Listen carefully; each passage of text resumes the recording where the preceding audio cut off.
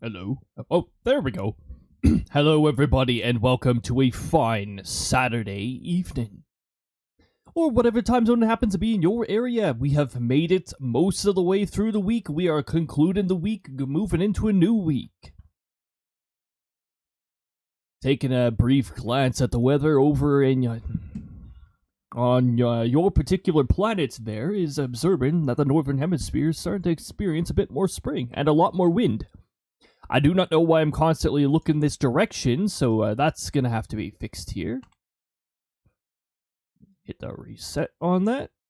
And there we go. Now I'm actually looking at everybody instead of constantly looking off to one direction.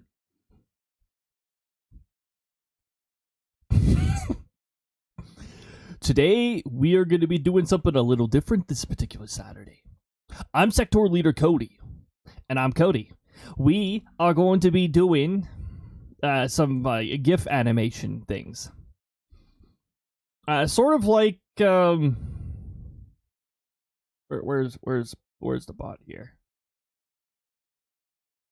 Something like where is it? Where is it?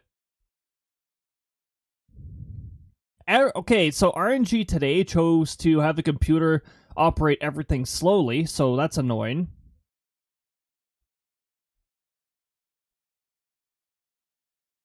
It sounds like it's doing a lot of read and write.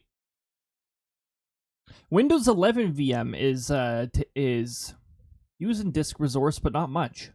So, interesting. Well, either way, wouldn't be too much of a worry. I'll just move that down there. Today we're going to be doing a little bit of GIF animation, sort of like this. Except not Krista. Did you like that? Except not Krista. This time we're gonna have the sectoral leader wielding a hammer, and we'll start with the sectoral leader. If we have enough time, I'll animate Krista with the hammer too, because technically, with the way I'm going to have a potential redeem in the future going, is you can't invoke the sectoral leader hidden character with the hammer unless the character is not the sectoral leader. You cannot paradox. I'm going to make it so that you cannot paradox, because that won't make any sense now, would it? Even if the sectoral leader could technically be in two spots at once. So, in order to do things the way that I do them, and trust me, this is a very uncommon way to do this. I'm going to be using Vroid Studio, which is what I use to create characters. And frame by frame, posing and animation. So that's going to be very interesting.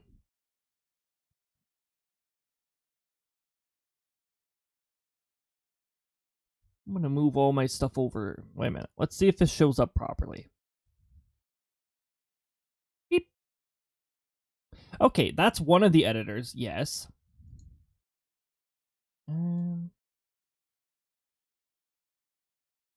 Let me just move this over. I need to move this to where I can see it more. But then that creates a stream inside a stream inside a stream. Maybe I'll just move it behind this window so that you can't see the stream inside a stream very easily. And once again, this is not shown.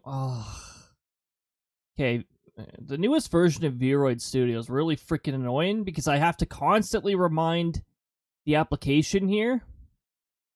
Despite me not having stick to title selected, it is sticking to title.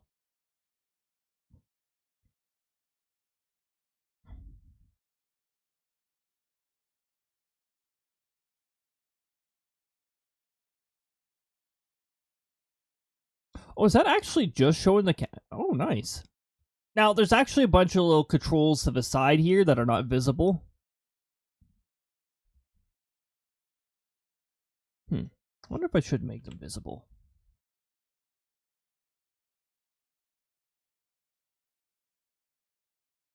Well, I suppose this will do for now. But yeah, I basically, you know what? No, it's easier to explain things with Oh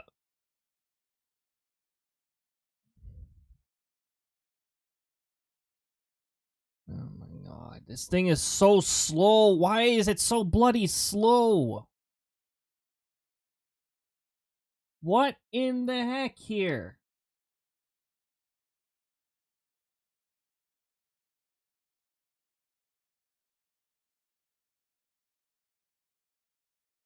Da, da, da, da.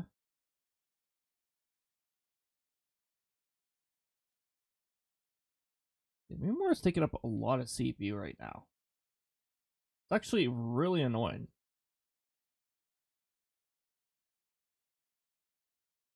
More than it usually does.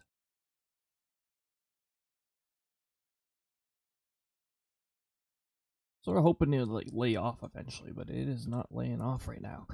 Well, either way, hopefully this is a little more responsive so that I don't have to. I think XSplit just works really shitty on that window, so let me just.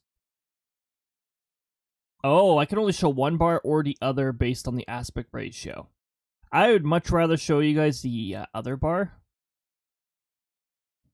Yes, that's exactly what I want to do. I want to move the whole window. Oh my god. XSplit is so bloody slow. I'm going to restart this piece of garbage at this rate. It's just operating like trash. What is this new update? What was this new update supposed to do? It was supposed to make it perform like garbage? I guess so. Like I said, next season we'll be getting rid of XSplit anyways because XSplit is garbage. Maybe I'll have some of the sound processing going through there just so that I can keep the weird, unnecessarily complex setup for that.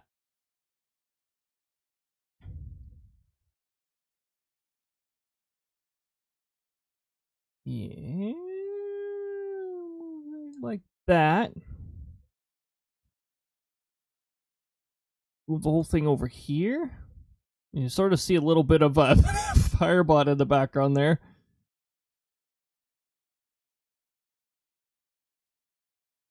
Extend this.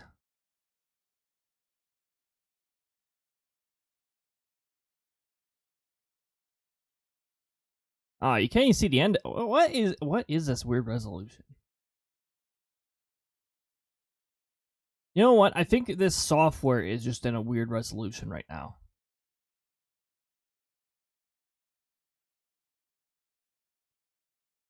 Yeah, for some reason it opened up the entire width of my wide monitor, so here.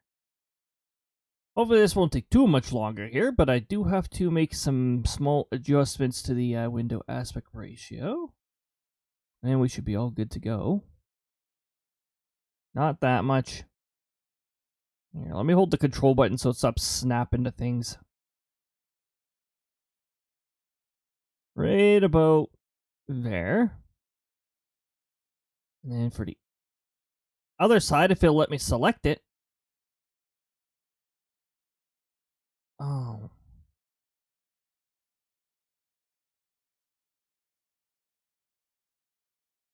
There we go.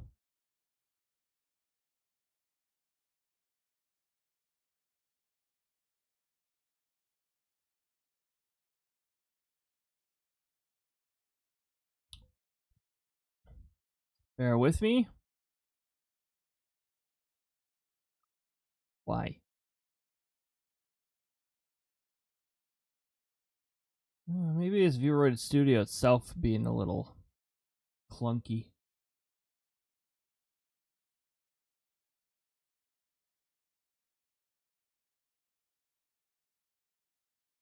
I will have some music running in the background, but keep in mind it is going to be played on a VOD track, so you will not be able to hear it in the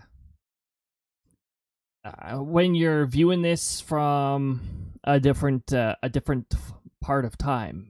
If you're viewing this in the future, if you're viewing the past from the future, you're not going to hear it.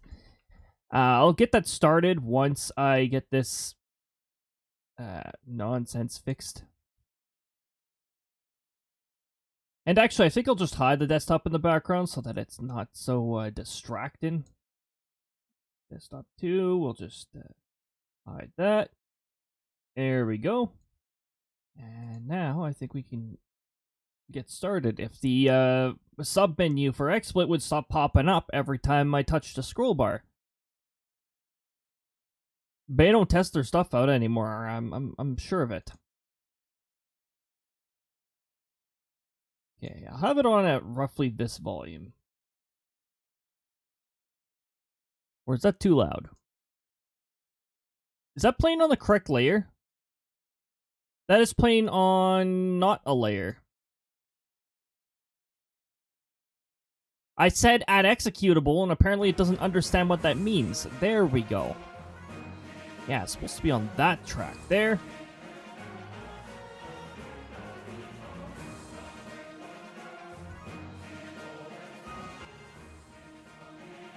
I think I'll set it to roughly around there.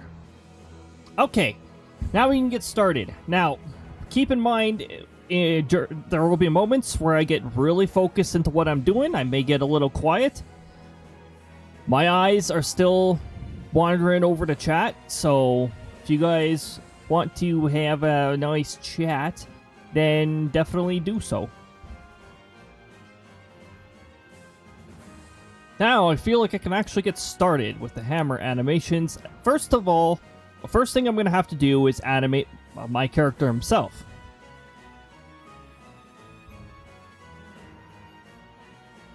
Now, this is going to require multiple frame capture. I'm planning on having him enter, like, from here. Hold on, let me just bring him over here.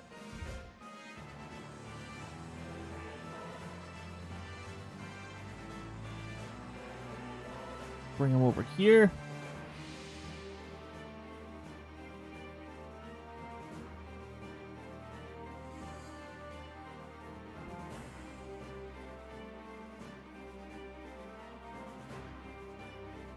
I think I'll have him already doing like a jump animation.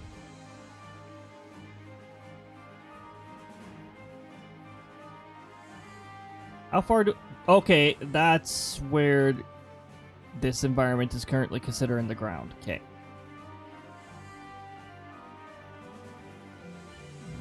Forward.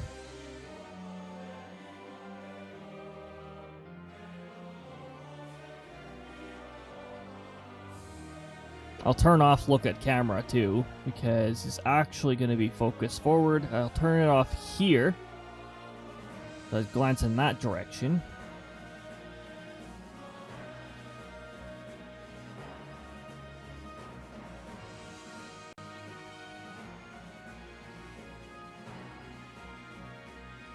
What is that? The right hand? That is the right hand. I will have the right hand in grip mode.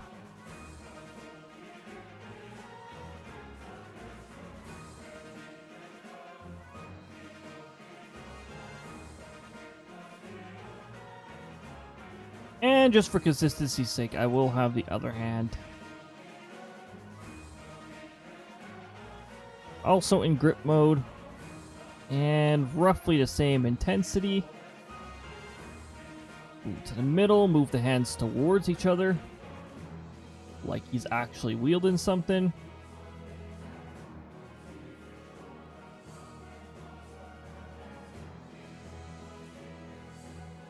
And we'll raise his arms a little.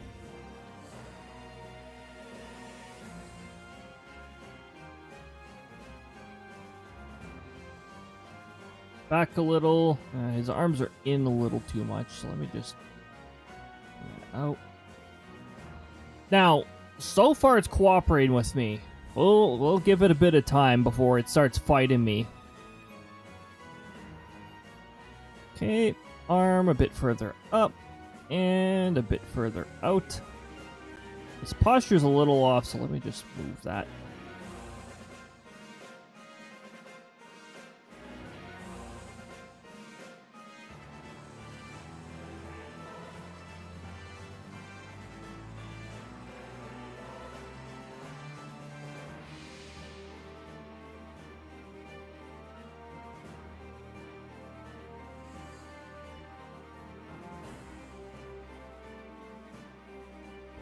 Now what I'm gonna wind up doing here is messing with perspective just a little.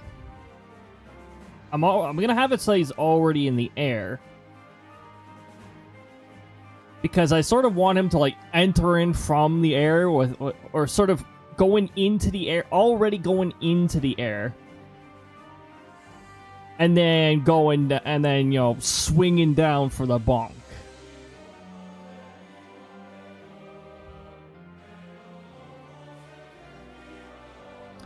And because position does not matter in this stage, position is what we're going to be putting in the actual like the gift part itself. This is the frame by frame for the sectoral leader himself. We'll be adding the hammer as an extra layer.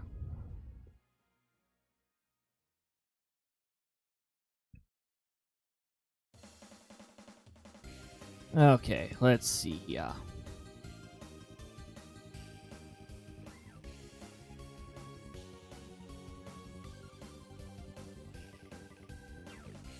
I think this will be the first frame. So what I'm gonna do here is I'm gonna hit save. Take a snapshot, and I'm gonna put that into the folder that I put my other animations into. Not that folder. That folder, animations. Make sure that I can actually count beyond 10. I think this is pose 11. So what I'm going to do here is I'm going to go 11 _ 01. And save when he's not blinking. Let me shut blink off before that. Because what I'm going to be doing in this scenario is I'm going to be manually making I'm going to manually make him blink if, you know, when necessary. I'll just overwrite one with not eyes closed. Okay.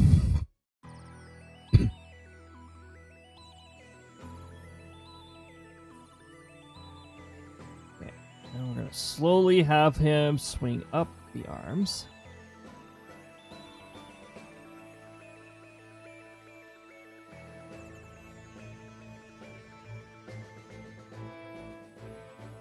I streamed Super Mario Galaxy, right?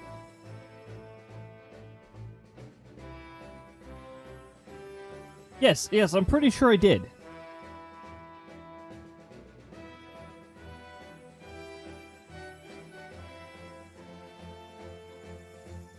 I'm pretty sure that was in winter. Yep, Super Mario Galaxy. Yeah, that was winter of this season. I hear this music and it's like, oh man, I remember the awesome music of Super Mario Galaxy. Heck yeah. And, and those of you watching this in the future are gonna be like, what music? Oh no, he's hearing things. Yeah, so it's on the VOD track. Just to give you a heads up, because it'll probably lead to like copyright claims or whatever. But I like having music running in the background while I'm working on this.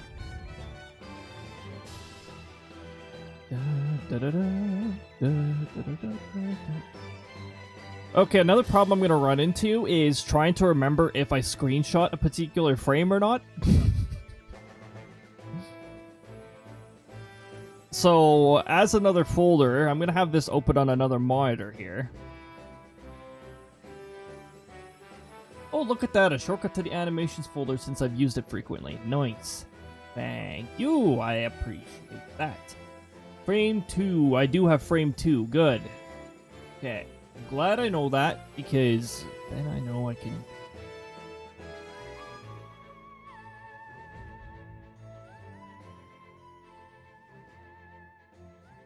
Legs further up, arms a little further up.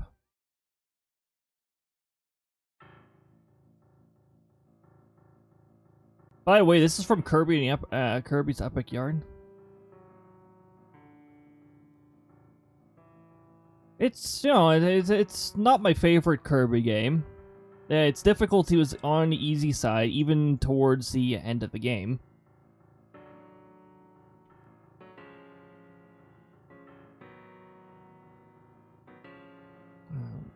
But it wasn't a terrible game. It was just a little on the easy side. It was very limited ways to actually... I think it was actually really difficult to actually like die and fail a stage there. I think there were very certain circumstances. If it's possible at all. I don't remember now. It's been a while since I've played it. That came out back in like the Wii U days. Remember those days? Actually, if we do ever play, Hyrule Warriors is one that I wouldn't mind streaming, actually. And I'd probably end up streaming the Wii U one, because I don't want to pay for the same game twice. Nintendo overcharges for their first-party titles bad enough, let alone paying for it twice, so it's like, yeah, no. As cool as the Definitive Edition sounds, I've already have it for the Wii U, and I'd prefer not to pay for it again. Nintendo has not respected the fact that titles have already been required since way the heck back in... Actually, it was the Wii U era. If you purchase something on the Wii shop channel, and you happen to... It happens to be on the Wii U's Virtual Console service as well, 90% off. The already have a copy of the game discount. You know, something that it just isn't a thing anymore. But unfortunately, a lot of Nintendo's practices that made them unique and more accessible have gone and died over the past 5 years. It was 2019 when Nintendo's leadership changed, right?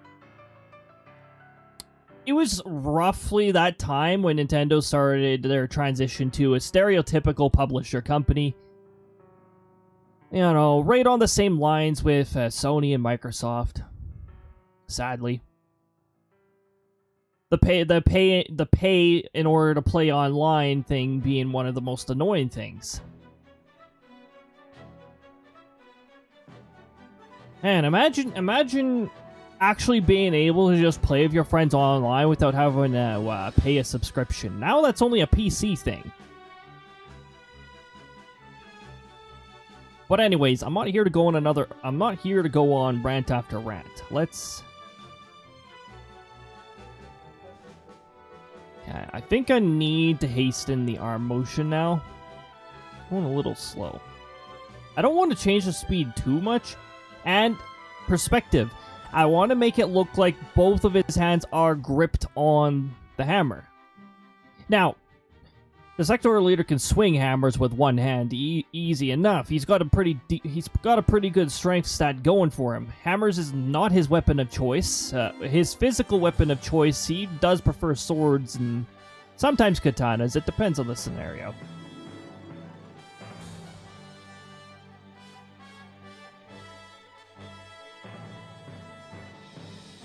Also, I'm gonna make his eye glance change just a little here to make it look like he's actually focusing on his target as he gets into the air.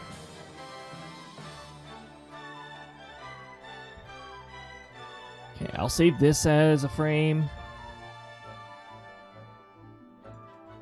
Now, you're not gonna see the save as thing, which is for the better, because it shows the other animations, and there might be an animation. There might be at least one animation that I don't want you to see. It's a secret. The secret animation. No, not the secret chicken. We're not talking about the secret chicken. Although that is one of my favorite mistranslations as Bowser in the first Bowser segment in Book of Mario: Thousands of Doors. Because, like, Bowser's lines made such sense with the Koopa that was scared away. Hide the secrets, but Browser already knows about the secret chicken.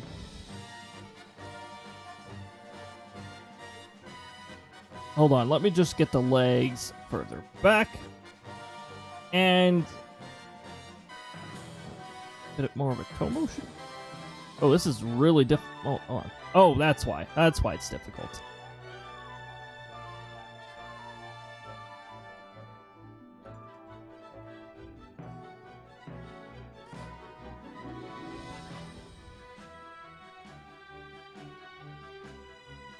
Okay, and this is the next frame of animation, so let me just move the eyes just a little here.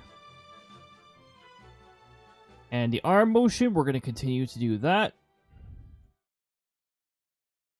No, not too much. It's sort of nice that I have a failover here. Or sorry, failover. What am I talking?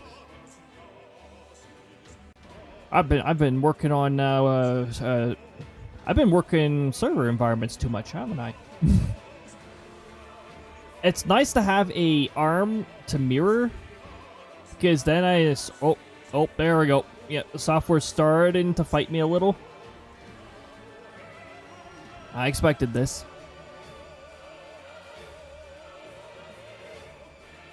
Just wait, I'm gonna hit certain points where the bones start freaking out and I'll have to fight them and start correcting them.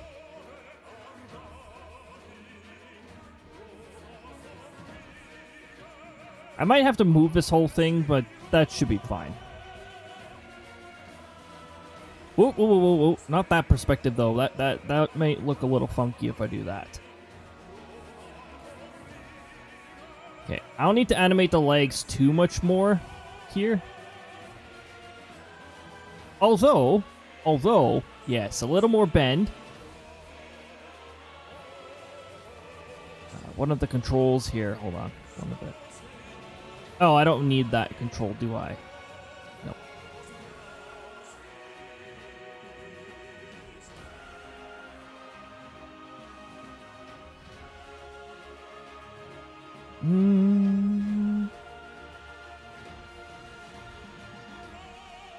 Eye glands just a little further down.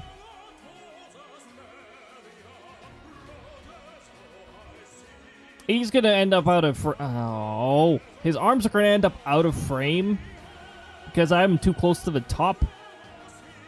I could shift myself down a little, but I still think his arms are gonna go out of frame, which is gonna be a bit of a problem.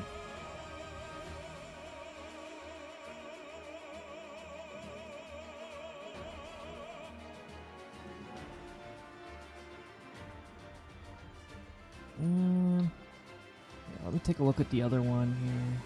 Frame 3, frame 4, frame 5.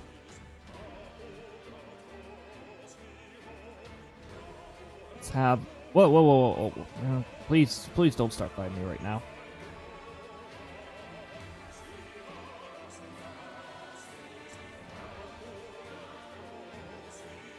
A little bit of that. Point the arms up a little more.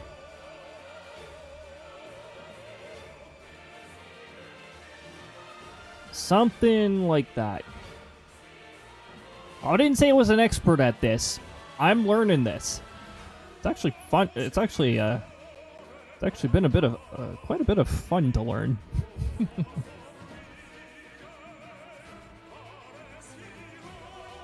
Just another it's just a little side hobby. Yes, I do have the weather open on one of my monitors.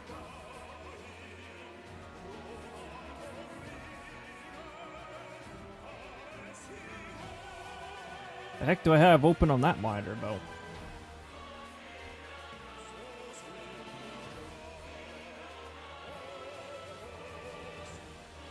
Oh, except the alerts map that I'm keeping an eye on has stopped refreshing. So there we go. There we go. I'm keeping an eye on some of the weather statements there because there's fire danger, and I'm noticing like a fire statement and all that. Just keeping watch on that and seeing where it's going.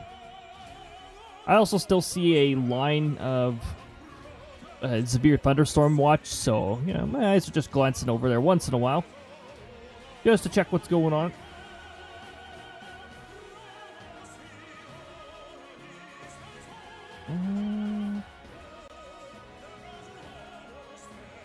I just lost track of my windows. There we go. Okay. Did I save this frame? Frame 6. Yes.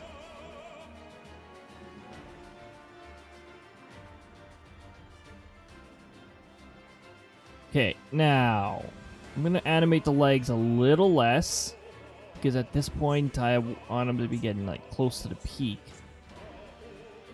But the arms and the back posture need to look like he's ready to like drop the hammer down.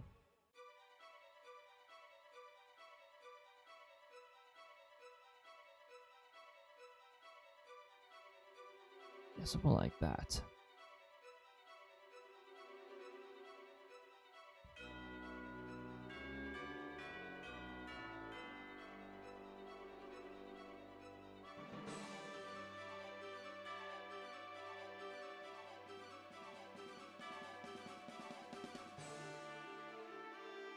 Yeah, there we go. And make sure that I save that frame.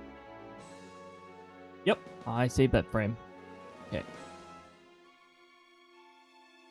Oh, this is yeah. Here we go. This is gonna start becoming a problem pretty soon here. See, his arms are getting close to the. Oh yeah.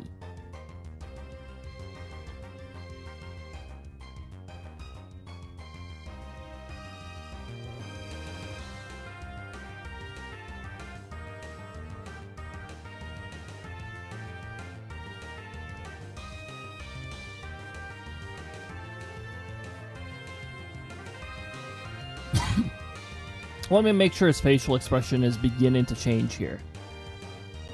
So what I want to do here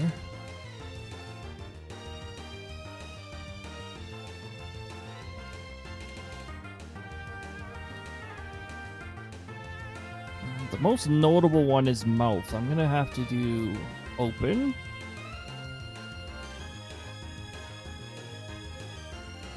That is really difficult to notice from this kind of zoom, actually. So...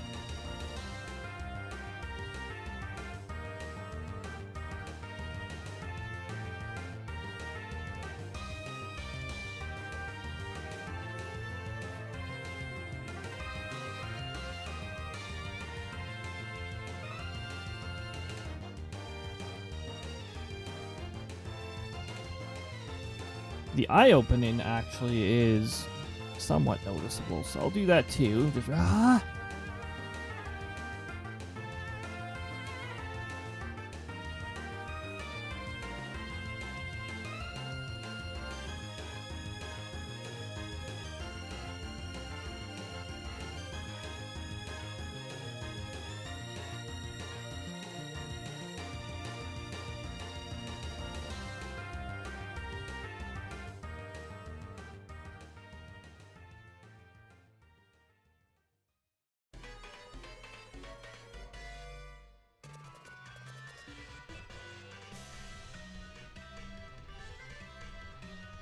yeah, sure.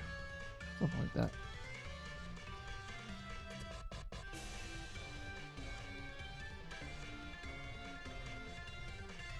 As long as the model's not leaving the model itself is not leaving the frame, it should not be as much trouble, at least for the model layer. Frame 8.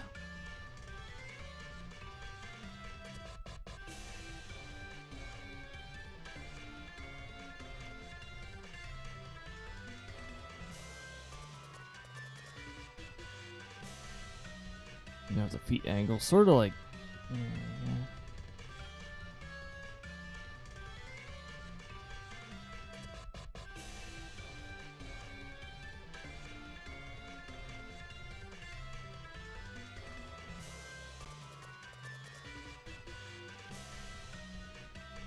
Oh, if we're gonna do a bit more. I'm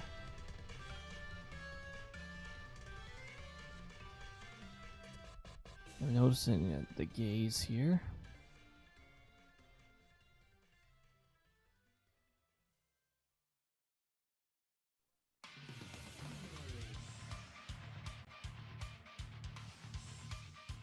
You know, Origami King may have driven me absolutely nuts with the puzzle spamming and the puzzles disrupting the game flow, but it had some really good music.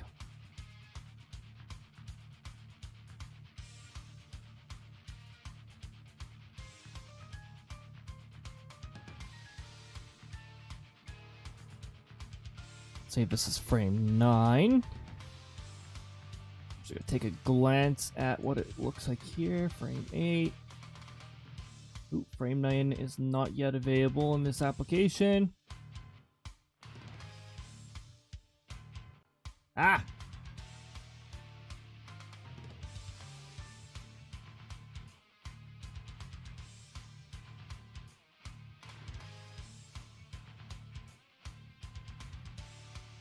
Yep. Yeah, that's at least at my line of standard.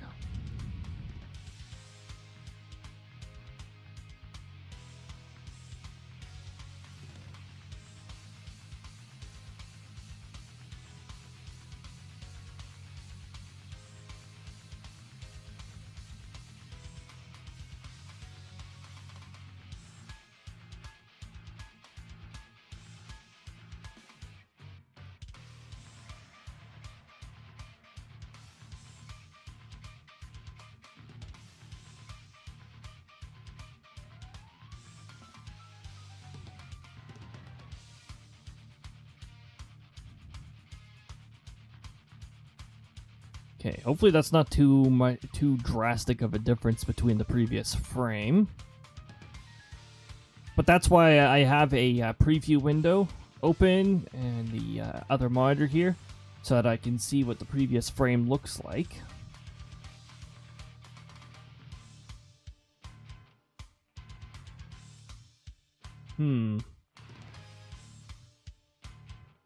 Okay, good.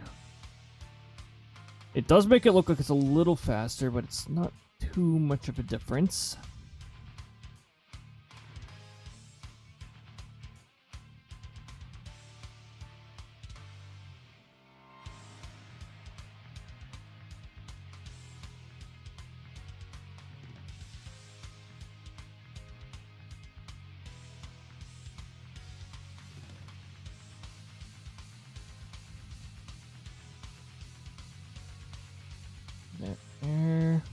That there.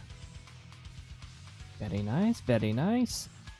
Facial expression, make sure I am updating that. The eyes still look like they're focused on the target, that's good.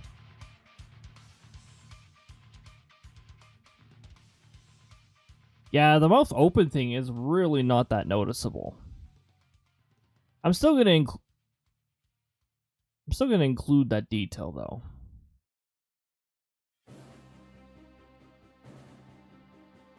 It should be good. Luigi's Mansion. Yeah, last year I did Luigi's Mansion, or was that the year before?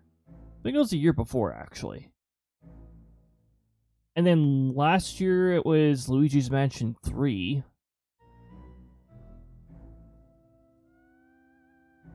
Why would you skip 2? Because it's on the 3DS, and the 3DS is very difficult to capture. Especially when the only capture cards available for the 3DS are ones that crap out after a year. I used to have a 3DS with a capture card on board. And now, you know, Nintendo's going all out in ensuring, or in making it in their 3DS games very difficult to access. Because, you know, Nintendo's frequency of foolish decisions have only increased since the leadership change. A lot of dumb things they've been doing. Mind you, there's a few nice things that are happening. For instance, every once in a while, there's actually a new game that comes out that's not a port or a remaster. And then every once in a while, they put a remaster in the hands of a really good publisher, or sorry, really good developer. Mario RPG was a absolute fantastic remaster. I loved it. I didn't like how stupidly difficult the super bosses were.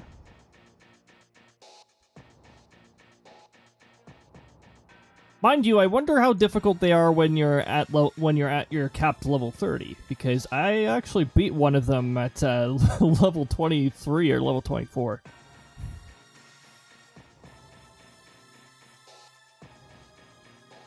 Without having the top equipment. So, that was interesting.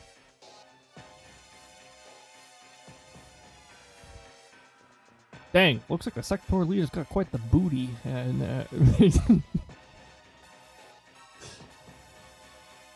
don't tell Krista.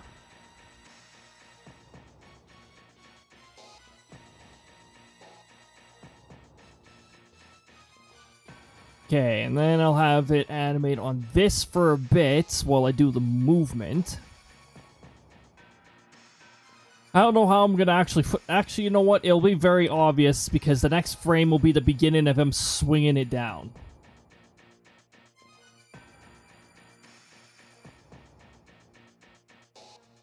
Now, again, the rotation of the entire figure is gonna be handled when I'm doing the actual frame-by-frame GIF stuff.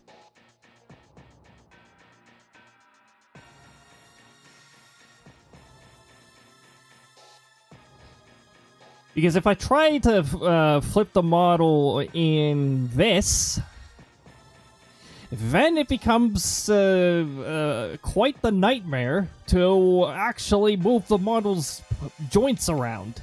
It becomes really annoying. Like, no thanks.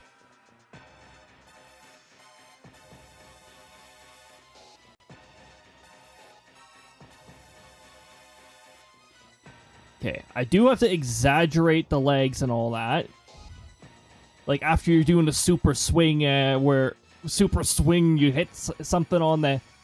You hit your target from the top there, and then your legs stay up in the air for a bit, and then gravity takes them down after. You know, that kind of exaggeration.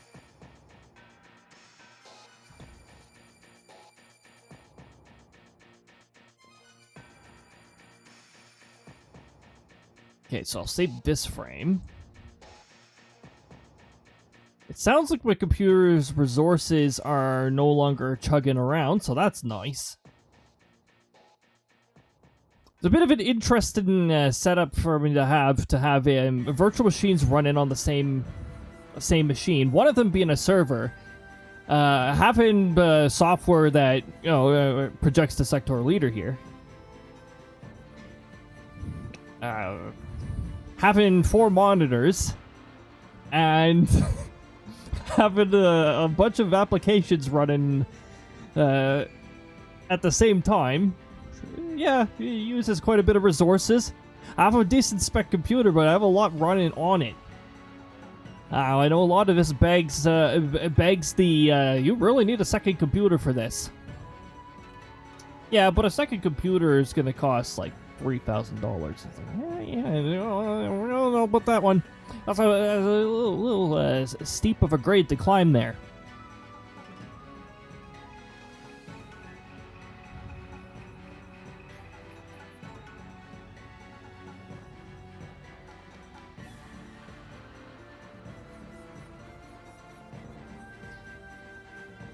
My brain is trying right now to imagine like what rotation or what orientation will a character be at by the time this part of the animation is played.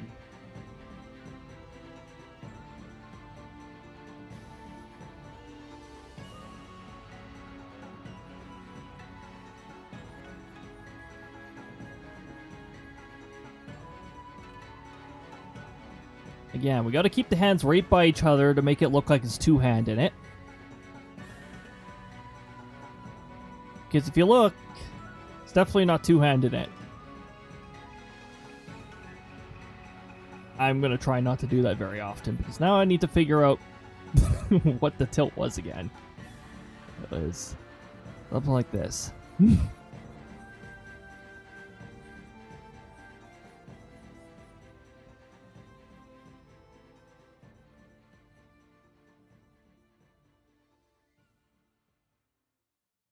My mouse disappeared for a moment.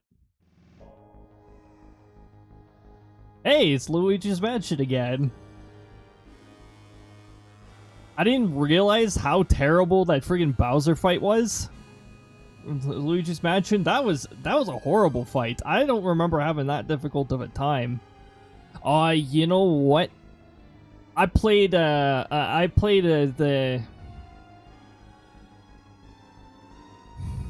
It's because after you've beaten Luigi's Mansion, you can go in there again. Sloth, welcome on in. Good to see ya. Hope you are having a fantastic day. Yeah, with Luigi's Mansion there, when you, I think it's called Luigi's New Mansion or whatever, where the sort of new game plus, where you take more damage, but also you can vacuum up ghosts a lot faster. I think that was the mode that I played. Water! Yes! I will get right on that. Thank you very much, Sloth, for the hydrate.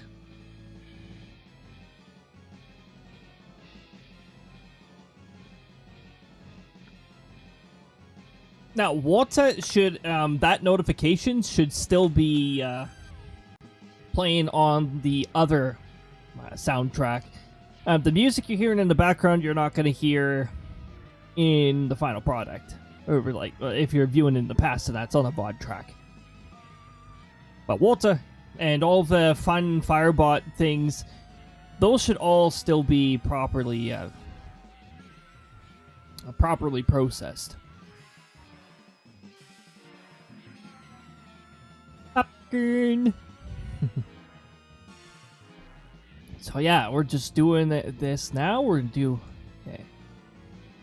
Again, we want to make the swing a lot faster now, or for this part, because this is the part where the hammer comes down.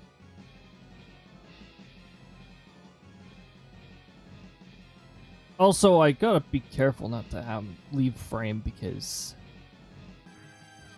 that'd be difficult to compensate for. Oh, wait a minute. That's right. I could just move this whole thing.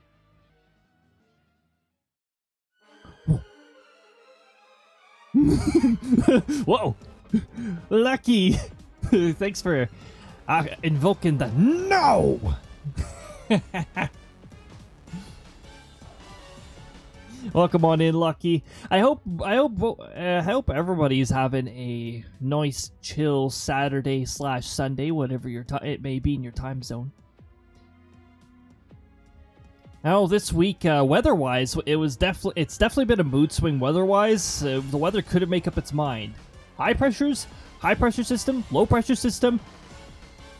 The two were fighting each other up here in the prairie region for a few days. Down in the US, there was a big-time outbreak of, like, severe thunderstorms. What? Oh. This music threw me off a little because I was like, I don't remember hearing this. Been enjoying... you've been enjoying the snow. I see. Yeah, so we had, thunderstorms had a huge temper tantrum, this week. There was even areas with 15% within 25 miles in the thunderstorm outlook. There was moderate zones. At the same time, northern regions of the U.S. and that snowstorm missed us, missed the prairie region, but it did affect Atlantic Canada. there were a lot of snowstorms outbreaking too at the same time. It's just crazy. And now the wind is the topic of discussion for the Central Great Plains for the most part. A little bit of west too. Well, let me just make sure I didn't lose track of which frame I was on here. That. Whoa, whoa, whoa, whoa, whoa, whoa, what? Whoa.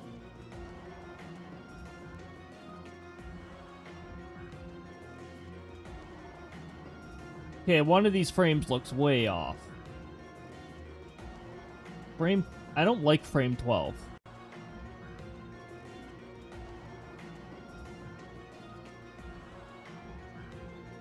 I do not like frame 12.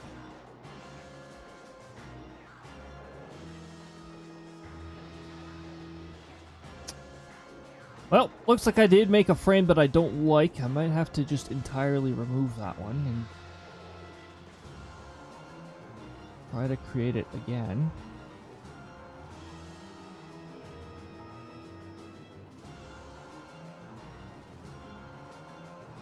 Oh, here. Frame 12 was sort of like this.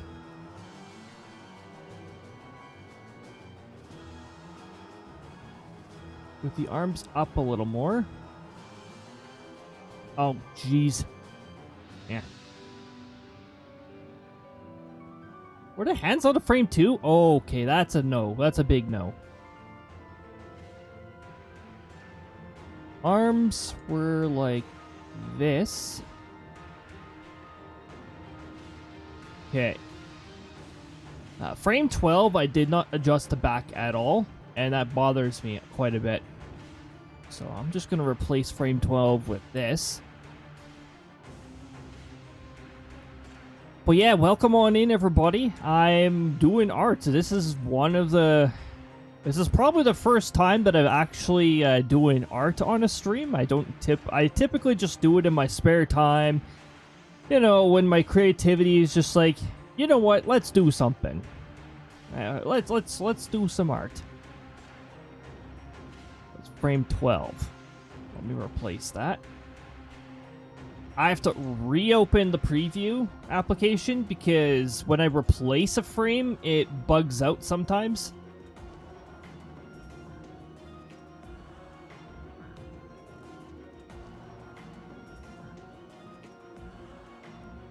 Oh, ad spawns are coming up. I'm so glad that the ad timer is not defective anymore. Okay, I'm going to replace frame 12 one more time. And this is just to make life easier for me. I'm going to shift up here. Oh, and I think the gaze may have been different too. So let me just... Yeah, the gaze is a little different, so I'll just put that there. And I'm going to replace frame 12 again.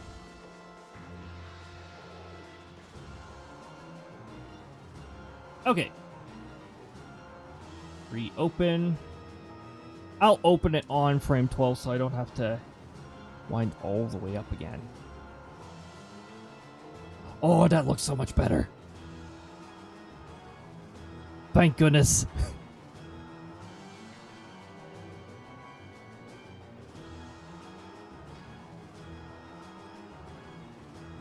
Oh yeah, I do actually have the throwables enabled.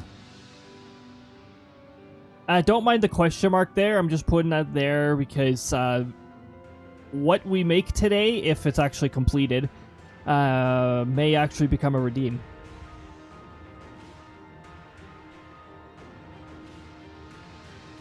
So what I'm trying to do here is I'm trying to frame by frame animate first the sectoral leader here bonking the character here.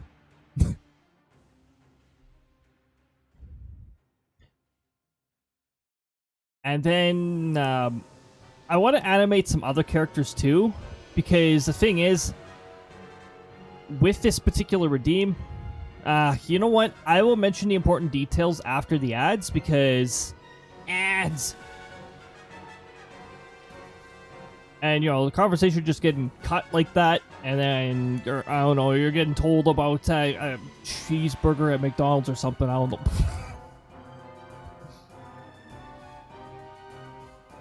Well, it makes the conversation feel a little disjointed.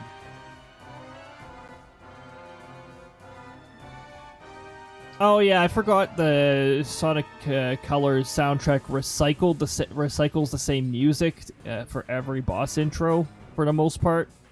Yeah, I forgot about that. So it's like it'd be like the eighth or ninth time you've heard this particular music, because you know you're on the next boss. It's like, wow, they really recycled music quite a lot back then. And you remember the age though where, like, the mid 2000s, I loved the creativity in a lot of those games, and also the 90s. Those games had some awesome creativity. At the same time though, there were games. By the way, this is the final boss music for Xenoblade Chronicles. It's awesome. At the same time, recycling the same boss over and over and just changing its color was also a thing. It's like, you know, you look back at that nowadays, you're like, wow, that's the ultimate laziness. But back then, it was like, well, we sort of got to save resources, because if we bring in a new boss design with all the sprites and all that, we won't be able to fit this onto the small game cartridge.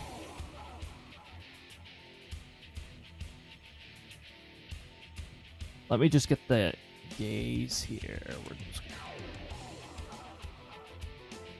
yeah, something like that.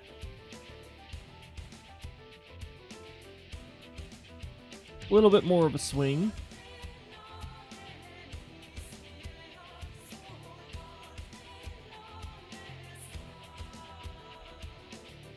It feels like some detail this music's missing. Maybe it's just because I had the volume down so low.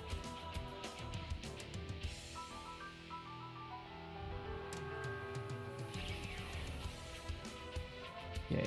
Yeah, we'll do a swing like that, and I'll say that as frame 14.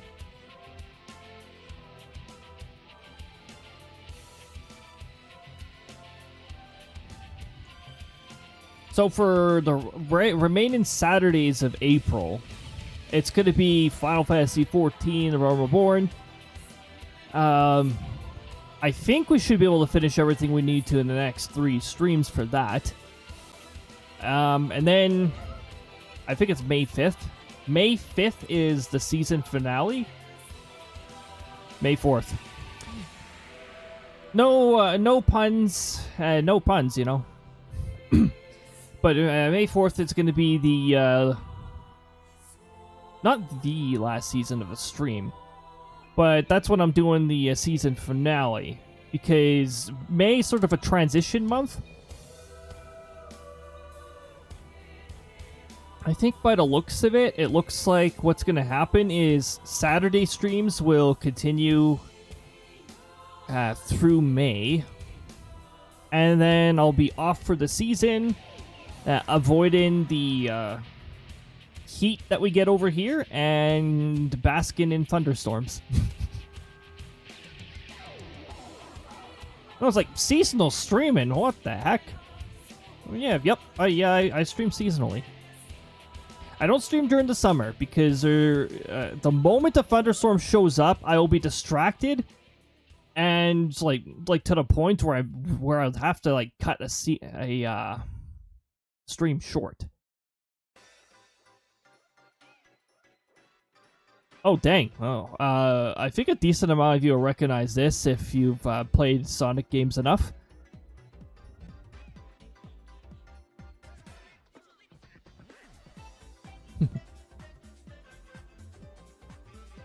But yeah, as for the animation, so...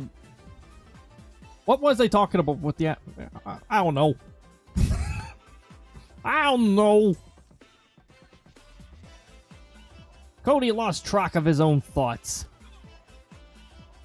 Swing.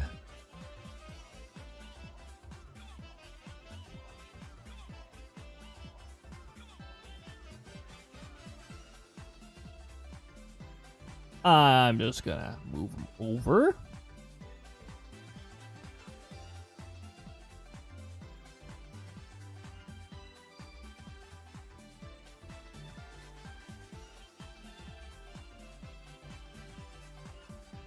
Ah! No. No! No, I thought I was rotating the hand. No! Okay, there we go.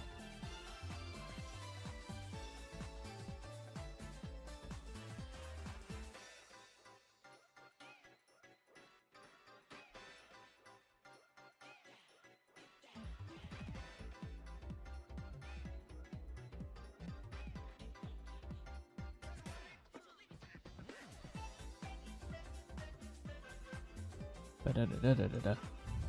Yeah.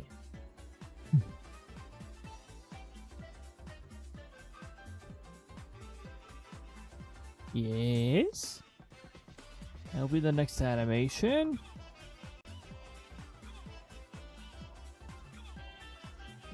Now, right now, right now it's just a character doing that, so.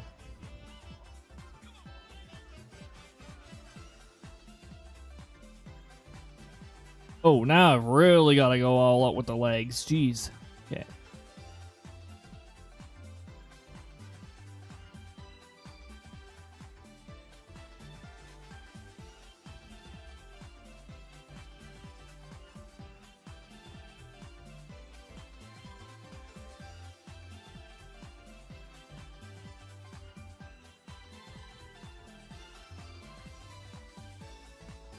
Hold on, facial expression. I'm gonna have to alter where the eyes are looking.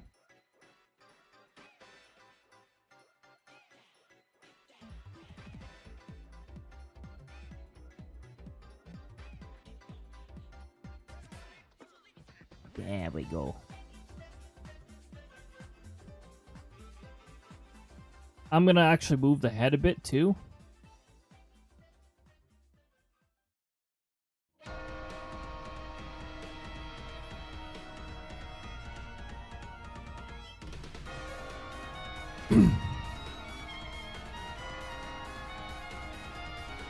Alright, now, let's see what we have so far. So, I'm just gonna enable the desktop.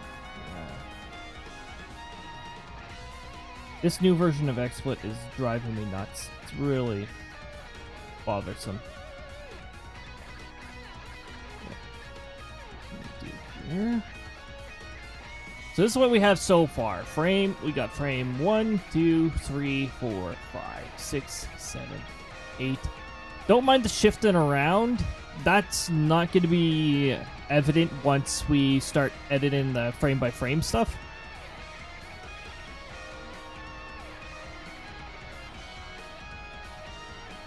But we're beginning the swing.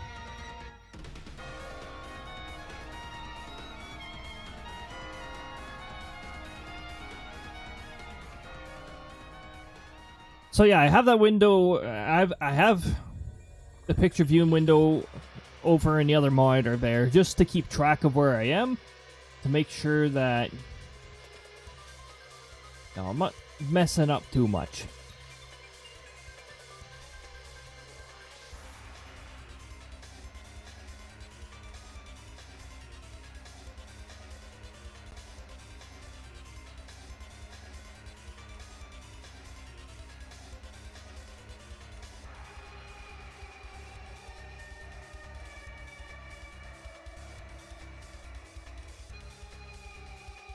It actually already looks like he's flipped over a little here.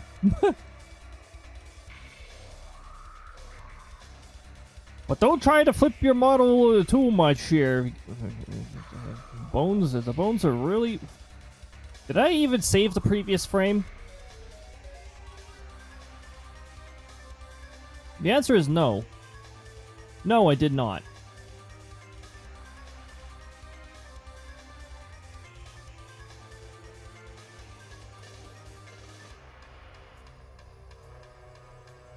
Figures.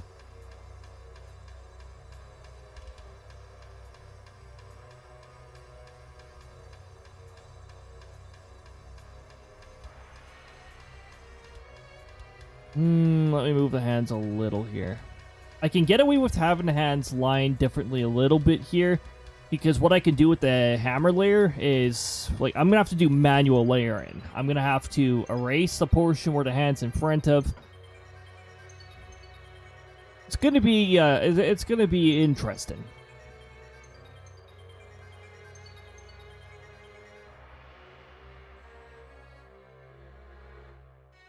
Okay, save this as a frame 16. By the way, the Krista animation. The Krista animation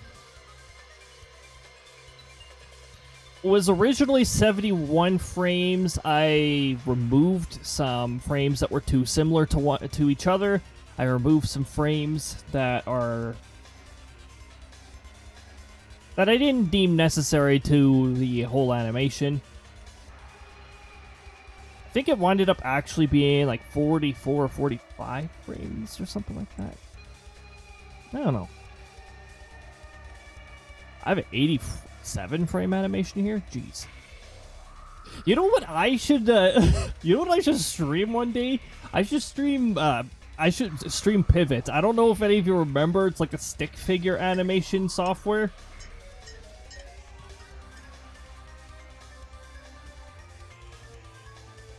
It's actually, the things you could accomplish with it is actually pretty neat, because you could, like, you know, you can animate the sprites frame by frame and make some fun little animations with all of them. I just like why am I stuttering? What is going on? Is it because this application, what is this application doing? Why does it keep, like, jumping like that?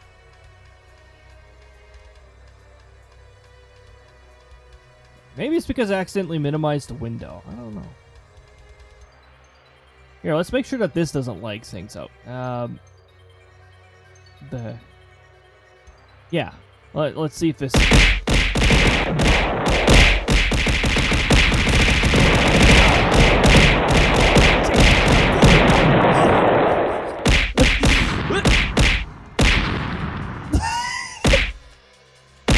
Well, then.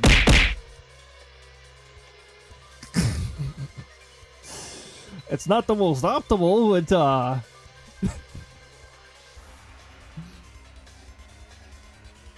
that's more entertaining than I thought.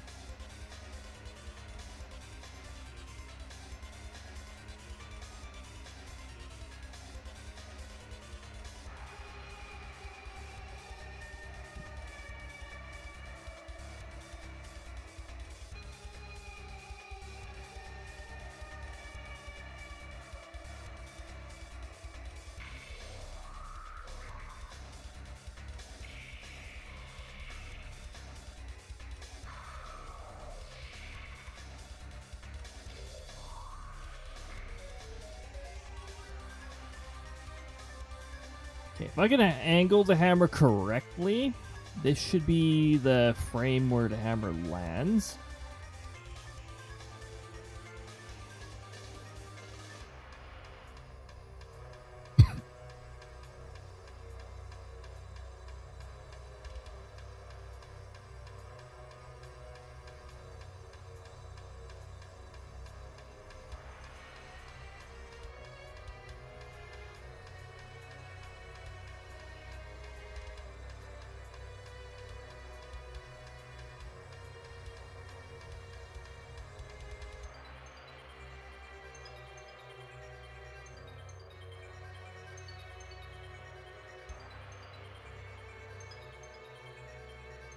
Okay, at this point, I want the expression returning back to normal.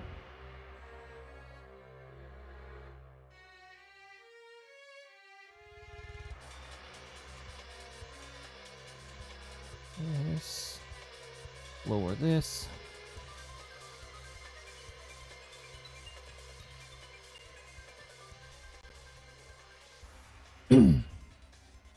Yep. Do that. And frame 18.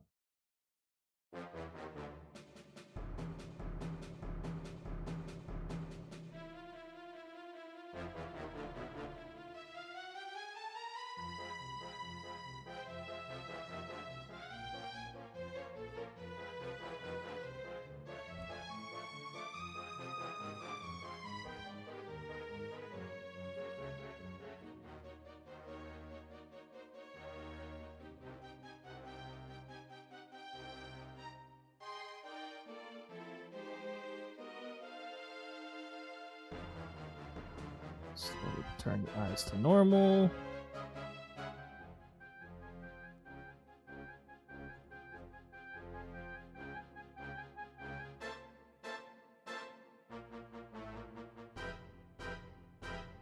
That other hand is okay. Good. I still want to have the proper grips on here.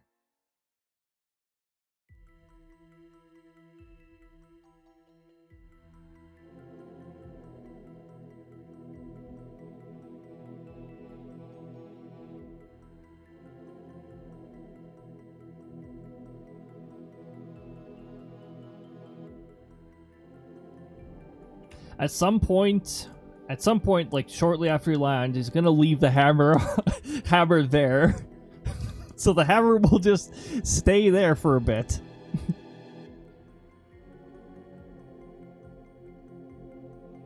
Like, I have this envisioned in my head.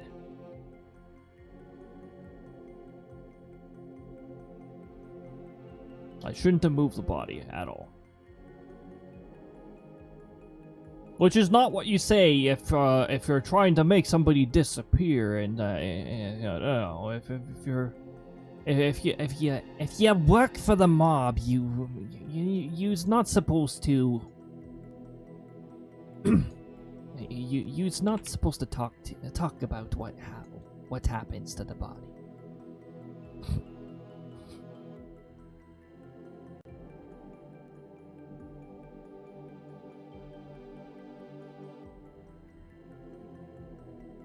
Sandwich.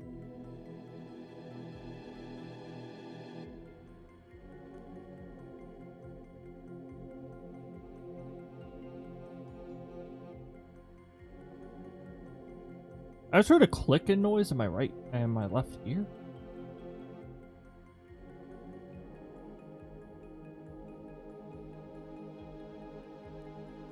Strange.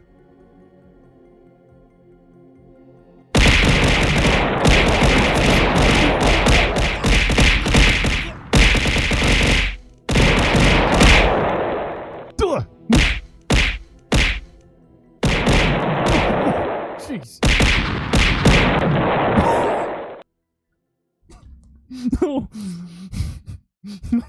Was that related to the clicking?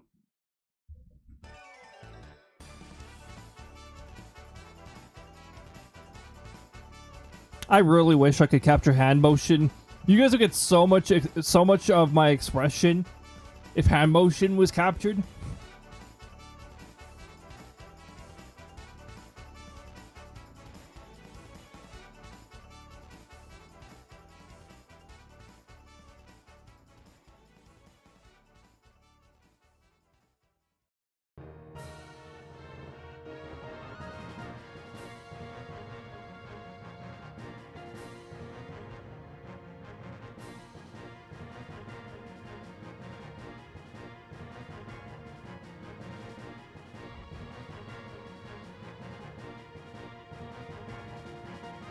Wait, what? Oh, hold on. Let me not save any more frames until this is actually going to show me my latest frames.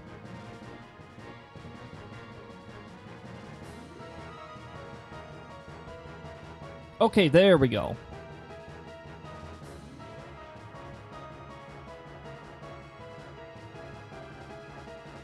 Ah, it's too late. I'm starting to animate the body getting up. Okay, well, I may as well roll with it now.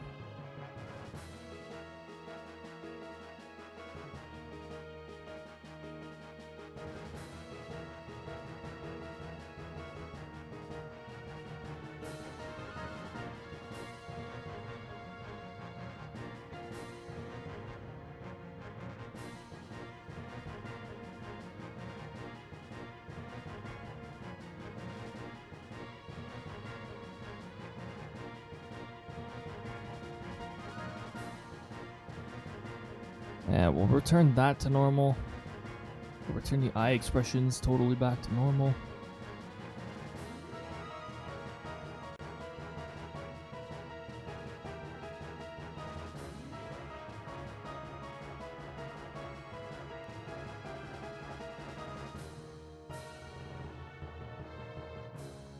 Try to keep the hands roughly around this area.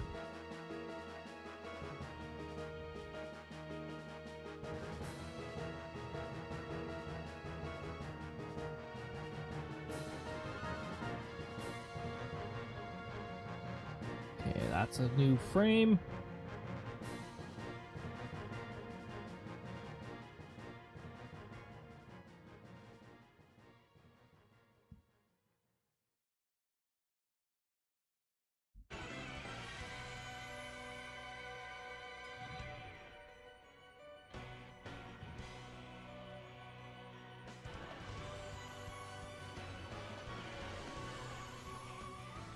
Oh, final boss music from Bravely Default 2.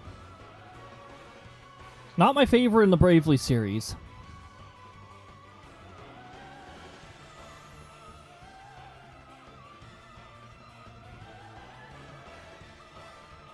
But it wasn't too bad, really.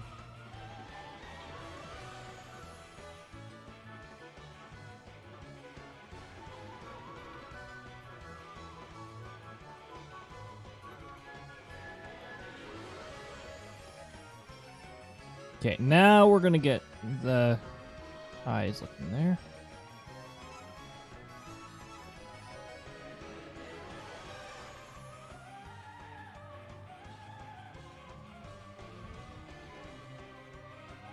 I'm gonna have to figure out the appropriate zoom as well when we're doing this.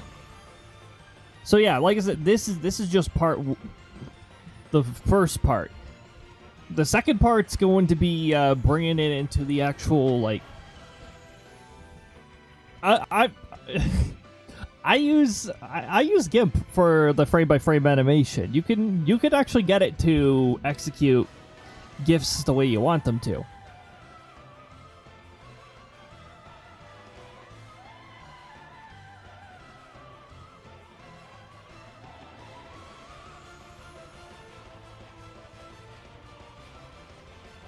Okay, so I just saved that frame.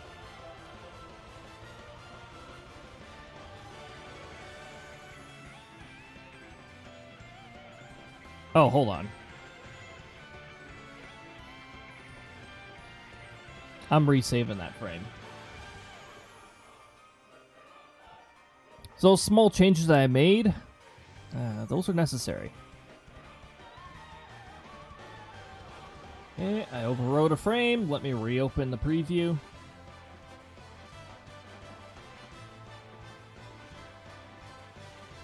Ah! Okay, there we go.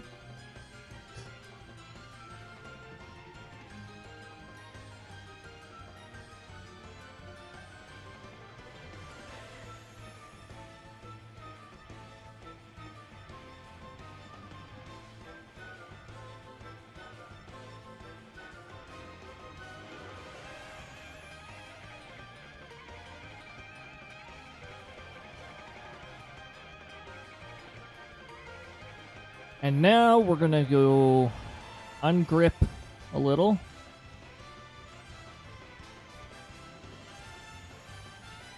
And begin to retrieve the arms.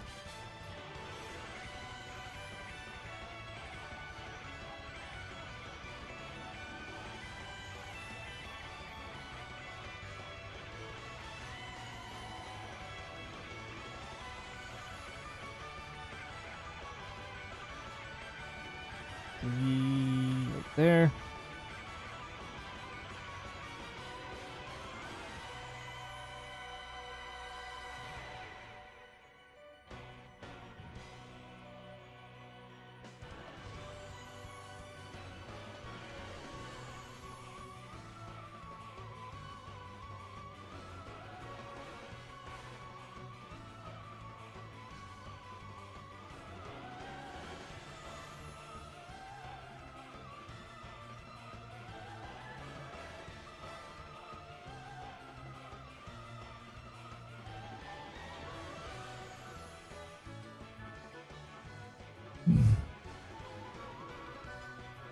Nice.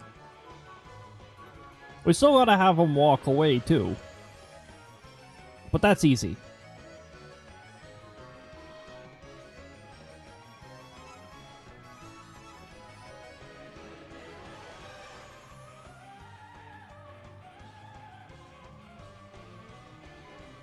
Sort of. I'm actually not very good with doing walk cycles.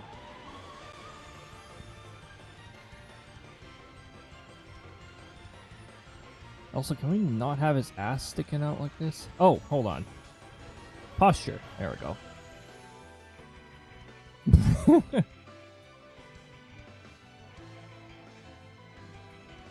Let me fix that. That arm rotation. Okay. And I'm going to change from grip to natural.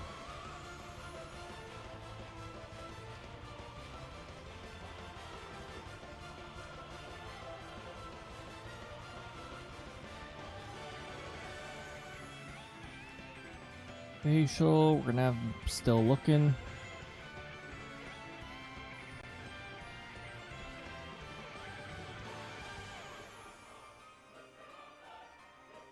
Oh, it's gonna be a nightmare turning him around, actually.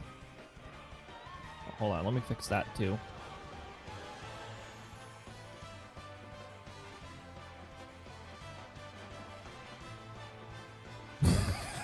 Just one frame turn around, like.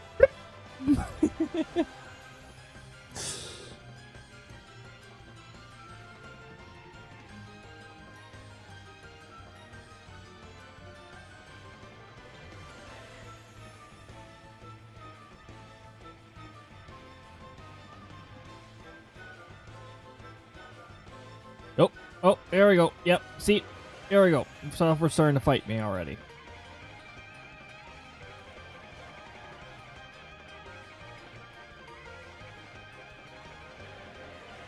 Oh, hey, that's not a bad front posture, actually.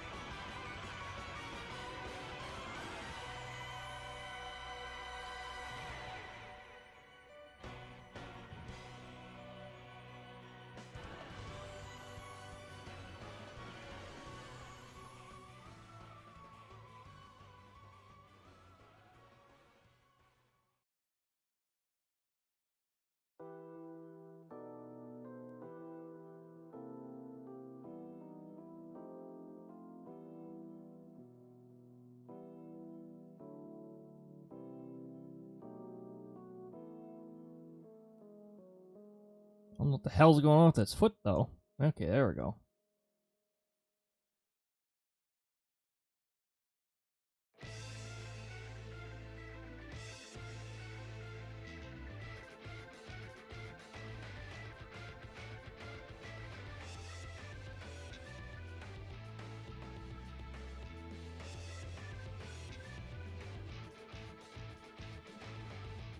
Okay, this we're gonna move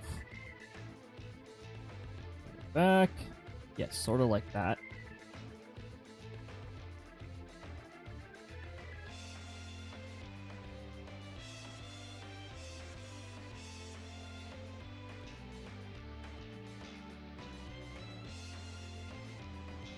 And I need a little help from this thing to rotate the whole figure. To somehow do this turning around thing's gonna look so awkward.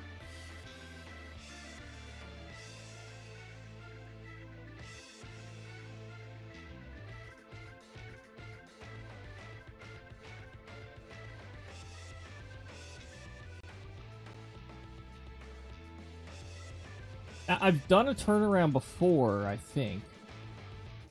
Let me see if I can find it.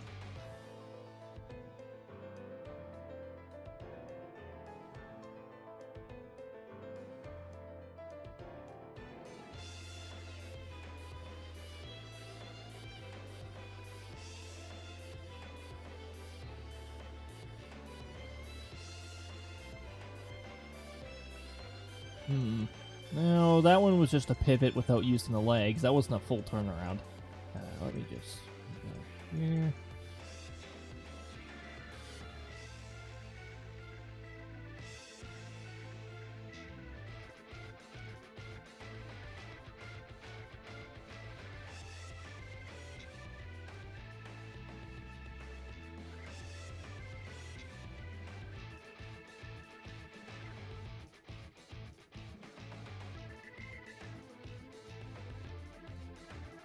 Nah, I don't have any good examples of turning around. Dang it. Need something to go off of. Like, the ones that I'm looking at are, like, okay. But they took the typical animation shortcuts of having the legs out of the out of the frame, because it's very awkward to actually get a character to try and turn around this method.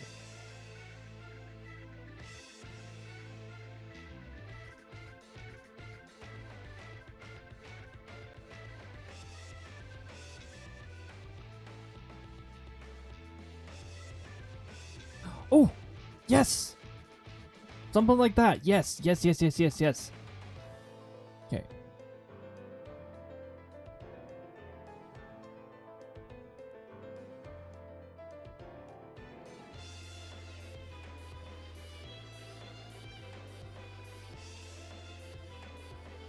Very surprised the editors actually cooperate with me here.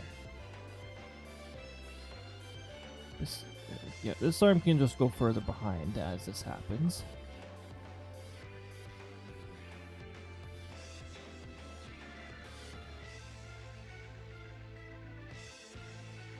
Yes. Oh, well, hold on. Arms in too much. Out you go.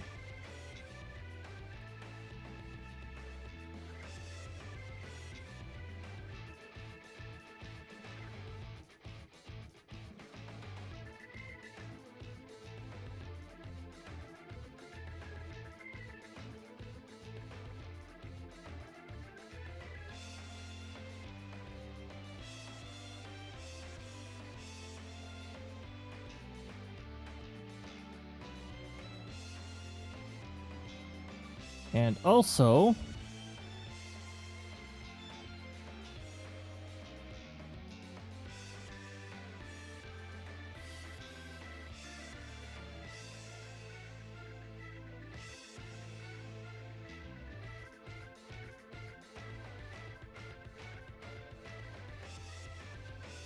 and the foot adjusted itself again. This can be a bit of an issue all on its own.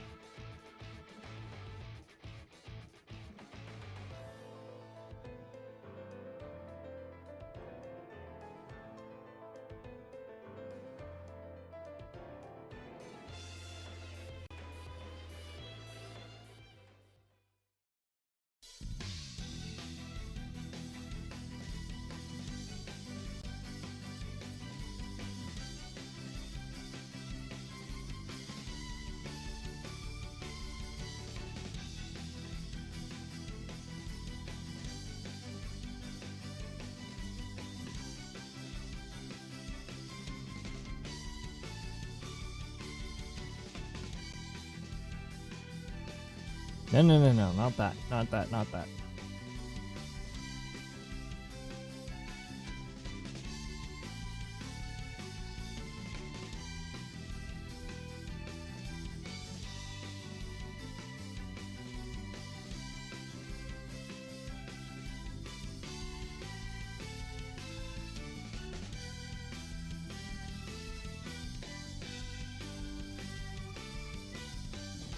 It's gonna look a little weird.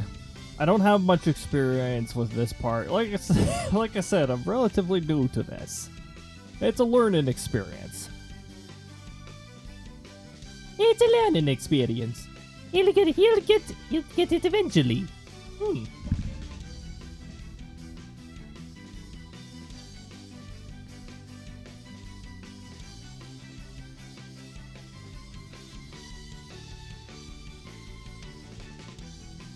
That arm moved too drastically compared to the previous frame. If this is... Nope, this isn't the previous frame.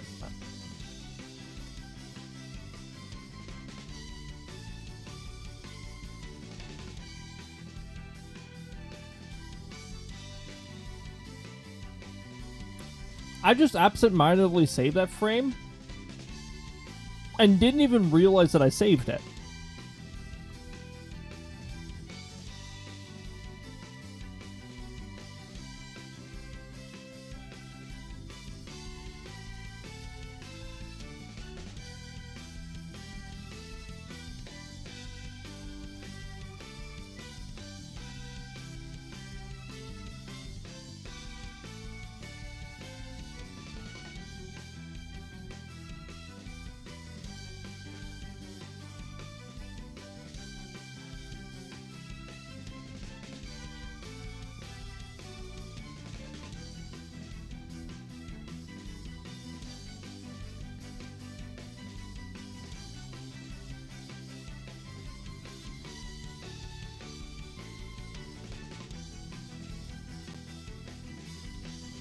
This is either going to be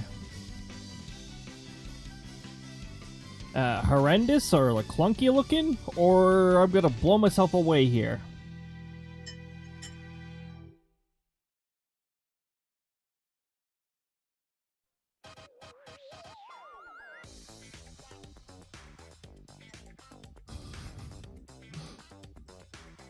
Another thing I was tempted to do while I was doing this was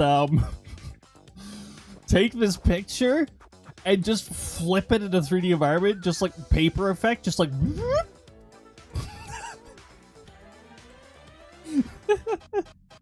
oh, that'd be amazing. I don't know if I can I don't know if I can produce that effect here. Let me see if I can actually do that.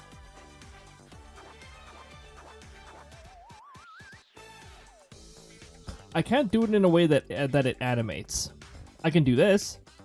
Oh, whoops. Not that.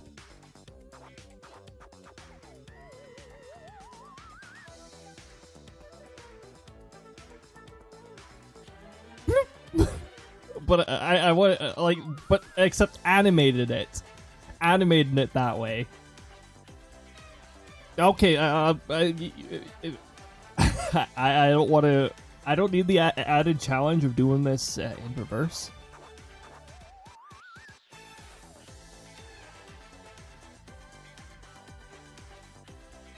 Presses the flip monitor orientation shortcut. Actually, I don't even think that works anymore in Windows.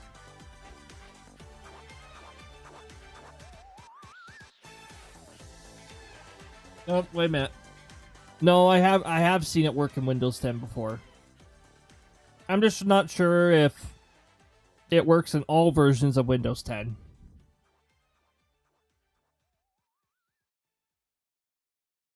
I still have Windows 10. Thank goodness for that.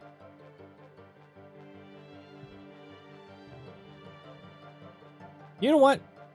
Between frame 29 and 30 actually looks decent enough. I'm okay with this.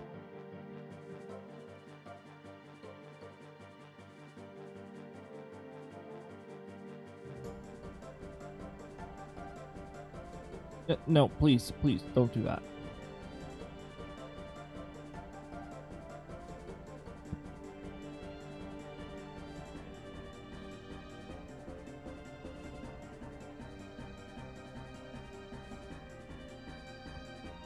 Also, I'm very glad this is on VOD track because I'm pretty sure the Kingdom Hearts soundtrack would definitely get, like, claimed several times over.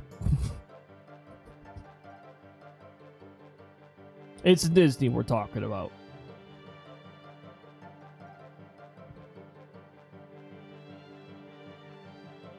Although, like a Kingdom Hearts soundtrack's pretty amazing. Will I stream Kingdom of Hearts? I'm actually quite unsure about that. I think the moment they hit the gameplay hits YouTube, it'll get claimed like at least 5 times.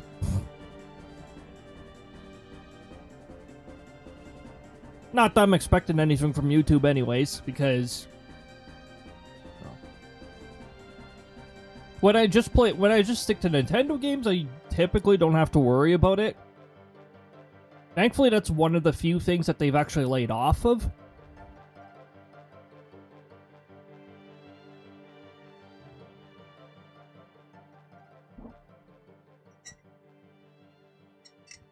Unless anything goes back to their older music, then that still happens.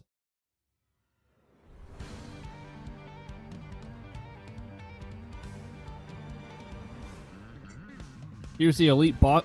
Here's the elite monster battle theme for Xenoblade Chronicles 3.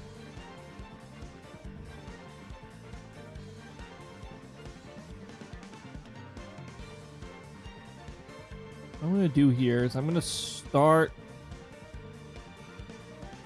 angling him in a way.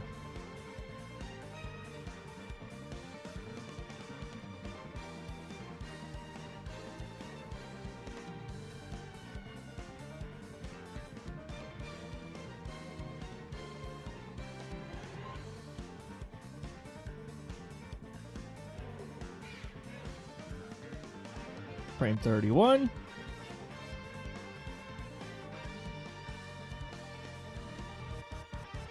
Honestly, I never had much difficulty with the elite monsters at all. Unless you're fighting multiple, then it made a bit of a difference, and it was like you didn't want them to bother you then.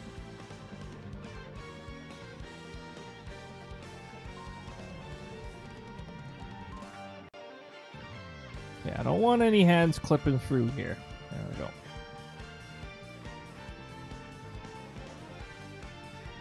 Oh, yes, thanks. I appreciate you automatically twisting the wrist. Ah! I have to fix that. Ah! Ah! It was bound to happen eventually. The software is now fighting me again. Oh my goodness. It really just doesn't... Please keep the arm to one side. Please keep your arms secured or inside the vehicle at all times. Shoot, what orientation did I have him at? Was he facing the camera at this point? Yes, it was sort of facing the camera at this point. Okay. Whoa. Whoa, whoa, whoa, whoa. Okay.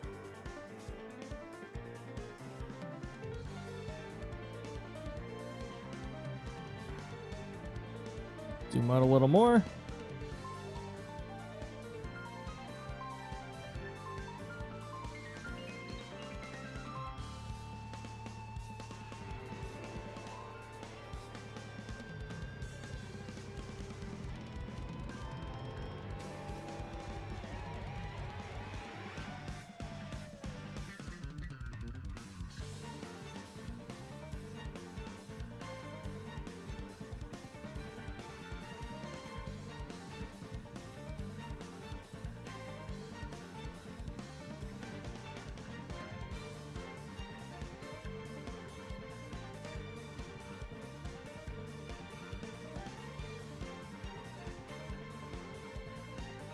It doesn't look like he has his foot up anymore. Fix that a little. I keep seeing something change over in the corner right, of my own monitor. I'm like, new weather statement? What? I was like, nope.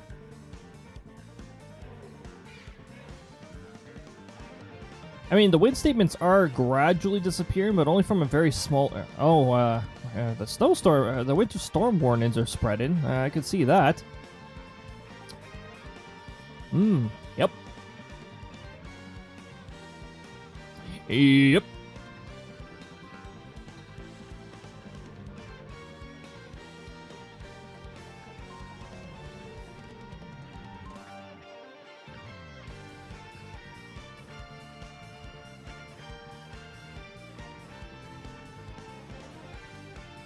Let's see this frame. Frame 30. Holy jeez, now it's lagging. Like Windows Explorer is lagging now.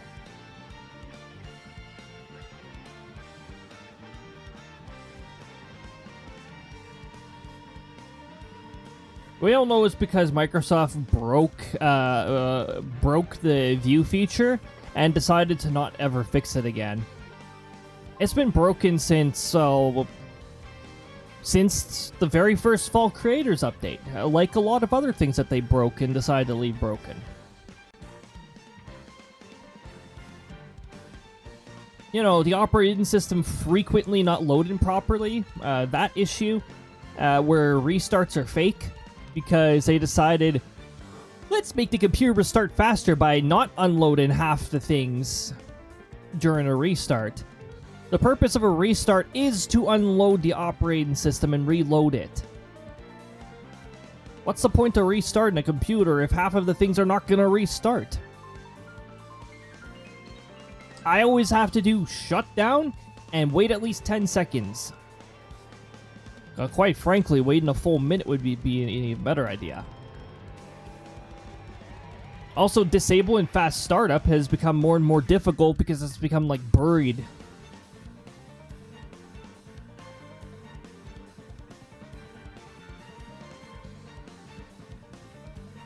Frame 32 available. Of course, a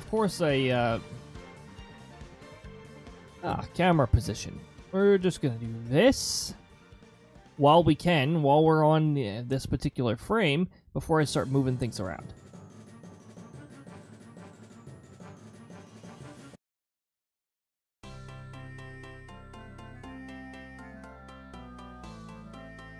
Dang. Pokemon Black and White.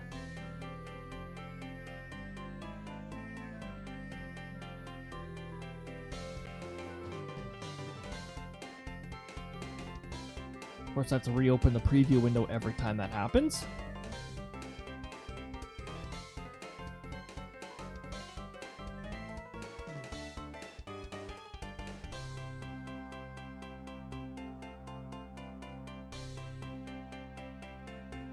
Okay, now we can turn his head a little more over here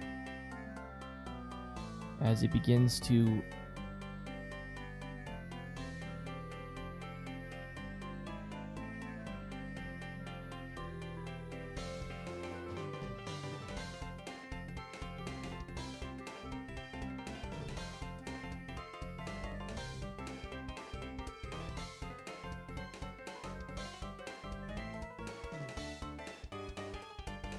let's just move the armor a little further away. A little further away. Yeah, like that.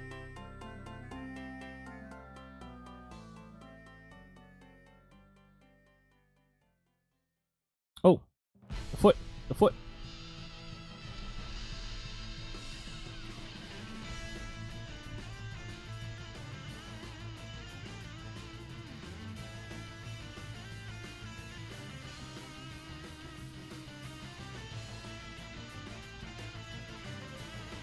Also, why is the foot tilted again?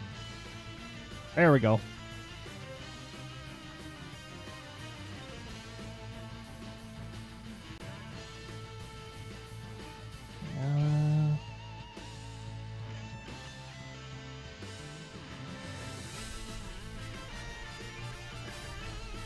Start lowering this foot now.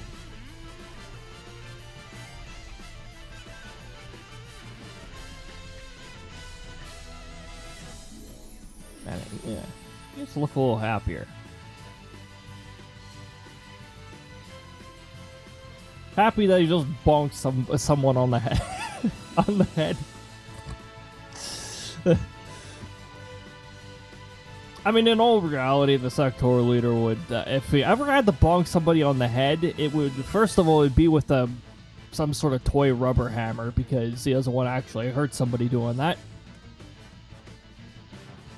And second of all, he'd probably have a flat look on his face when he does it. Sort of like, wait, can I? Partial blink. Right. Come on. Half blink. It's sort of like that. I can't hold my eyes at like enough of a half blink for this to be like, oh, you're partway through a blink.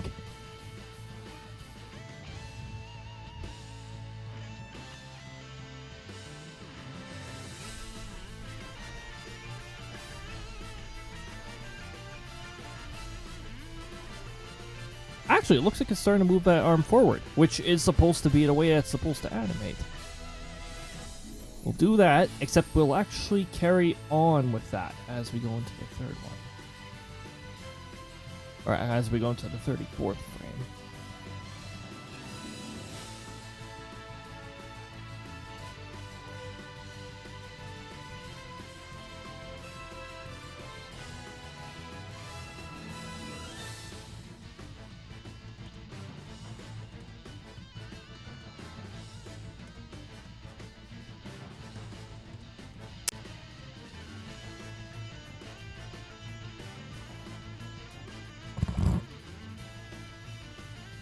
Nope. Nope.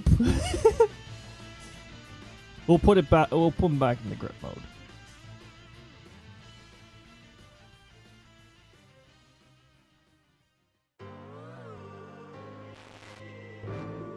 Well, this would be some weird music to hear.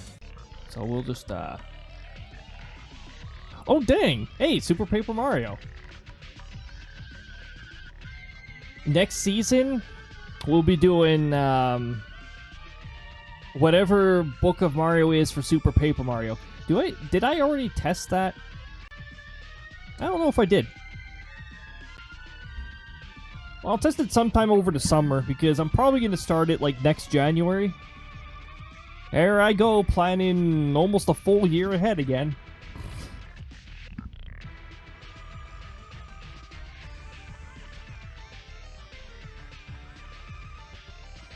Okay, let me load the latest frame. There we go. Now I know what's going on. And now I know that I have to have this arm swinging back a little.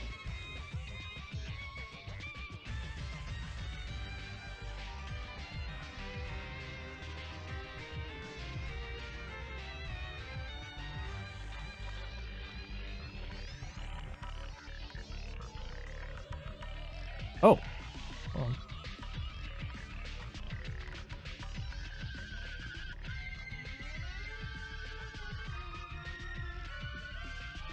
Other hand has to go to grip as well.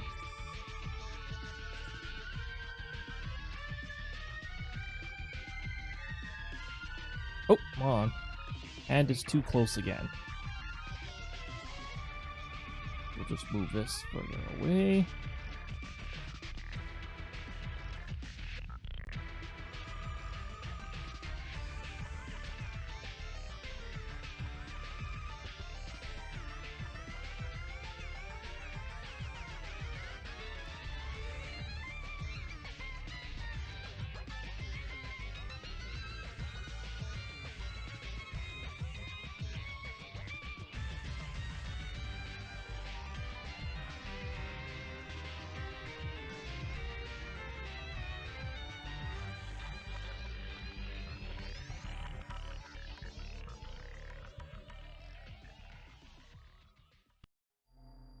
$25, $26. I'm just reviewing over the frames.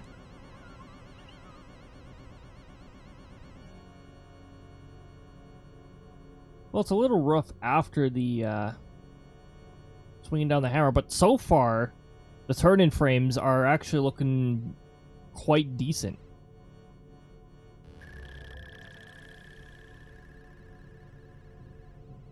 And do we really need to hear the intro music to Bogmire? What about the Bogmire music itself? There we go.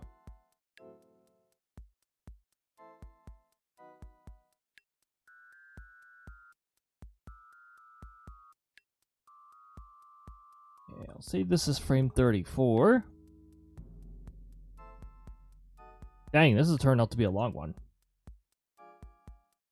I wonder if we will finish this tonight.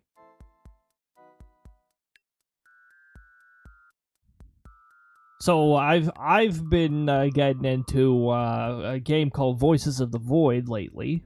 It's sort of related to a game called Signal Simulator. It's like you're looking for signals and all sorts of like weird events happen from time to time. It just has this like really strong element of like just chilling out there in the unknown, like somewhere remote, and I don't know, like as I began to progress in it, it's actually like becoming a lot more engaging. Like just oh, maybe I'll show a bit of it someday, you know. The thing with that, though, is it is very, it's a very subtle game. Like, it's all calm and tame for the most part. But the fun part with that game is that, yeah, it's calm and tame for the most part. But then then every once in a while, something weird will happen. Like the power at your observation base going out unexpectedly, and you're like, oh well, I hope you brought a flashlight. Otherwise it's gonna be something to try and navigate around. And I know there's a whole bunch of other, like, events that can happen in that game. Like, that game is packed with events. You get to experience them. I don't even want to mention too much about the events that happen. Like, yeah, the power randomly going out can be a thing. Yeah, it is a fun little game to play. I should say it's not really that little of a game. You know, for a game that has no cost to it, it's got quite a bit of content in it.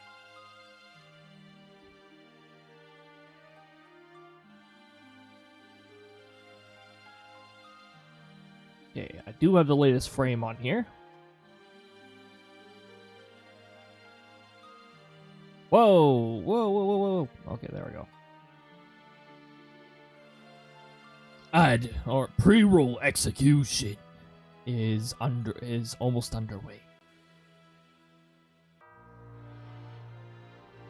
The pre-rolls are about to suffer a terrible fate. He's dancing. Woo, woo, woo, woo. Anyways.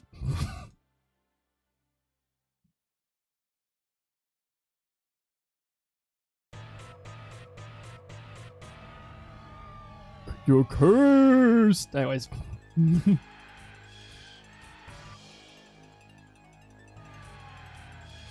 Apparently me saying anyways all the freaking time is apparently an accent thing.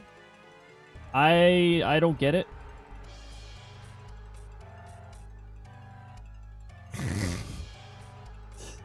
It's an accent thing.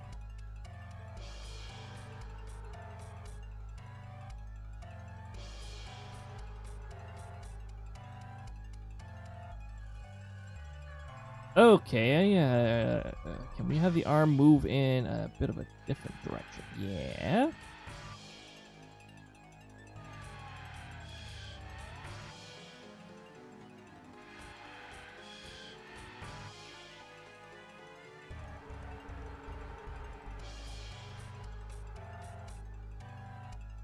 Wait. What direction I have that arm moving in? Oh, that's right. It wasn't moving too much because he was like in the middle of turning around.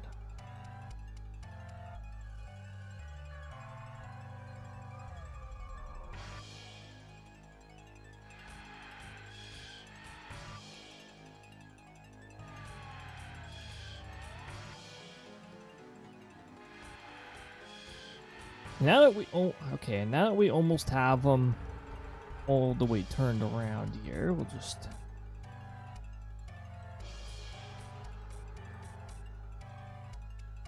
I like to sort of undo the shoulder motion here.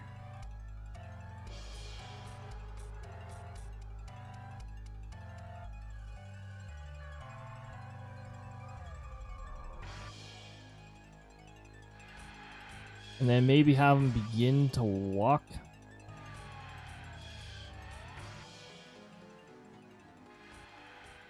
Increase the grip on hands slightly.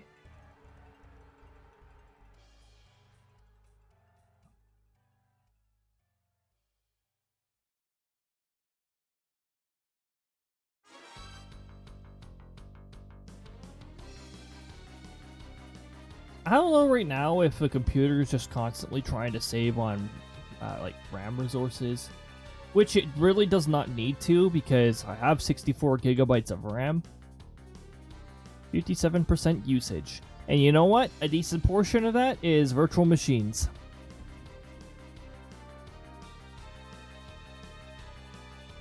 Dang, that means I'm using like 32 gigabytes of RAM right now.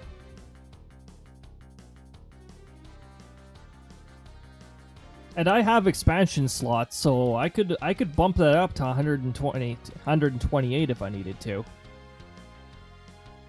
Not nearly as expensive as getting a second computer, I'll tell you that.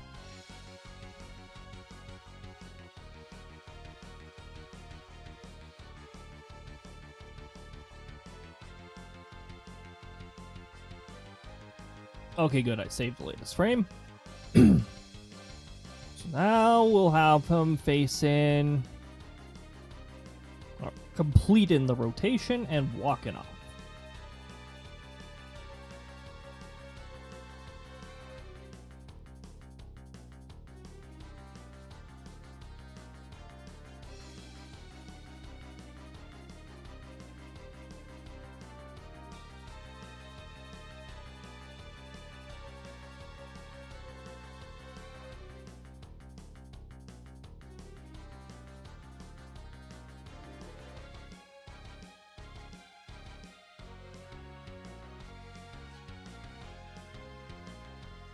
Okay, it's supposed to sort of tiptoe when you're...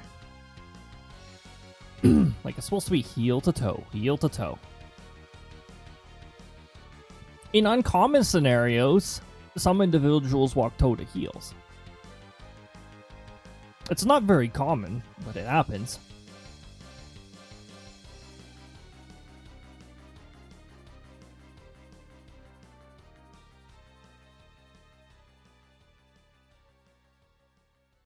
Move arm away from...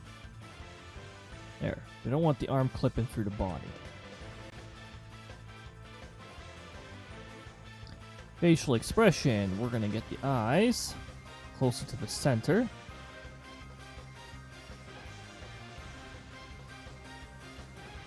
And we're going to move them over here. And hopefully we won't have to do much more rotation.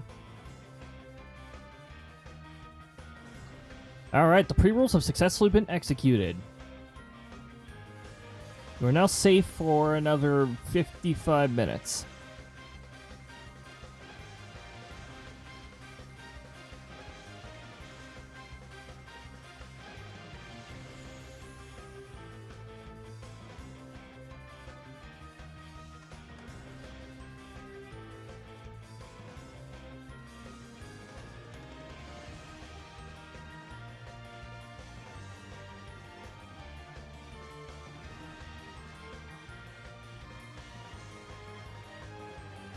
Let me shortcut it a bit by pushing him near the edge of the frame, so I don't have to animate as many frames of him walking off.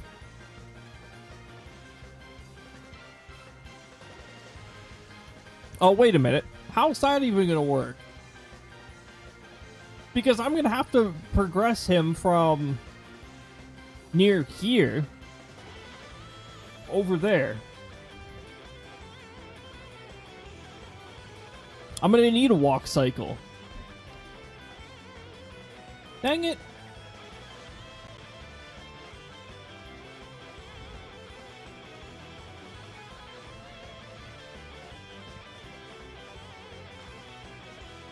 I'll leave enough room for a full walk cycle then.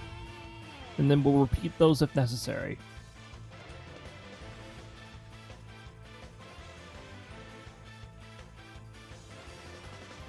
Thanks.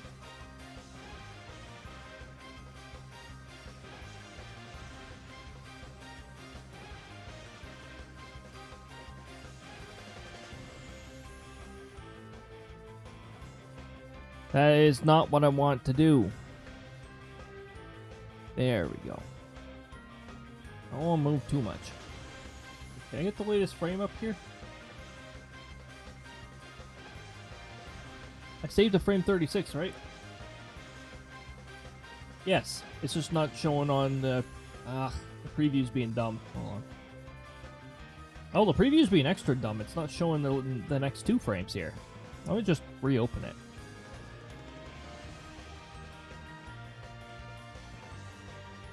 Cannot be what? What it? What?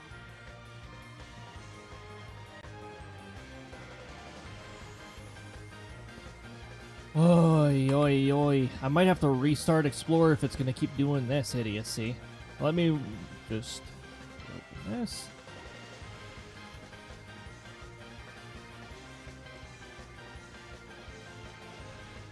Okay. Alright. I'm just going to reopen the whole folder because it's bugging out.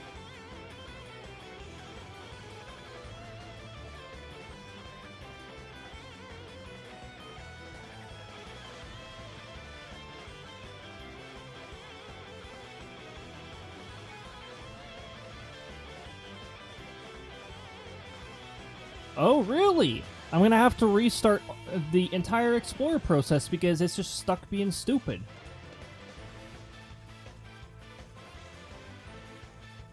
Or it's a picture app being stupid. You know what? It's a picture app being stupid. Let me just go into Task Manager and force it to close.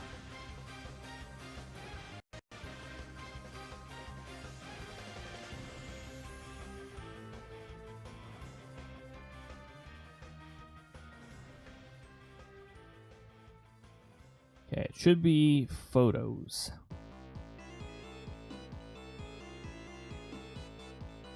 Photos is not running. Okay, then it is Windows Explorer being stupid. Restart Windows Explorer.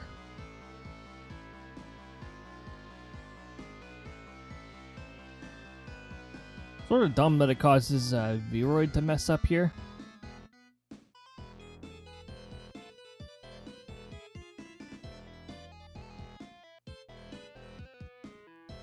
And maybe that's why Explorer was behaving so dumb in the first place.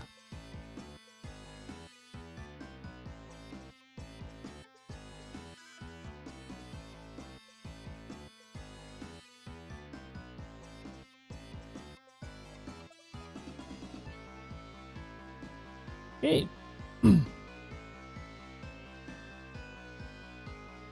Let's open the folder back up.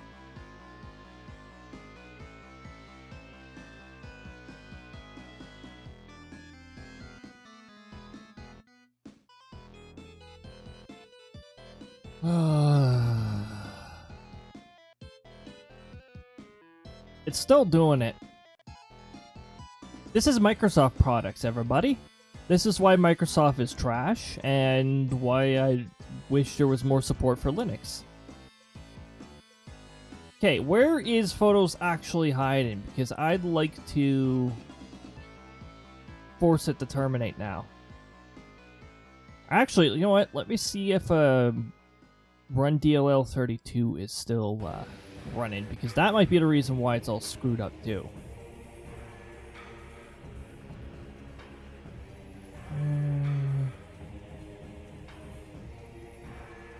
Nope, there's no DLL process stuck.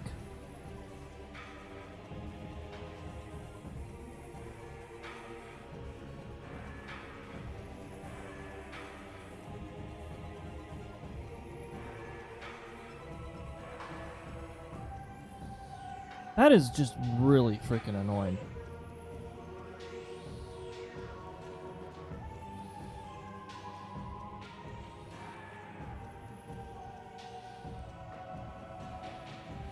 Okay, going to frame 37 and going back appears to have fixed it.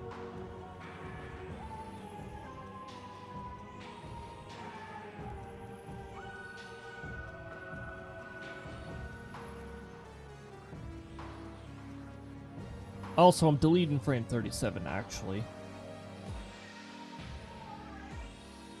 because it is exactly the same.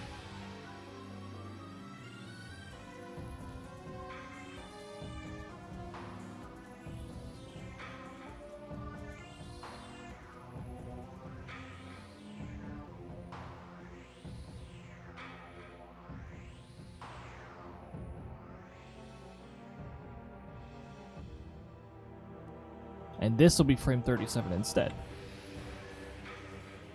Once we do a full walk cycle here,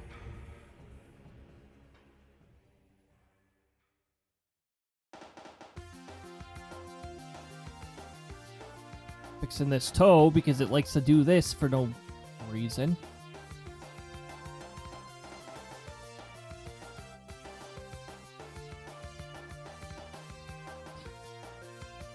Yeah, the toad is doing that for no stupid reason.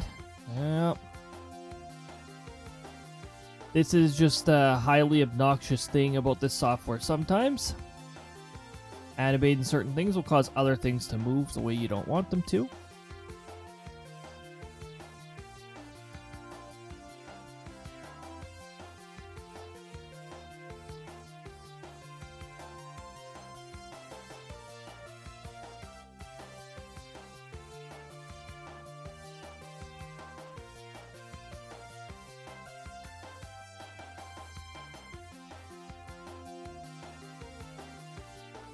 Save this as frame 38. We're 2 hours in. We are 2 hours in. We're still on phase 1.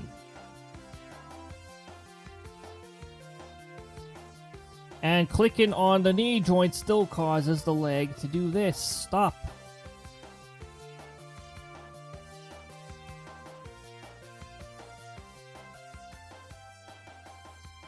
Oh.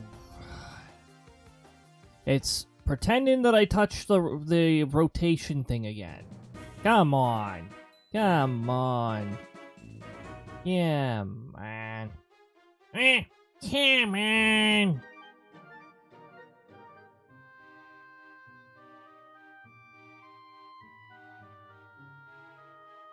Ah. Oh. Oh.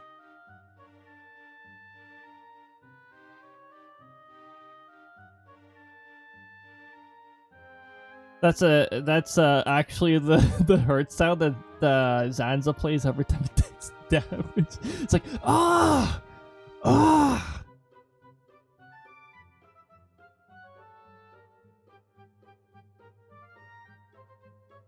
Water! Water! I'm on its left. I will get is the water.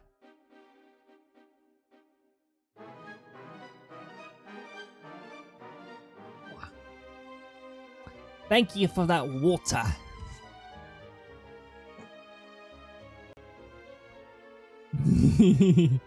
Water.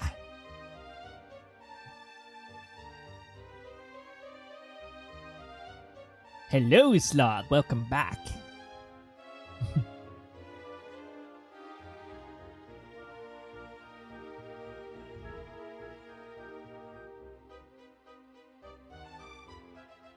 Oh, that's right. Increase the grip again. And make sure I move the arm sufficiently enough. I'm doing pretty good today. Peak temperature was, I think it was like 5 or something like that. Actually, you know what? I'm curious. Did my station did the terrible computer that operates my station fix itself somewhere? No, it didn't. I'm gonna have to go over there and at this point, I'm very tempted to just smash it with the hammer, but unfortunately, that won't cause it to work.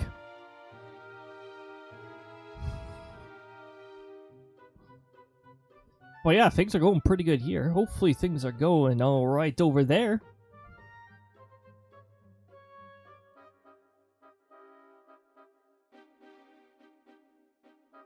Oh, yeah, I see the foot. The foot's doing the thing again for the 80th time. It is doing that once again. Let me just move the whole leg over.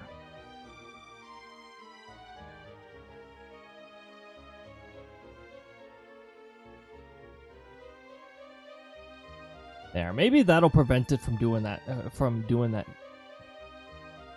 So often. Oops. I don't want the camera from that angle. We'll just do that.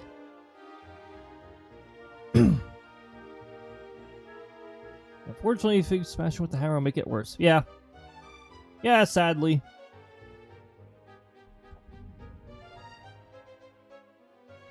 I need to design a new script for automatically setting up a new computer for station instruments and all that. That's what I need to do. So if I ever have to wipe everything on that, or on that computer, and start fresh, I can have a script run and install everything that's needed, the directories and all that, and import my scripts. That would be a pretty ideal solution.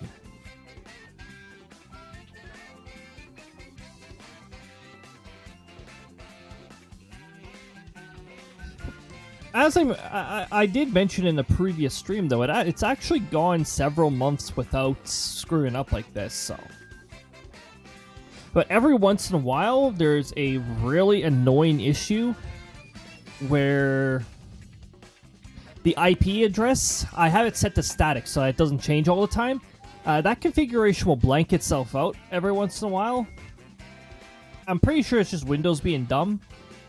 What's new there? I can script indeed, through PowerShell, that is. I don't...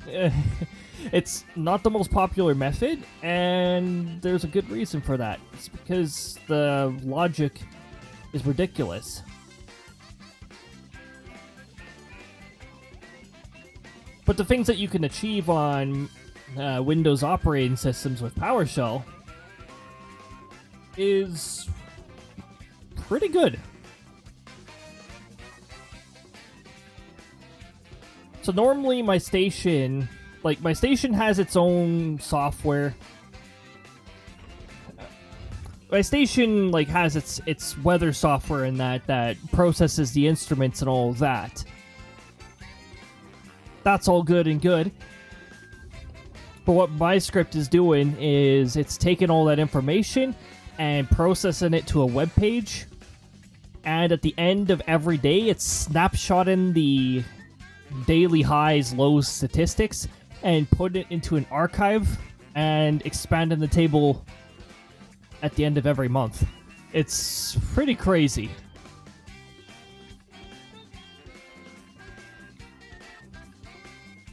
Might be pretty tedious to fix indeed. I do have all the weather files stored on a virtual machine as well. So I mean, really, if I have to wipe something on that computer, I can just pull everything from this virtual machine and bring it over there.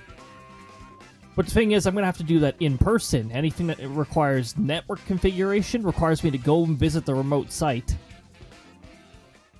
Because if anything leads to a network problem, I can't really do much from here remotely.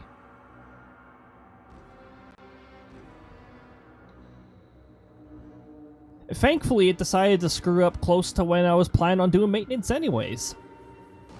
April is the month that I do spring maintenance on my station. I actually check it physically.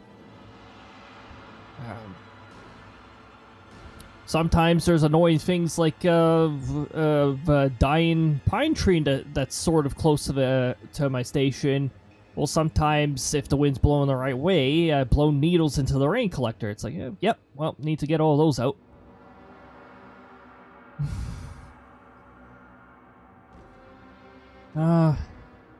Yeah, PowerShell proficiency is not very common all on its own, just because, you know, I was mentioning the logic is ridiculous for a lot of the syntax. Especially if you've done something like C# or something. It's like, yes, well, it's like C#, except it makes absolutely no sense. It's not simply two equal signs for equals. It's -EQ. Like, stuff like that.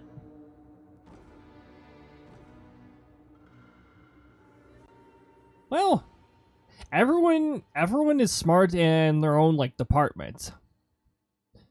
Everybody's got their specialties. Like I said, there's definitely not very many people in the PowerShell department. I've encountered a lot more people in, C# or C++.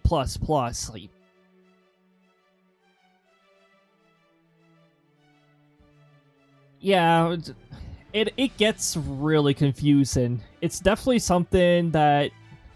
This is actually something I had to pick up on my own, because I've gone to post-secondary for, computers and all that, system administration and all it. They didn't teach anything about PowerShell, despite a lot of it being on Microsoft operating systems. However, some of the instructors crafted their own PowerShell scripts for certain things, and that got me thinking, you know, you could do all this with the PowerShell? You know what? Yeah, I wonder. Good at math and engineer. Oh, those are really good things to be good at. Heck, the path to meteorology. Math is a big must. Some degree of, actually, engineering, if you're going into weather instrumentation itself, engineering is also very necessary. Oh, you're going to post-secondary too? Oh, right on. And also good at writing is a very good thing. Especially when your mind decides to go on a creative streak. Then it gets amazing.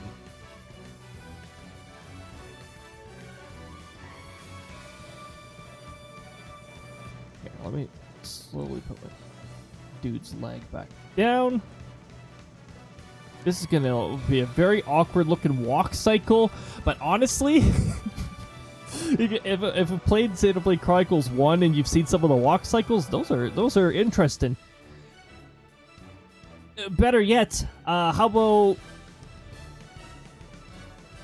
Pokemon Violet and Scarlet, a very new game, and some of the most ridiculous walk animations I've ever seen, including one that looks worse than the walk-in animations I've done, and I've just started. Like, when you literally just stick a character's whole leg out without even making use of, like, the knee, how ridiculous does that look? Oh, so that game has a lot of rough edges, and way more than should be by a studio such as Game Freak. But Game Freak's also been overburdening themselves, which they really, really should not be doing. Yeah, like, don't bite off more than you can chew.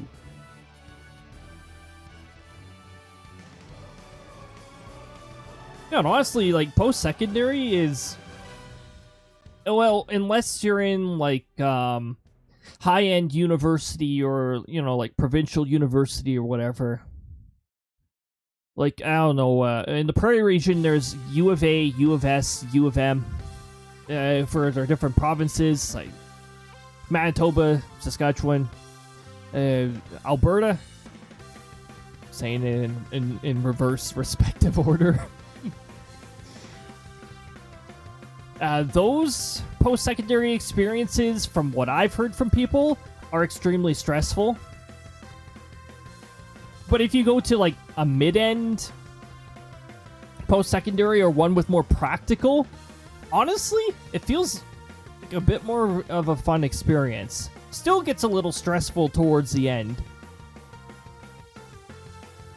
One thing struggling with is I recently got an opportunity to go to Istanbul for a year abroad. Ooh! I wouldn't be able to go post-secondary. Aw, dang it. There's always a catch or a trade-off. Dang it. I love traveling too. I really want to get back to traveling. The last time I traveled was in 2019, and it was for all of 2019 in Australia. I miss it there. Quite honestly, I liked it better there than Canada.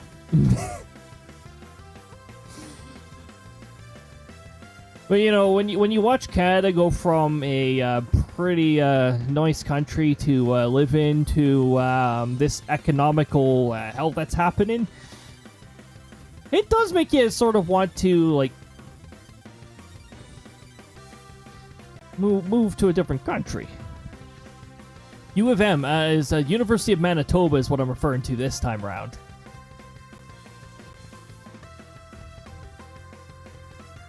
Definitely heard of University of Minnesota a few times, though, since I have traveled down to Minnesota before. I've been down to Minnesota, I've been to North Dakota. I was in Colorado for a short period of time when transitioning on a international trip.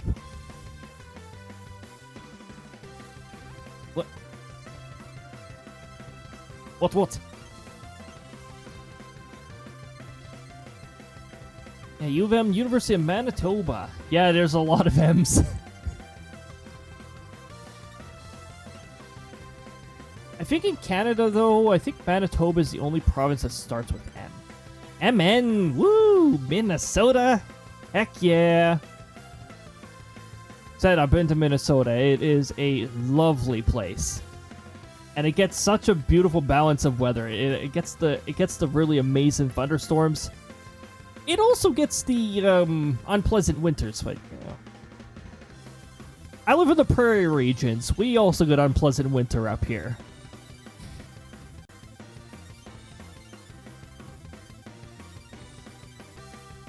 Oh shoot! Did I save the latest frame? What?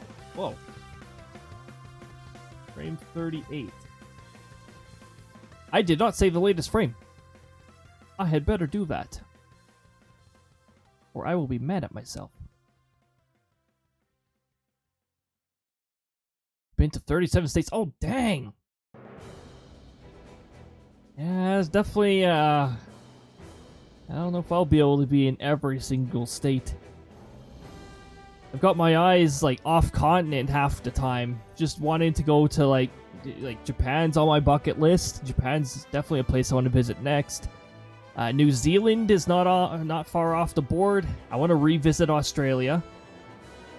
I loved it there, and there's definitely some areas that I haven't explored. I haven't been to the giant spider area. I was literally crying. I had just recently got so much snow. And if I'm not mistaken, it's another Colorado low to place the blame on for that one. I think it's like the third Colorado low in a month. They're just going ham right now.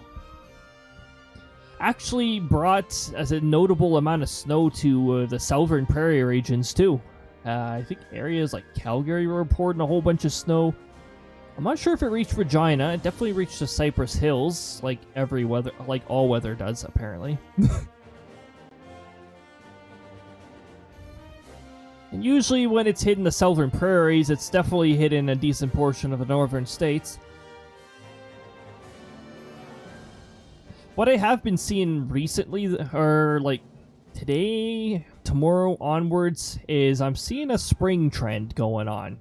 At least here in the prairie region. So hopefully, not long from then, it'll reach the northern states down there. I also noticed part of the east central states is getting a lot of freeze warnings. Looks like it's gonna get pretty cold down there for at least tonight, maybe tomorrow.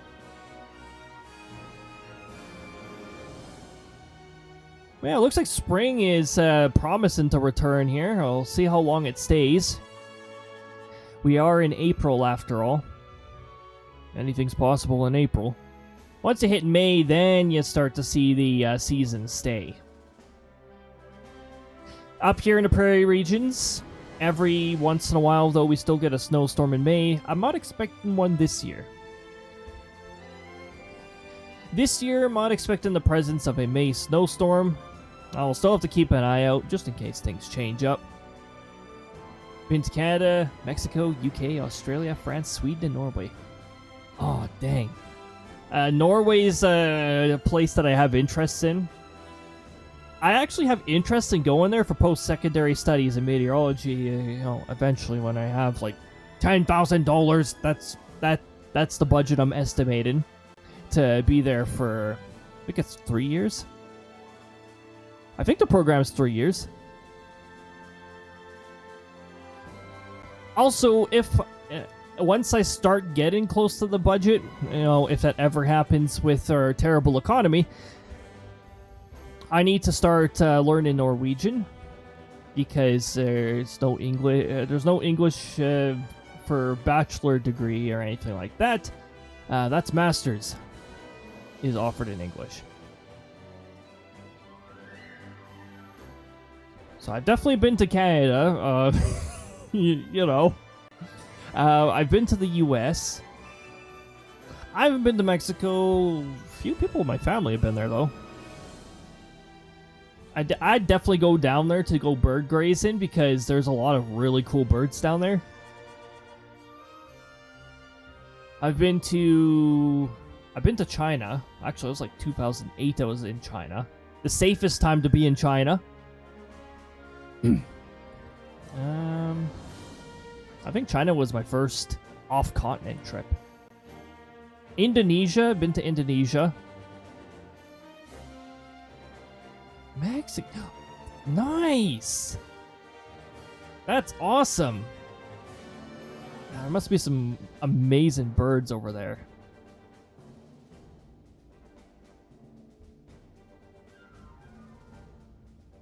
What was it? So, Canada, US, China, Indonesia. Oh, I feel like there's a place that I'm missing there. Australia, can't forget about that. I guess technically I was in Japan for a tiny bit, but that was just at the airport transition into Indonesia, so I'm not sure if I really want to count that one.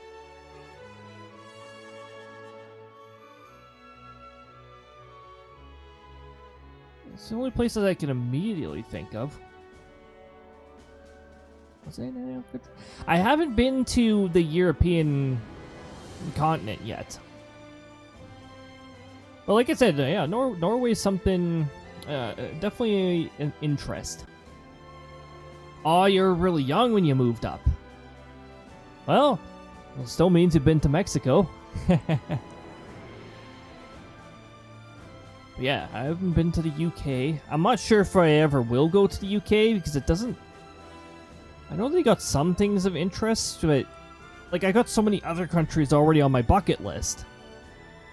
I guess I like eventually get to that part of the list, maybe when travel becomes a little more realistic and prices stop inflating. You know.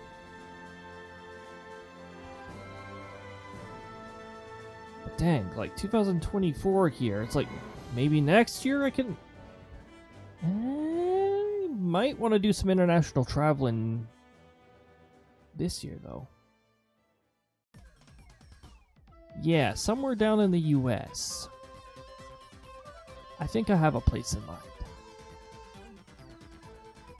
But you know what? Until there's actually solid plans, I can't really think too much more on it until there's actually plans for it. Now, do I have the latest frame here? Yes. Been back recently. The south side where family's from. Ah. That's actually the main reason why we winded up in Indonesia at a point. We have an uncle and an auntie over there. And a couple cousins. It was a fun experience over there.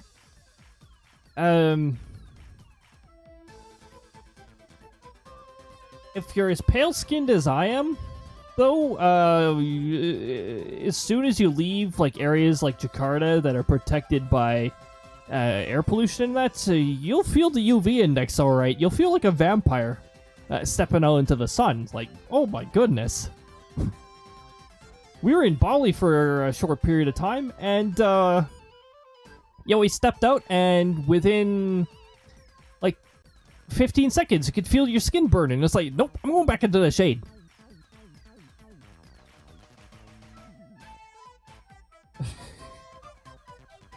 That was absolute. That was like crazy. I never knew how a vampire felt like until then.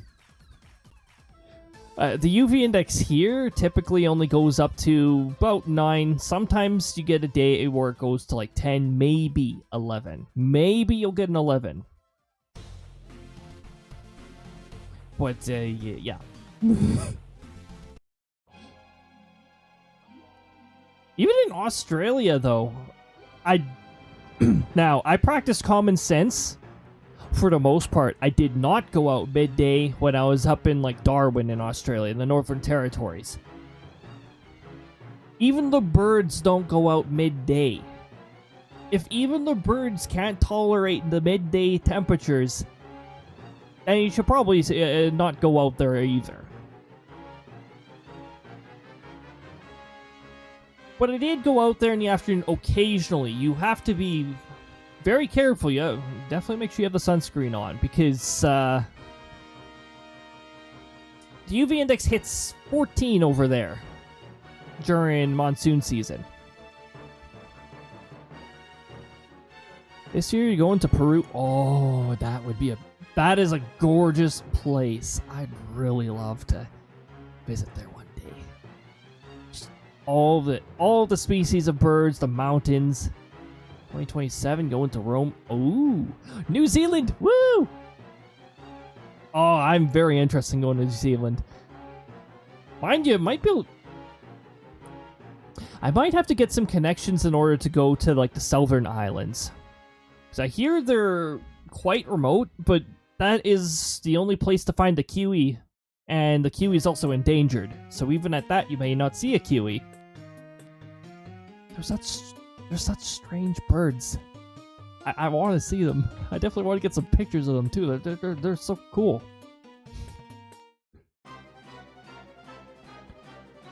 I saw a while I was in Darwin, I saw a tawny frogmouth. They're small owls that are very alien looking. They got this really big face. This really big mouth. I just saw them on 2 separate nights. It was on the fence. Got some friends over there. Really nice to have some have connections, that's for sure. I definitely made a friend or 2 or 3 or a few over in Australia. They were really friendly over there. It's not very easy for me to make IRL friends. Say, it doesn't happen every day. It doesn't happen every year. Quite frankly, I don't think it happens every decade either. Only happens once in a while. Like the friend group that I have right now that I hang out with regularly, we've been friends for quite a while.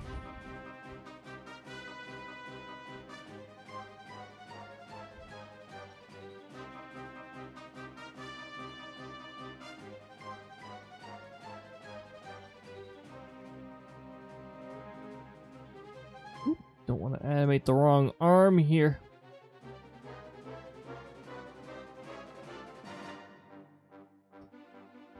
Friends from everywhere you want to go. Oh, heck yeah. That is an awesome advantage to have.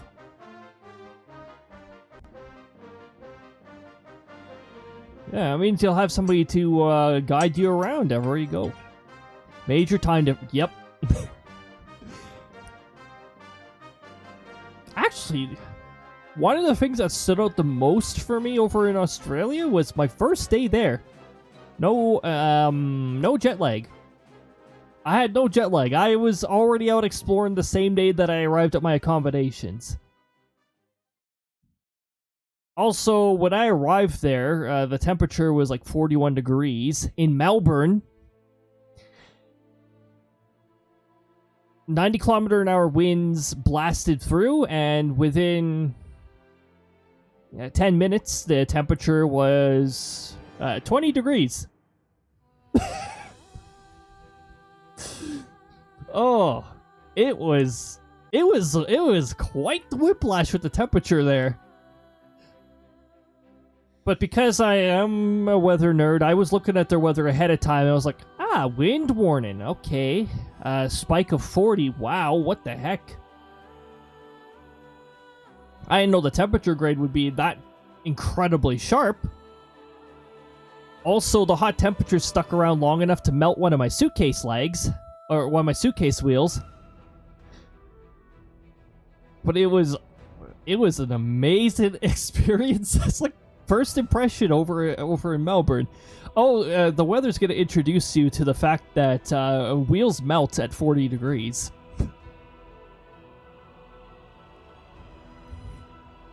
You forgot the U.S. is fucked in. It doesn't use the metric system.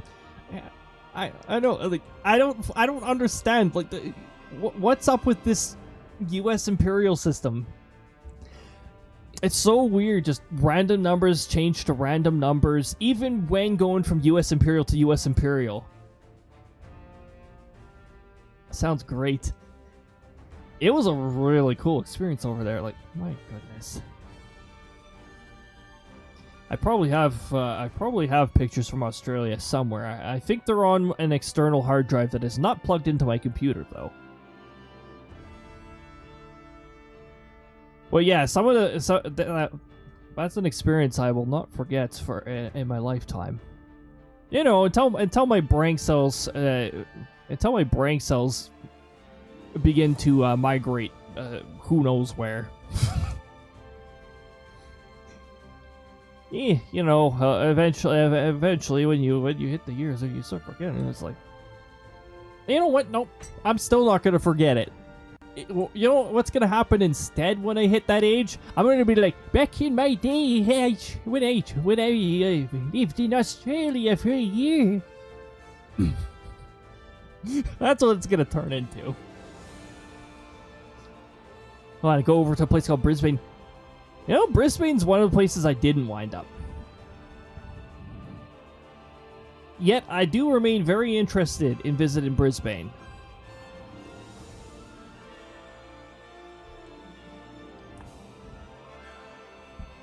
Now, I know Eastern Australia is also where you find some of Australia's interesting creatures. That's where you see the giant spiders and the weird snakes and that. I don't think they go right in Brisbane. Cities in general, snakes really do not like going into urban areas. They don't like it. You have to step off the beaten road for the most part. If you're in the suburbs, you may encounter some snakes. Decent-sized spiders. That's mostly an East Coast thing. The East Coast is also gorgeous, and weather-wise, it's probably one of the most interesting climates out there. Krista. Love snakes. You know, the snakes that I've seen are freaking adorable. So far, I'm a really good standing point with snakes. I like my spiders too.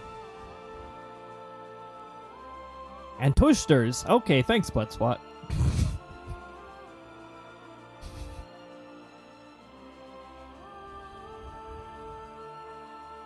Oh, you like surfing? I have not done surfing before, but it looks really cool. It also looks like you definitely need to know what you're doing.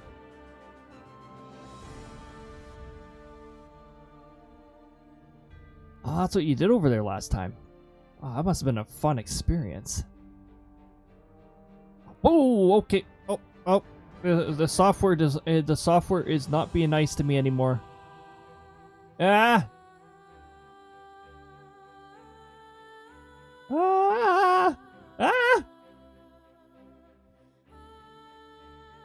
You know, this music's kicking in, and I'm like, ah! As I fight oh my god. Ah! Okay, there we go.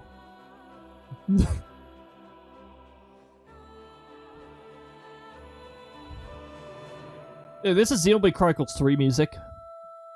This plays when you're fighting N, phase 2.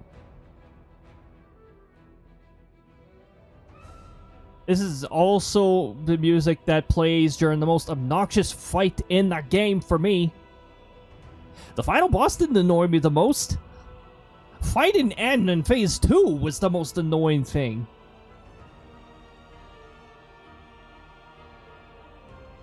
You know, I wouldn't mind visiting Perth as well, over in Western Australia. Honestly, that climate looks really weird. It's like these bodies of water surrounded by, like, dryness. Like, what is up with that?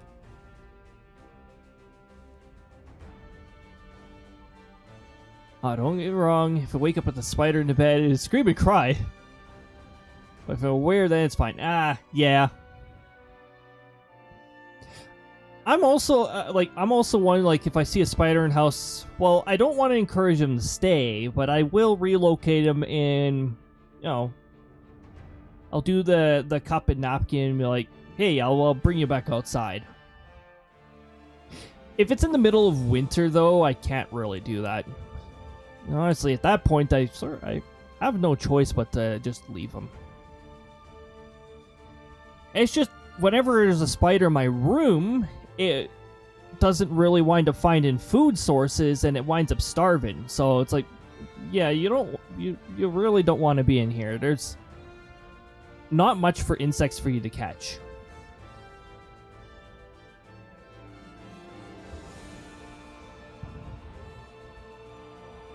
Well, daddy longlegs are a very common sight over here, but we do get a few others. The tiny little red spiders is actually one thing that I see here that I also see saw over in Australia. It's like, hey, I recognize those little fellas. Dang. They're more universal than I thought.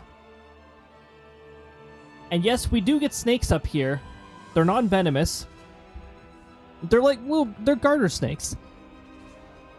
They are very people shy, and they're only out during like 1, maybe 2 months, and they're like the hottest months of the year. If you go to this area in Alberta, yeah, it's Alberta, called Drumheller, you actually get to see bigger snakes sometimes. Again, they're very people shy too. The one that I saw was about as people shy as the garter snakes, except they move a lot slower. It was a good sized fella. But yeah, as soon as it saw people, it was like just going through the camouflage, making it difficult to take pictures. I couldn't get a good picture of him because it was always hiding underneath. I wanted to get a picture that included his face because his face was adorable. I wanted a picture with his face. I know he was very shy. He was just looking away from the camera, going underneath the foliage frequently. It's like, ah, dang it.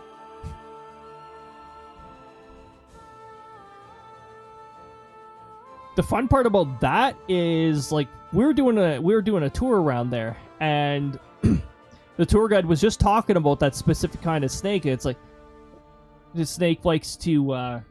This snake has a nest in this area, and then not long after we saw him, it was like, oh.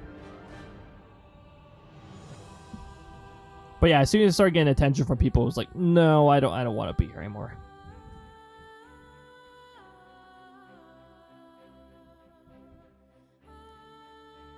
Did I save frame 40? No.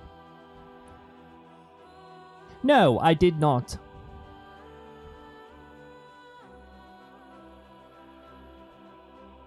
Let's save frame 40.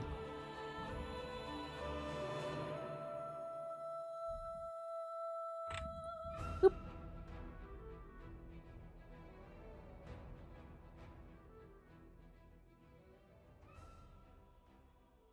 Blizzard warning. Blizzard warning entering Nebraska from the west.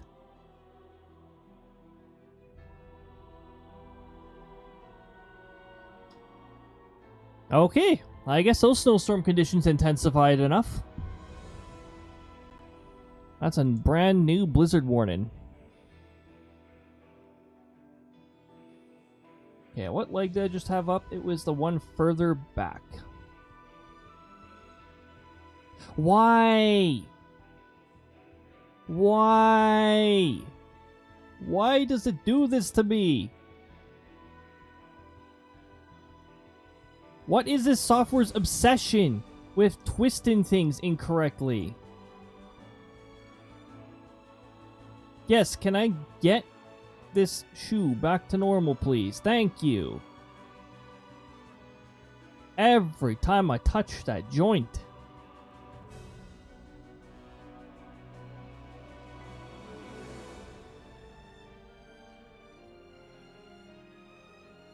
Oh, now he's cross-legged. Uh-huh.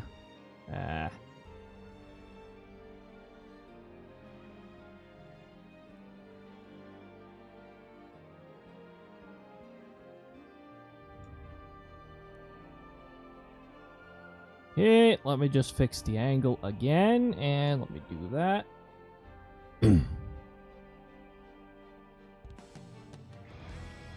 Oh, this is phase 3 of the final boss. Most people dislike the final boss because of Xenoblade Chronicles 3. Because there was 1, 2, 3, 4, I don't know, I lost count phases. And no checkpoints. Brings you back to the old days where a lot of games didn't have a save system, and you had to beat the whole game in one session. The part that I didn't like about the final boss is the fact that when you're in your powered up Ouroboros form, the timer keeps ticking down during cutscenes.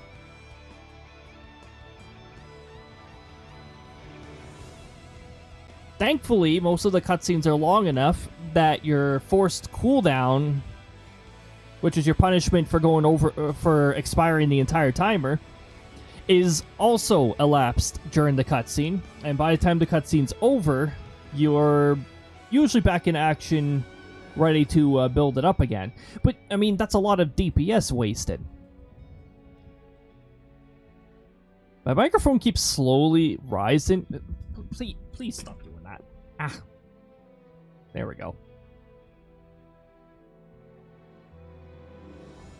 Let's do the awkward can walk. Seriously, that's the animation of one of the characters in Pokemon Scarlet and Violet. That's one of the animations. They don't use the knees at all. It was just like doot doot doot. It was like, what? What? How much was this person getting paid? Like $10 an hour?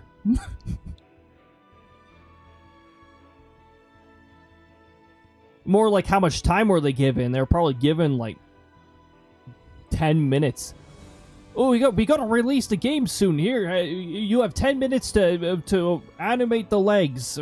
Okay. Well, this is all I can do in 10 minutes. Okay. Oh, by the way, we messed up the angle a little here, so let's just...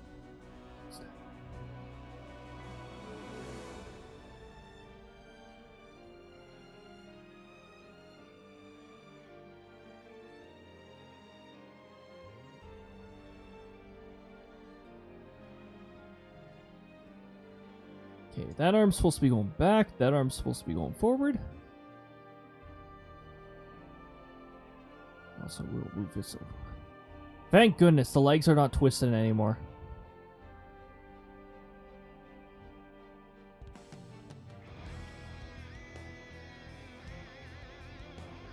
Frame 41. This really does make me wonder if we're going to get this done tonight, because there's 41 frames already. And remember, some of these frames are going to be like, the frame's going to be locked and we're going to be rotating.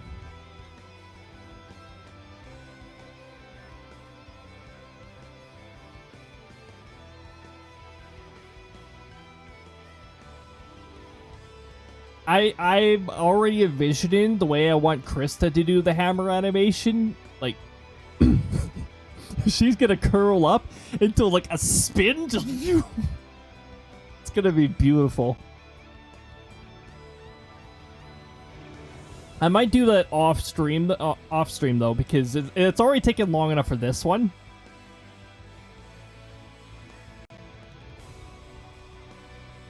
Also, let me move my dude forward. He's like slowly starting to fall backwards.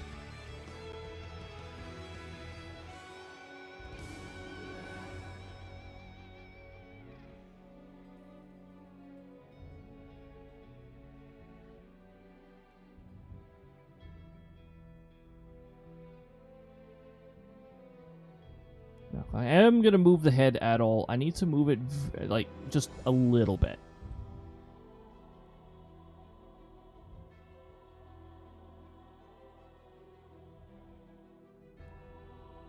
Frame 42.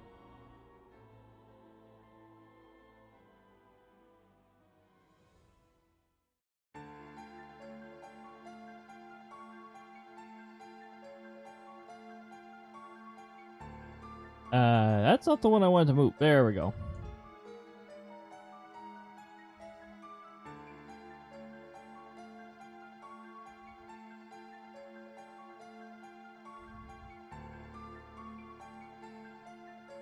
Okay. Oh, you had to go do something? Yeah, no worries. For a quarter of a second,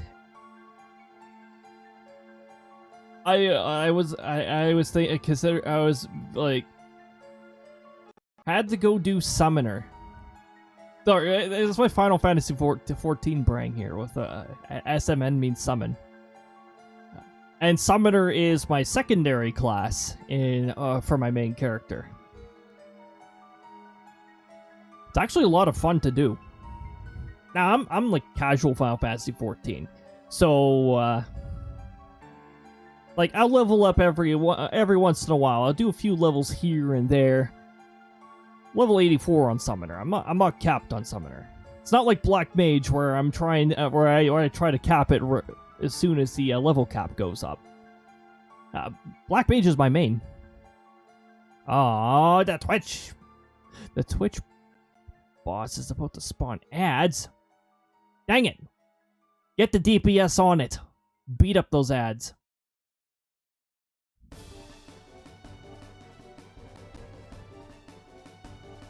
Helicopter. My noise suppression's not going to pick up on it, but helicopter. I hear helicopter.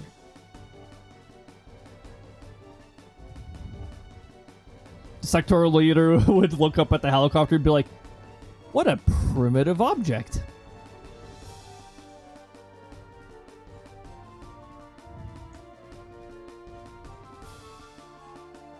It's so primitive.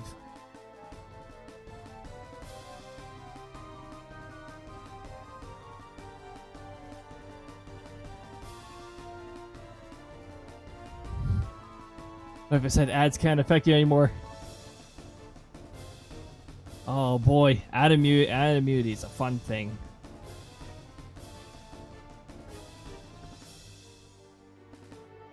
Good old ad immunity.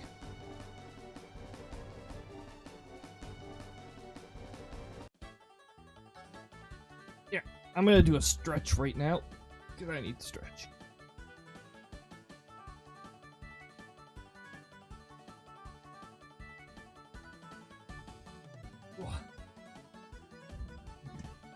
At least you can tell when I actually stretch. I still really wish I had hand motion.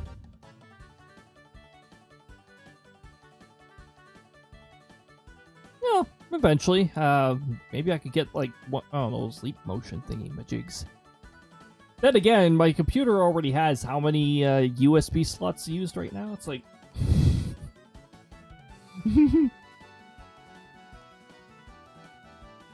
Pay for an ad blocker that works with Twitch. Oh, dang.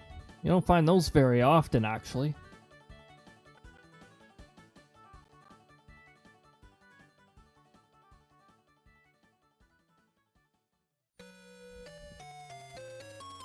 So get Ad My too. Oh boy. One of the reasons why I do away with ads totally is because like ads really don't give much at all. They really don't.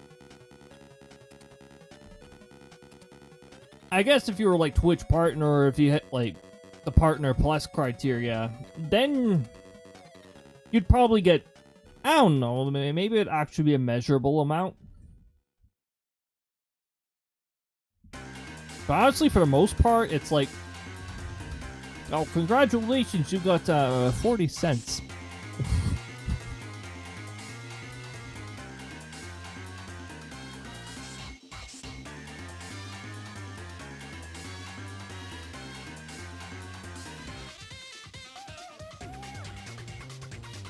Like, you know, if the ad market is that bad, then...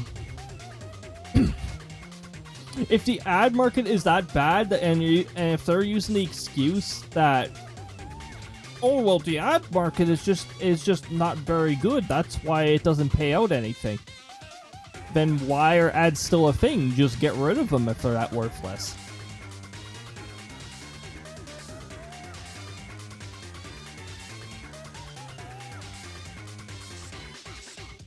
Oh. Ottawa didn't like that spelling mistake, apparently. Jeez. Seeing how much a Twitch partner gets, it's not a lot. Ah. I'm actually surprised it freaked out at that.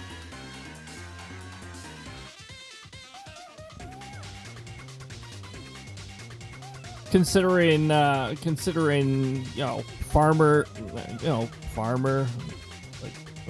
it's a farmer instrument.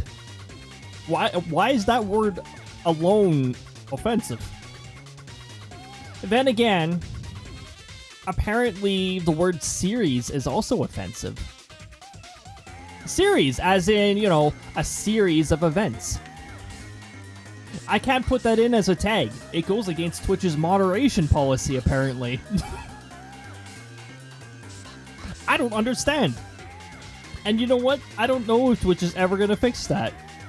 Series is not a bad word, which is why for series, I use the tag series is not a bad word.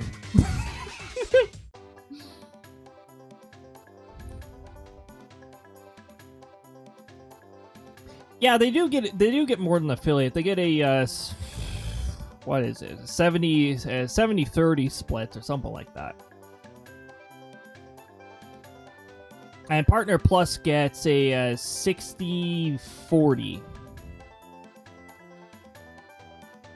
But yeah, by default, given that you're meeting the minimum ad criteria, it's like 55-45 or something like that. Partner Plus is 70-30.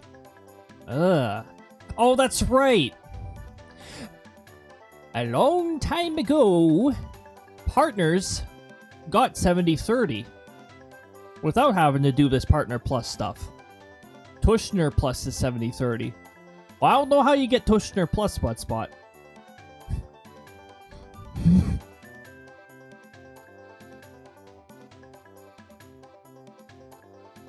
Welcome on in, Fiber Optics. Good to see ya.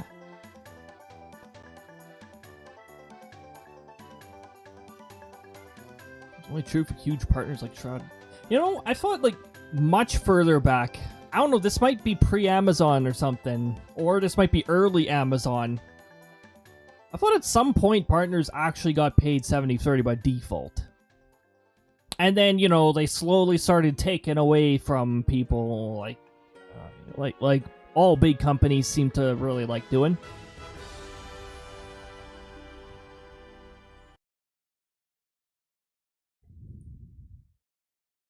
Dang.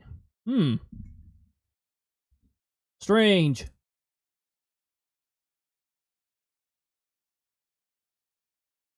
The music. It went quiet.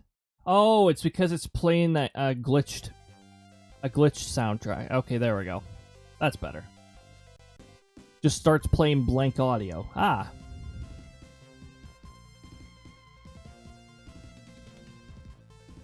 Dang, but it really feels like, though, like... Well, you know, it's a bit of a mixed thing with Amazon and Twitch now. It's like... You know, in some ways they're trying to improve, and in other ways they're not. Their double standard thing is still very annoying.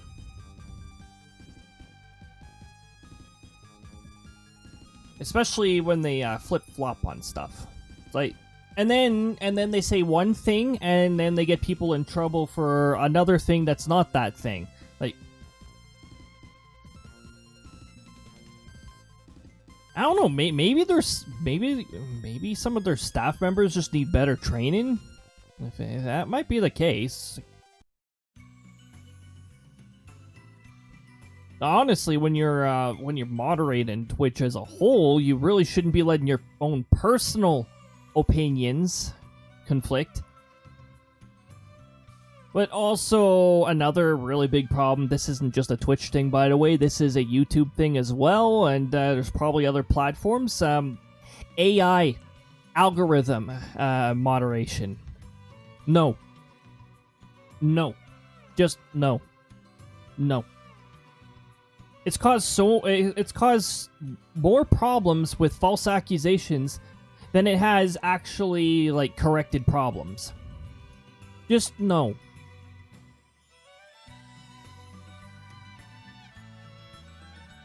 Ad revenue is really similar to an affiliate. If you run a lot of ads, your revenue will be higher.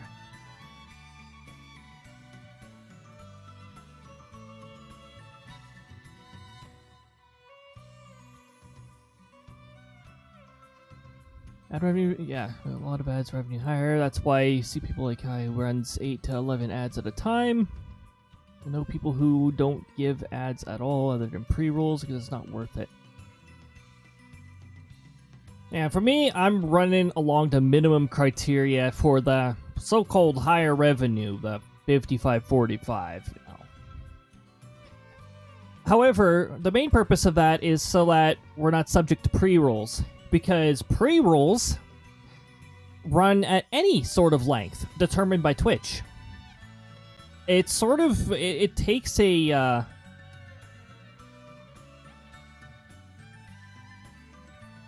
post a link in the walk-on request so the bot. It shouldn't for you, Fiber. You're VIP, so you should be all right with posting links. Although posting it in chat here might not be the best way for me to remember, because eventually I won't be able to read up in the chat message. If it's more than an hour old, it doesn't show up on the chat window if I ever have to like reopen it or reload it. It's probably better to put that stuff in, like, I don't know, the Discord or something.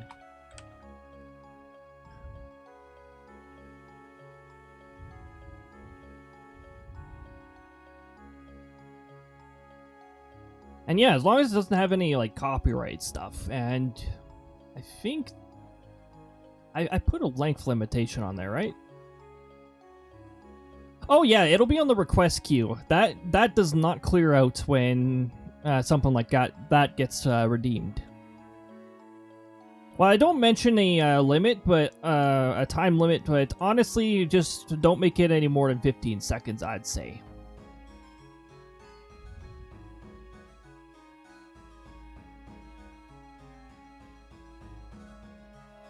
Yeah, the request queue, yeah, it'll be easy to see there. It's just wait a minute, do I have that redeem configured for text?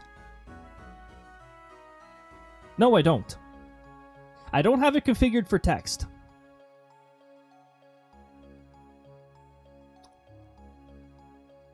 Oh, okay. So the link will probably have to be put in, like, Discord or something then.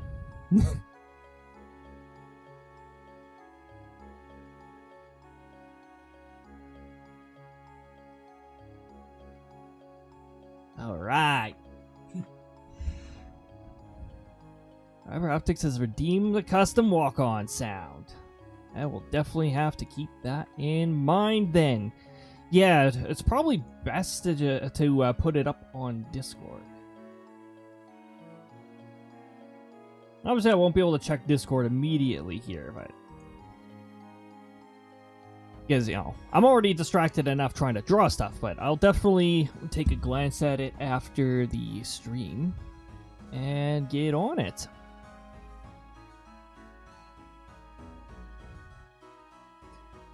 And I'm not going to mark this until complete until I've actually implemented it too, so I'll just keep it there until I've done it.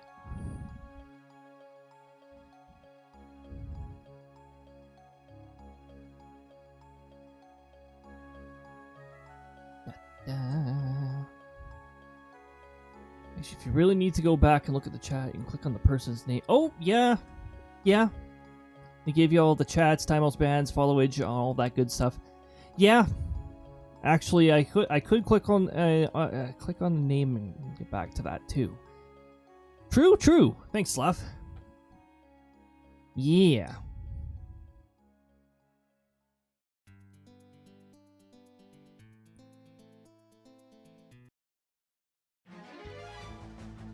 Oh, hey. Final Fantasy 3.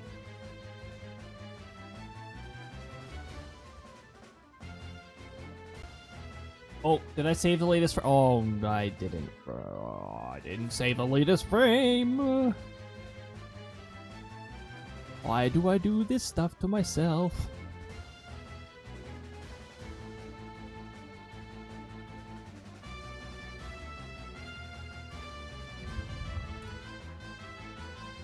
Frame 43. Dang, 43 frames. This is gonna be a lot to process through.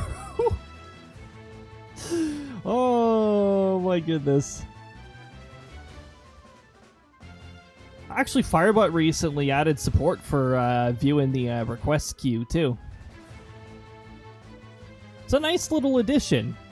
There's quite a few things that were added actually with the newest update. They added support for the for ads and all that too, like the ad timer and all that.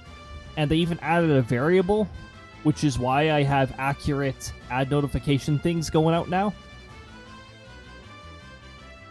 The old method was basically a timer for every hour with a 4-minute offset. So if ads ever got screwed up in their timing, I'd have to shut off that timer because it would be inaccurate.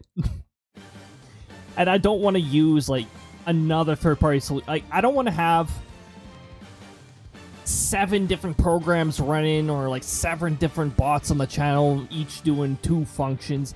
I'd like to be like it all to be centralized around one bot.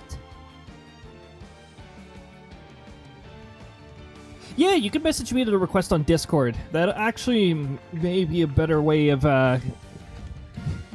yeah, that's probably a better method.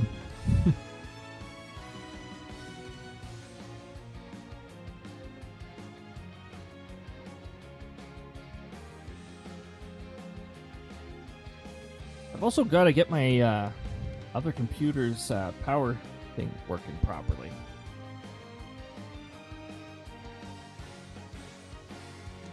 Oh, time zone. Well, right now I'm in mountain time. Tends to vary from day to day because I do end up, like, I travel somewhat. I travel often enough that I just say, you know what? I'm in the prairie region. Because I could be in any of the 3 provinces in the prairie region.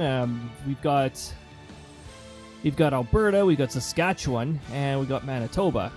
Don't wind up in Manitoba very often, but every once in a while. Saskatchewan, very often. An hour behind. Yeah. Yeah, I'm pretty sure that's the case. Yep, daylight savings time on. Manitoba... Sort of. It's a little weird because Saskatchewan's one of the smarter provinces. They opted out of daylight savings time some time ago. So they actually have their own time zone. So right now, Manitoba shares the same time zone. Like, they're sort of like... What's it called? Central time zone. Saskatchewan is in, well, Saskatchewan time zone. They're in their own time zone because they don't do daylight savings time for the most part. Actually, it might be all of Saskatchewan now. Alberta is mountain time zone, subject to daylight savings time. So when daylight savings time is in effect, they have the same time as Saskatchewan.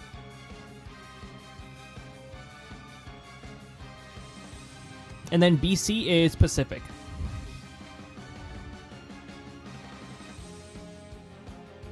I don't know much about Canada. Yeah. I mean, that's to be expected if you don't live in Canada. Canada's huge also. A lot of us in Canada don't know much about, like, the other side of Canada. In, like, Western Canada for long enough, it's like, yeah, I don't know much about Atlantic Canada. Atlantic Canada somehow knows a lot about almost all of Canada.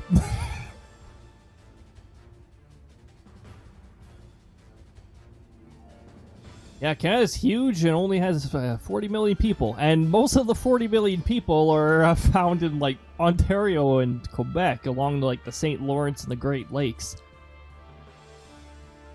Also, some of the most ridiculous weather happens over there, so it's like, yeah, a lot of people are drawn over there, but also some of the most dangerous weather is drawn over there.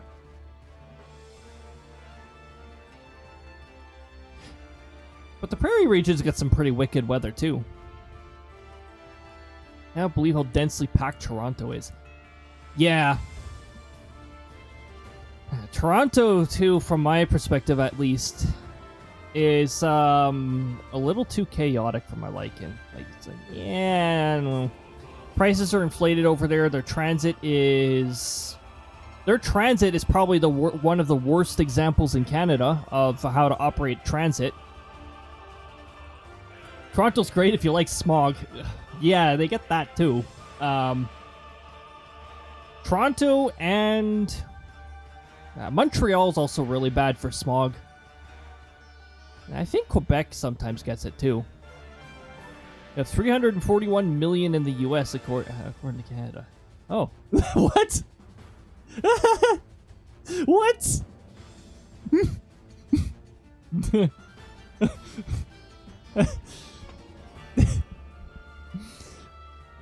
Don't worry about it. That's what happens when we start hitting. We're hitting 10 p.m. over here, so don't mind me if I start doing some ridiculous things.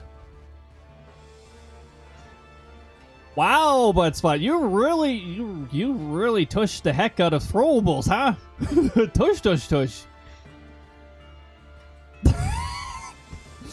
Not in the sectoral leader stream, but maybe in Krista's stream.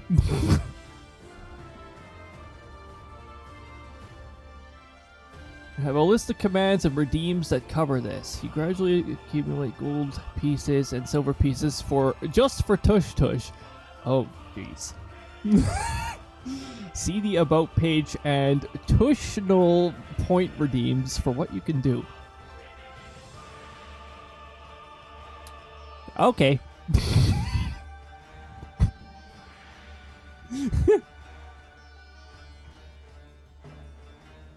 No, I'm sorry to say we do not accept tush as a currency.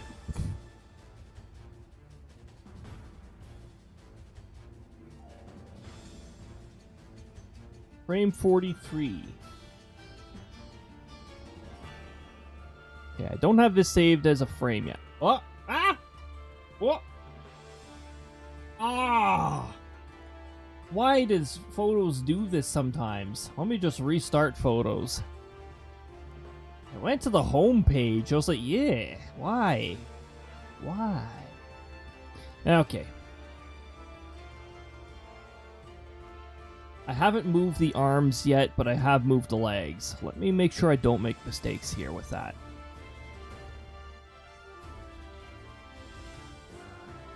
By the way, this is the Stormblood boss theme for dungeons. Oh, and this is Hidden Palace / Lava Reef Act 2. Except this is the Sonic Mania version.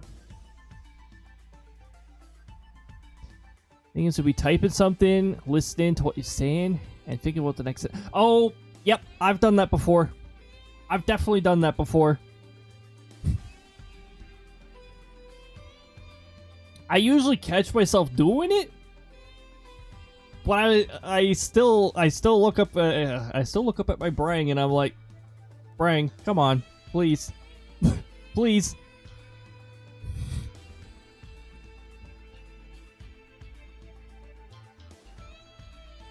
Okay, I don't like that this wrist rotated on its own. Let me just fix that. There we go. So sentences will do that from time to time. You know what? That makes sense. I understand that. I definitely understand that. I've also almost typed weird inputs into text boxes too, and when I have the wrong window active. Like Final Fantasy 14, for instance, if I'm using like spells or whatever, you're gonna see numbers, and then like the WASD combination, like you're gonna see different combinations of W and WASD from moving around. Thankfully, I notice when this is happening, and I don't accidentally send it. But I typed it into the wrong window on many occasions.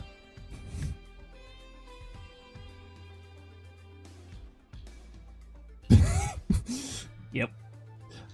Yep, fun times.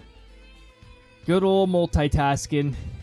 It only gets worse with, the more monitors you have.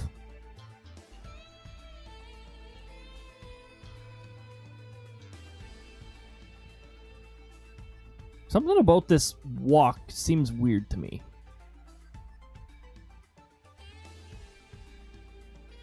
Oh, his head turned a little.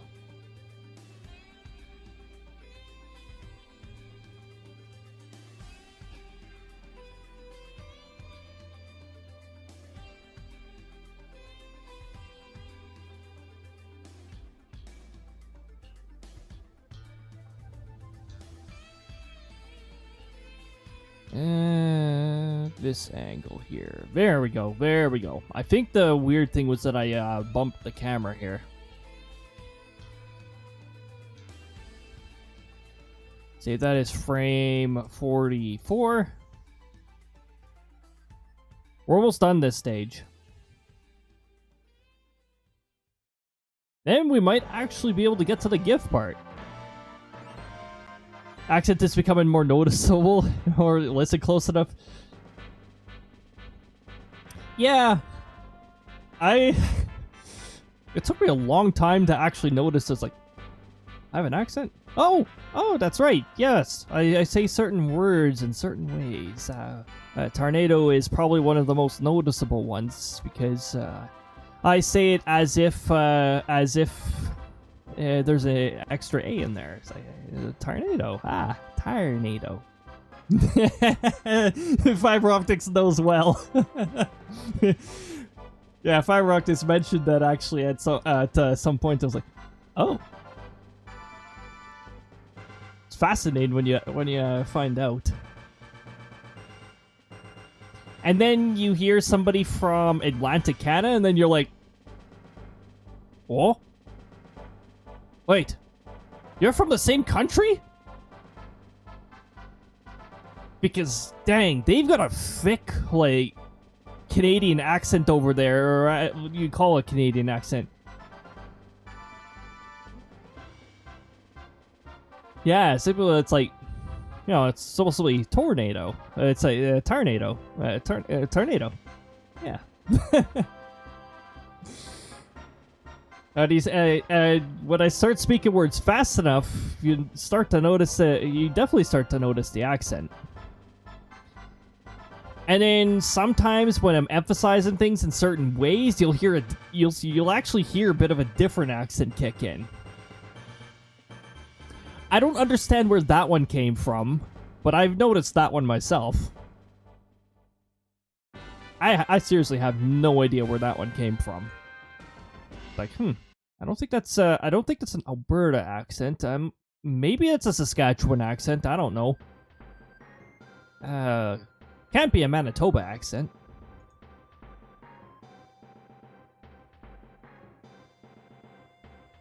Okay, I had to pause for a moment. Can't be a Manitoba accent. Can't. Yes, can't is the correct word. I'm trying to make sure that Final Fantasy XIV text is not killing my ability to speak proper English, because Final Fantasy XIV text is a nightmare to read. It goes against what I know about English. I can hear it in every word you say. Oh, the aha. Ah, okay. Yeah, I've done that a decent amount of times. Honestly, I think that I've had for a while. There's a lot of, me realizing something, and then it's like, I like learning new things. Is it just me, or is this music in particular really quiet? It is really quiet. Well, now it isn't.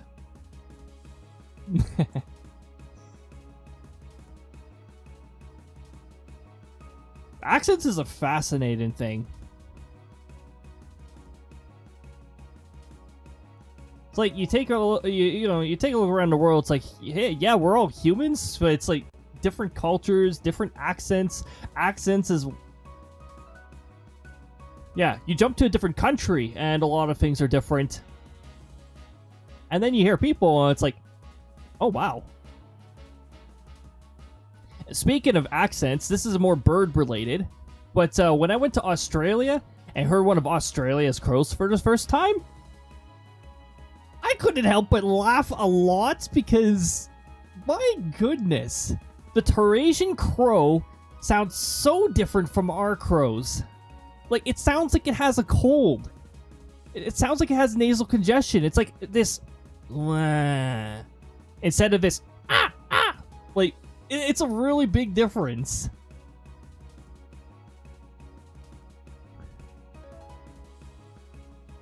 Do more of the L, because background used to use it when you speak Spanish. Ah, I will sometimes roll my R's. That does happen sometimes. Sometimes I do it on purpose, and sometimes it's unintentional. When I was in high school, I did go through a couple years of Spanish. We, select a secondary language, and I didn't want to go the typical Quebec French way. I just wanted to learn a touch of Spanish. I can't say that I know a lot of it anymore. I know like a few basic fundamental words. Yeah. I know accent started. Makes me wonder too. It's like distance, and then people like just slowly started to deviate. No, must have been like a mix of like variation. Maybe also, I'm pretty sure a decent amount of Canada winded up getting a bit of an accent from like the indigenous fellas who are already here, because they had a different accent already. So I'm sure that caused a lot of us to have our accents shift around too because of that, which is really cool. And then I guess it just mixed to a different extent. And mixed especially well in the Atlantic region, apparently. Seriously, their accents are sometimes such like a thick Canadian accent that I don't even understand them. It's like, what are you saying? Like to the point where they use like different words, different terminology, different slang that I don't understand. Understand enough of their words to get the general idea of what they're trying to convey, but yeah, it's just really weird. There's a tiny little bit of detail I'm trying to put into the sector leader's walk cycle, and that when he is walking, his arms go up to chest height, which is also what you do in the military when you're marching. He's somewhat military-oriented. He likes the ranks, he likes the structure. It's actually a species thing for him.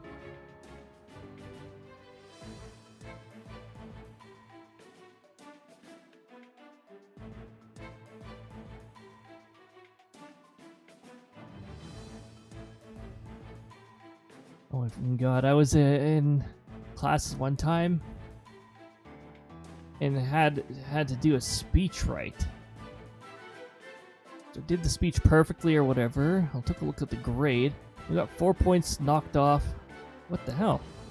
When I asked, she said that IY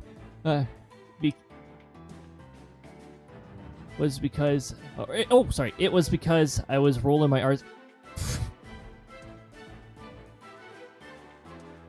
I mean, I wouldn't complain about that. I think rolling the R's is an amazing ability. And it's sad that English, by default, lacks that.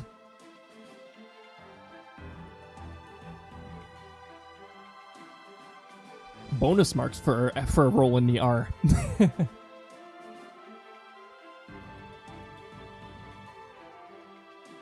I'm noticing I keep moving sectoral leader around quite a bit. And the wrist rotated again. Yep. Okay, there we go.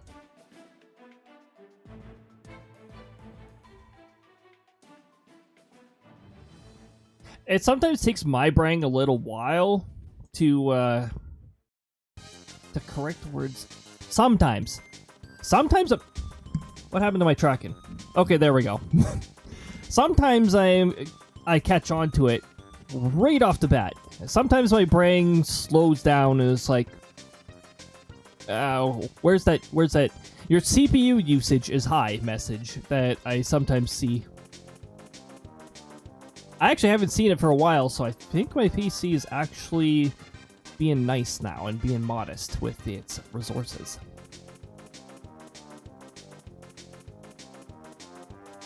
Did I save this? Did I save frame 45? Yes, I did. I had to check. Why is Photos doing this? Stop going to the home page. I don't know what this behavior is with Photos, but Photos is really annoying me.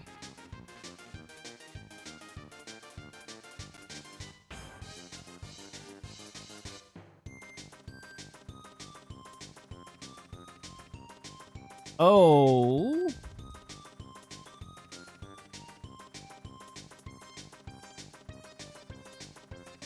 Okay, I think I have all the frames that I need. I think. I'm gonna minimize this instead of outright closing it. Oop, don't want to hit that button. Minimize.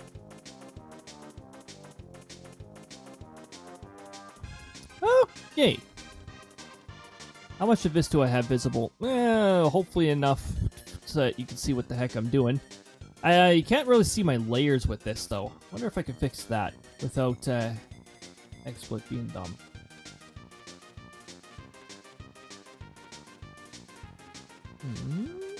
That's gonna be found here.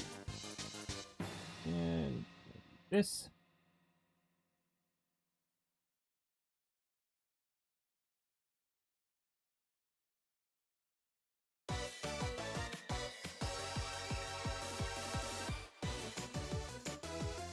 XSplit's being dumb again and lagging. XSplit's always lagging. I will eventually be rid of XSplit and I will be happy. And now it's not centered. Let me just make sure that... No, okay, good.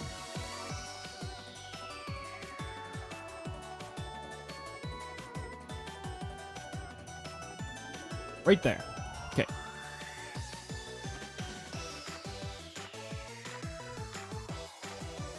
First thing I'm going to do, this is going to be an operation that might take a while because I am importing 45 layers. Hey, you can sort of see the animation. What? Why is it opening in separate files? Oh, this is going to take ages if it's doing this.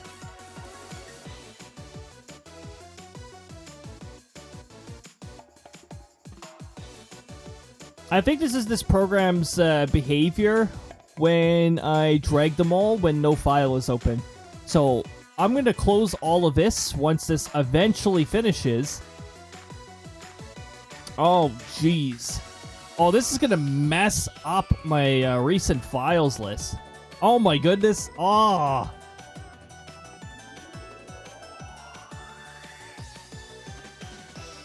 Also, I have to resize the first window, too, to make sure that... Okay. I'm going to close all of this. Just wait. It's going to take a while for it to close all the files that it just opened. And I'm going to reopen it.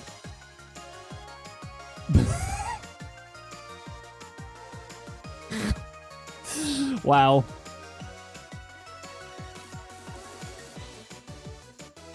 Okay.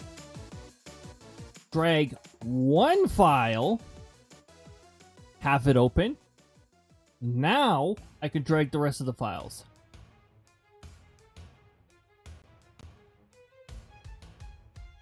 There we go. That's the behavior I want. You can see the layers being populated there. There we go.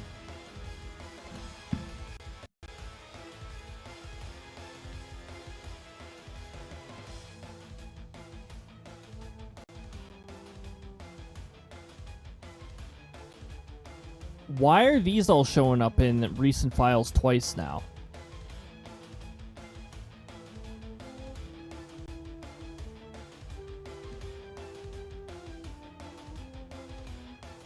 Alright, just give it a bit. It's got to open up all the files. It's on frame 23.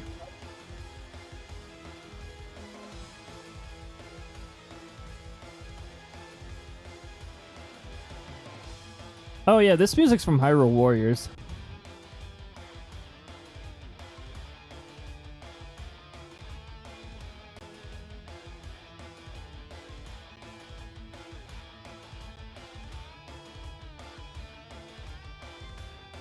Frame 36. It's slowing down.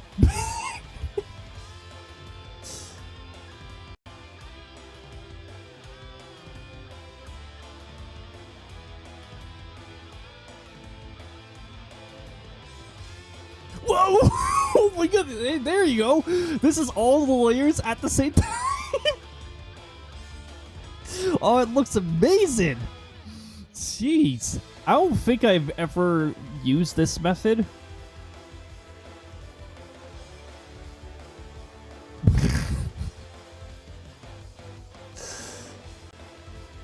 Okay, please hide the layer. Oh my goodness. Oh, it is lagging out. Oh my goodness.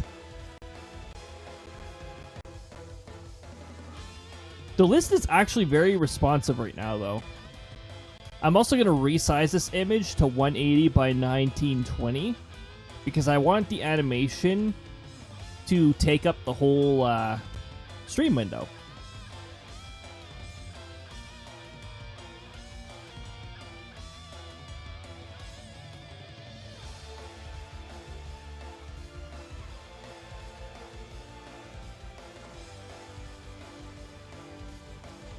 Okay, now I will add the hammer. Actually, I can add the hammer now. Hold on, can I get rid of duplicate entries here? Is there a remove dangling entries? Nope, that didn't do anything. Oh, the duplicates disappeared. Oh, thank goodness.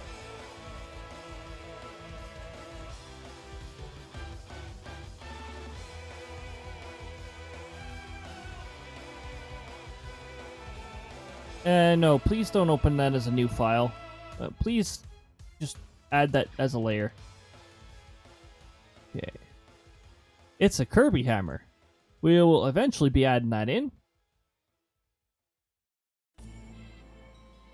I didn't bother with trying to get the whole hammer in because the handle's already going to be obstructed by the hands anyways.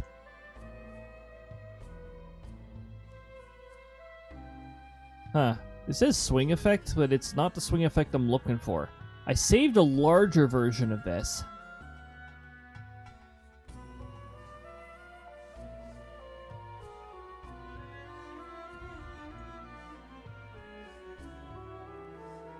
I should be able to find it. I know which folder I put it in, so we'll just go over here.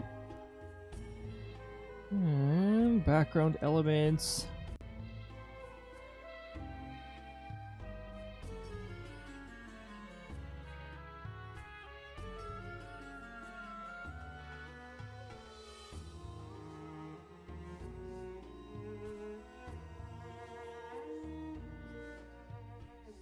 And the bonk effect, I think I will just use one of the stars I have in my folder here. Pybro, welcome on in and enjoy your lurk.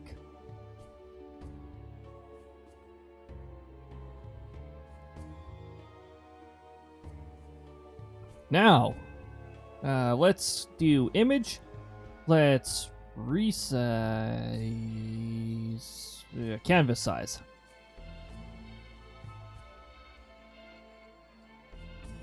$1980 by 1080.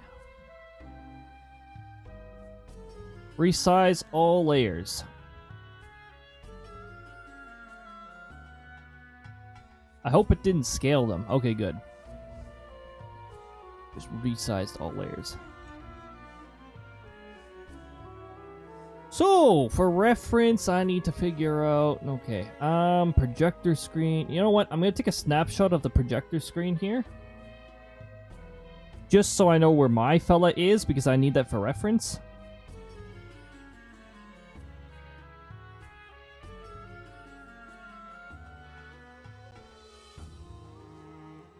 So this is gonna look very meta.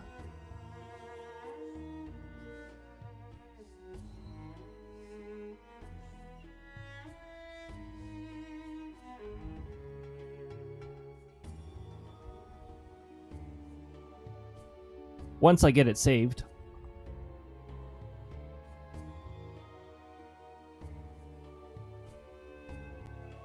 Okay, put it there. Close this up. Bring the folder back up. And go into the directory. It should be a temporary image.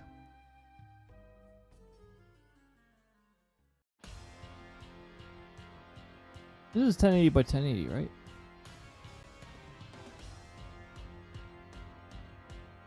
Oh, well, it loaded into the wrong part here, so hold on.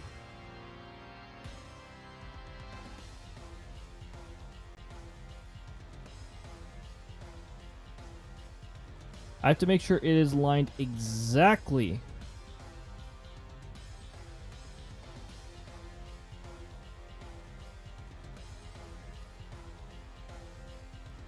Exactly. Exactly where I want it. Why is this wider than 1080 and then okay.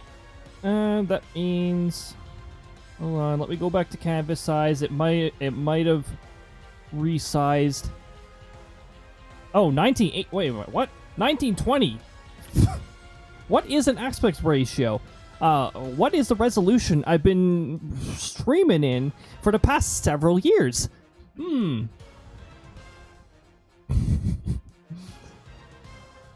Okay. And what I'm gonna do is I'm just gonna have it like faint, because I don't really. I just need to know where my dude is in relativity to everything else, so that I can do the hammer thing properly and like actually aim it. Welcome on in, Spinks.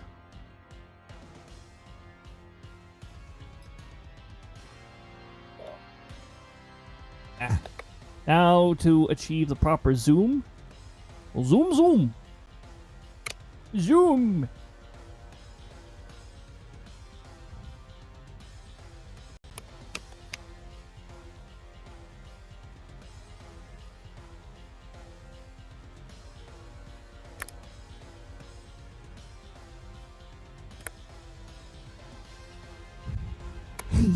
You know what this makes me think of, though?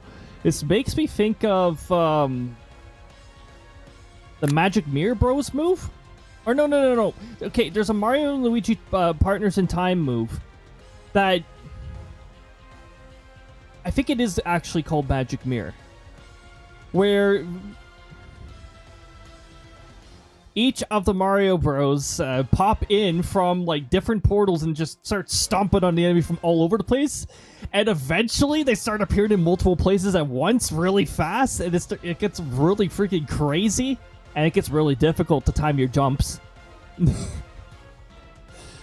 It makes me think of that, just like, yeah, boom, and that happened in multiple times.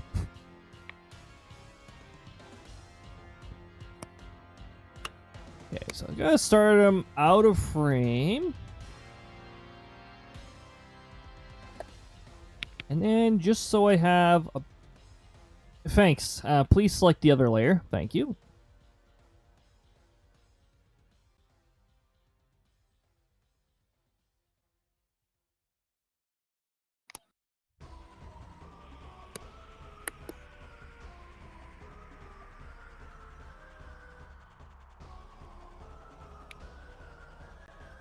So now we actually start to finally see one layer of the magic.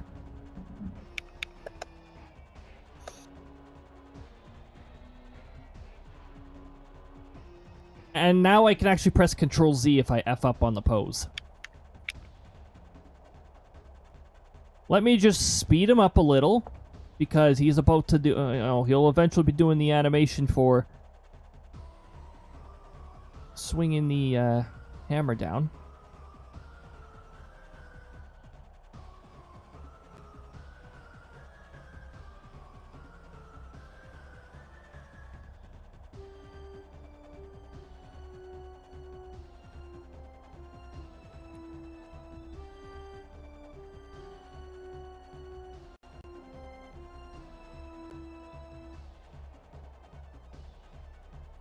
Now, it doesn't matter if he goes out of frame here. This is totally fine. Huh.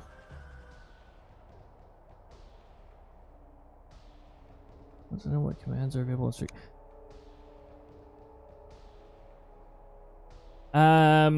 That particular variable message should not be displaying right now. It's still accurate, but that is supposed to be when the stream mode is currently set to weather. I'm gonna give that a quick check because that is not supposed to be how that behaves. Run random effect. Previous streams. That previous streams message is long. I may have to shorten that.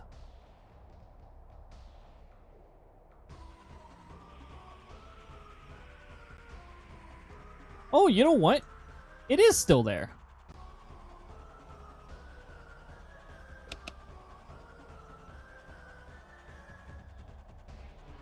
Oh, that's... Okay, no, never mind. That's normal behavior. Okay. I run a lot of logic on Firebot. It's ridiculous.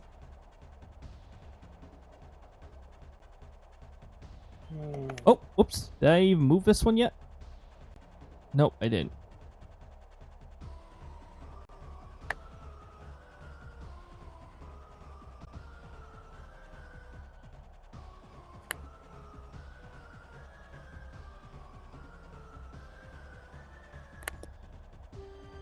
Okay, this is when I start rotating.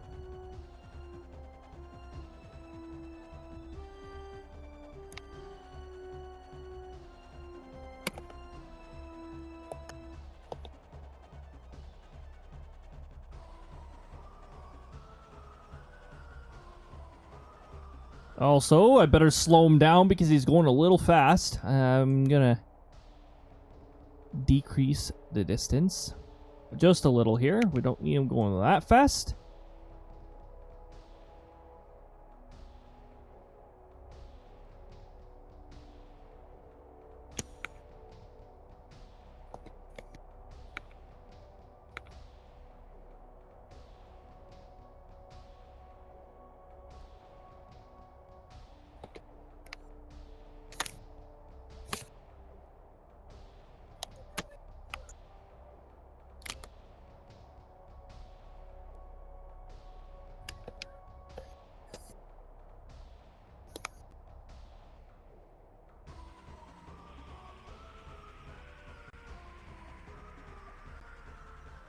Okay, this is... Wait, frame 10 is the repeat frame? Nah, let's just do the rotation. I'm pretty sure I told myself that frame 11 was the repeat frame, actually.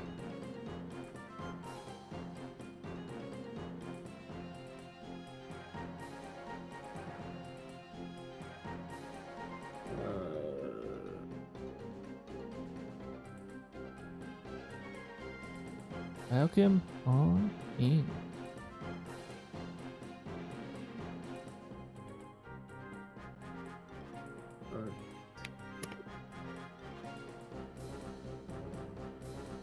Now, eventually I'm going to have to rename all these layers. I'm going to have to rename them like frame 1, frame 2, frame 3 onwards. And for the ones where I want the frames to hold for longer, I'll also have to specify a different delay. You can create your GIFs in GIMP, you're just doing them layer by layer. Actually, you know, when I first found out that dragging a GIF, an animated GIF into GIMP actually shows the frame by frame in the layers when you drag it in. I was like, oh, that's how it works. I mean, you know, that's how GIFs actually work, yes. I just didn't know the syntax for achieving it in GIMP until I saw it in the layers when I dragged an animated GIF into it. I was like, wait a minute. And that was actually when I was creating the lurk emote.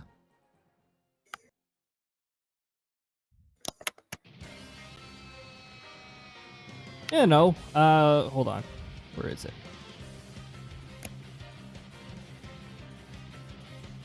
You know, this one.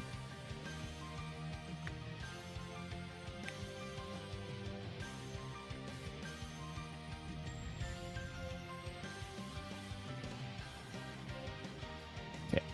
Now, I don't need that many frames, previous frames now. Now I'm just going to stick with one for the time being. And this one, what I'm going to do is I'm going to duplicate it because I want to rotate him while holding that frame. So we're going to do a little more rotation here. A little more rotation, a little more move.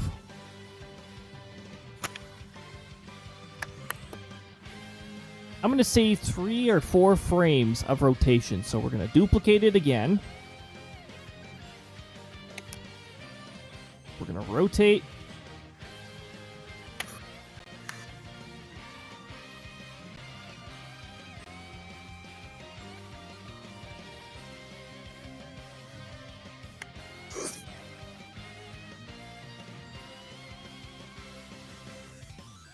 Duplicate one more time.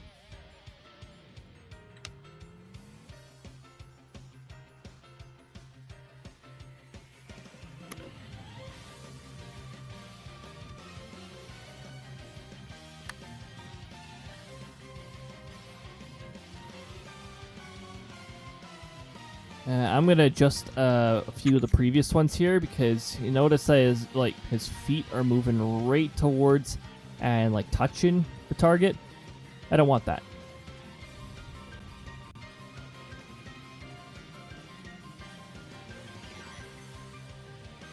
We'll keep the feet really close, but we will make it evident that he is moving a little.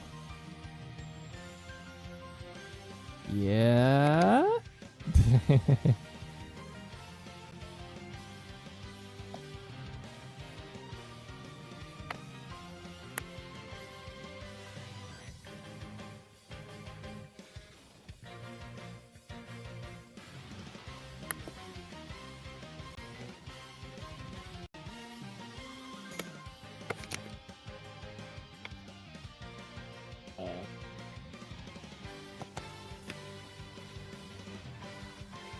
Okay, there's where the swing starts to happen.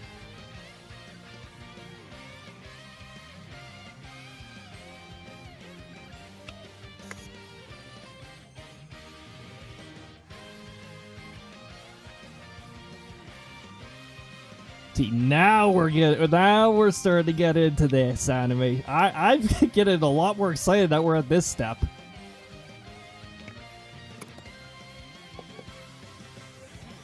It's gonna look even more amazing once the hammer's added.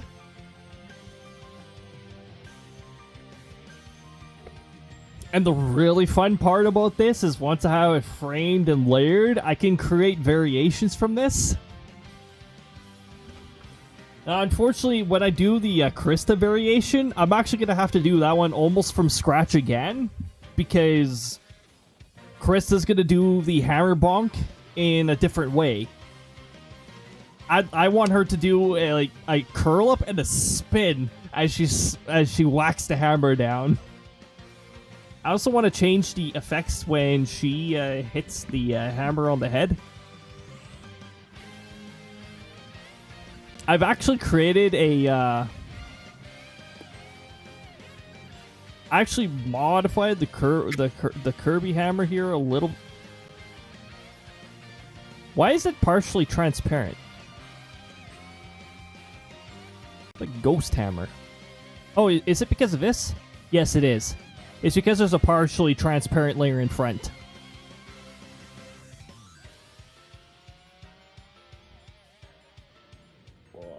Okay. But I actually created a, oh, okay. I have to go back to that folder. Grim Burrito, welcome on in and have a fantastic lurk. Oh, this music that's playing right now, you're going to hear that a couple Saturdays from now when we do the Crystal Tower raids. We do have to do it as part of post-ARR storyline. And my favorite part about it is the music.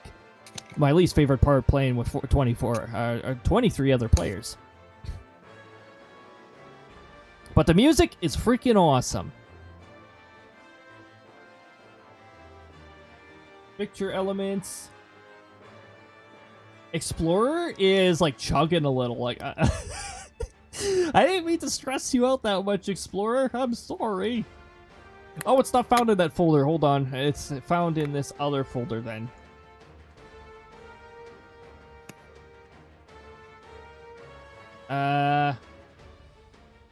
I'm lost. Where did I put it?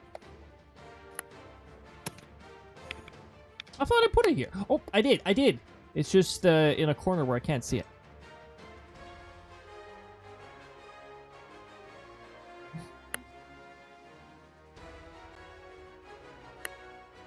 See, it's sort of the same hammer. It's just been Christified a little.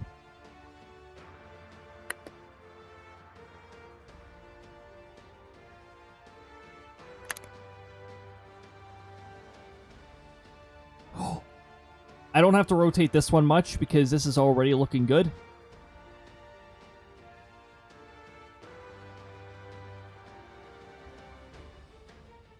Move.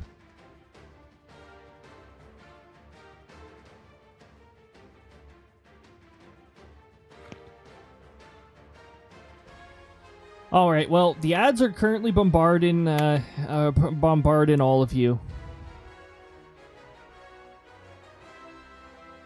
I sort of want to slow down while the until the ads are over, but at the same time, I'm really itching to continue this. Dang.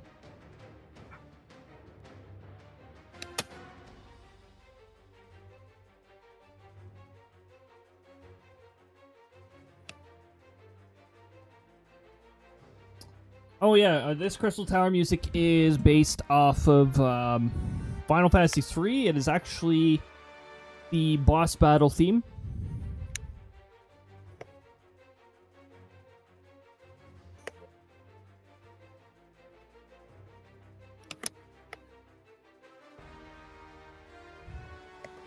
This part's just a little bit they added on so that the loop wasn't so short.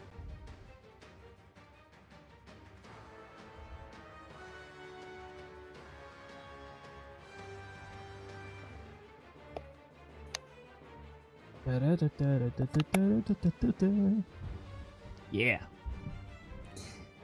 Kelsey! Good to see you here. Welcome on in. I hope your day has been going fantastic so far. We are having a lot of fun with the with this now that we're at the actual animated part of the stage.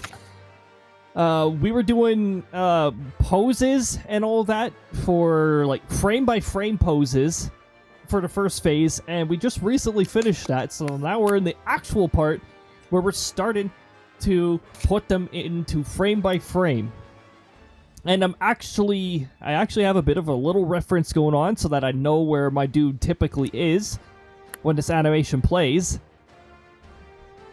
Right now, we're just doing my character without the hammer. I'm going to be doing some other characters in the future as well. Because, let's face it, Hammer Bonk of the Sector Leader Hammer, the Sector Leader, is a paradox and will not happen. He wouldn't do that to himself. However, Krista bonking somebody else with a hammer, yeah, she might do that playfully. No.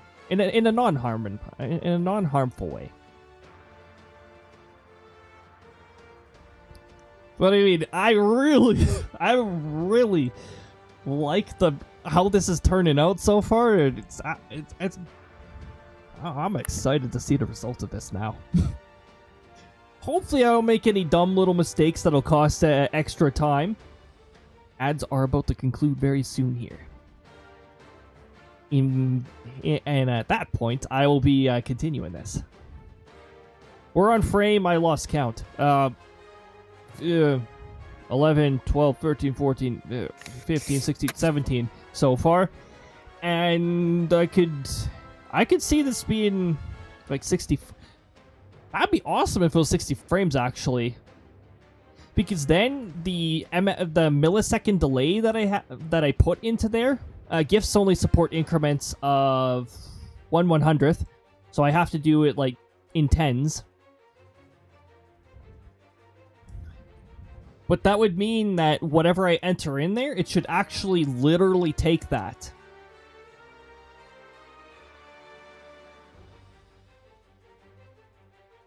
But yeah, I've got like all these animations going on here. Oh, what the hell is this? Why is frame 18 messed up?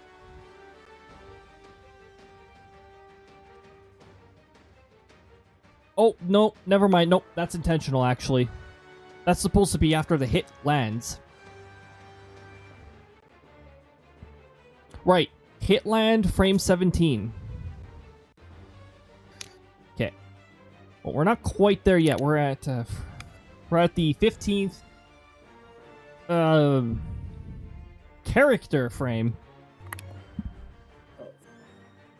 But yeah, I hope things are going fantastic.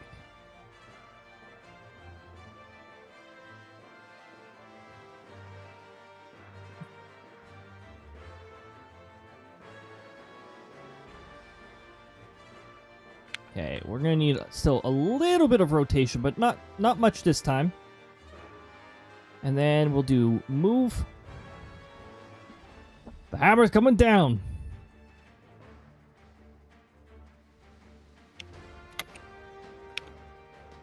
Now, I gotta remember, frame 17 is where the hammer lands, so I actually, I gotta get the rotation thing going a little faster here. 16 here. Oh, actually, you Prestige and Phasmo. And Phasmo, congrats on that. Nice. Oh, it's quite the grind to get to the 100 that you need for that. Especially if you get a bugged ghost. I've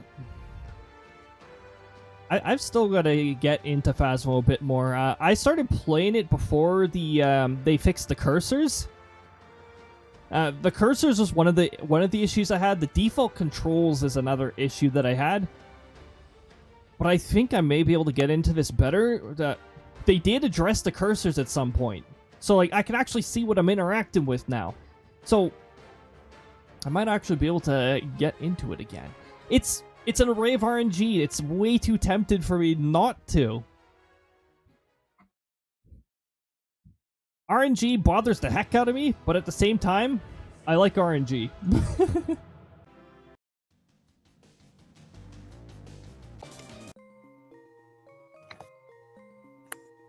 Well, I think a lot of people who play Pokemon will recognize this. Okay, judging by... Oh, I did not exaggerate the spinning fast enough. Okay, hold on. Let me go back a few frames here. To after the swing happens. Okay, I'm going to make the swing speed faster here. Which is fine by me.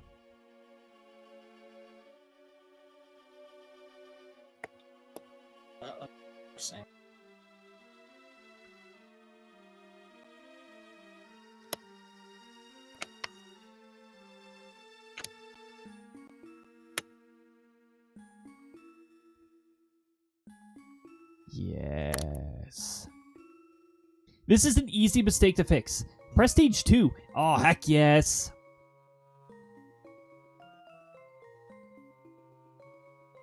What? Man, yeah. It takes so long to get to the point where you can finally prestige, so really a milestone when you get there.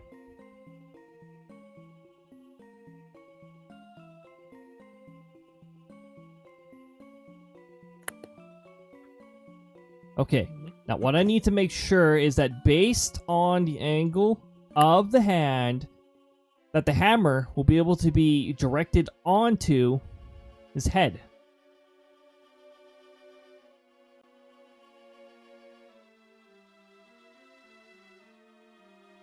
That's not enough rotation. We'll just do a little more.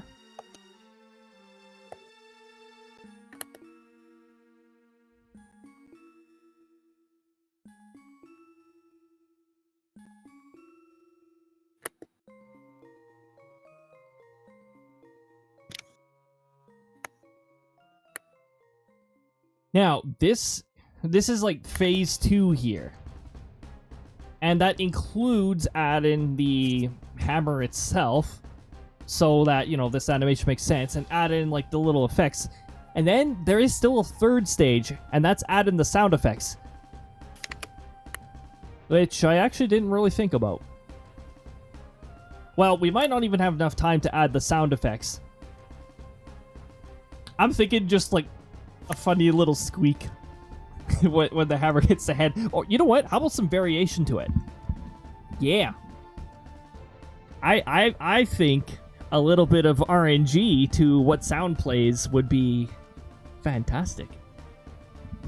Hold on, my microphone, my microphone's swivel thing is being weird. Let me just. It does this once in a while where it starts to unscrew from its arm. It's like, yeah, no, please stay. Thank you.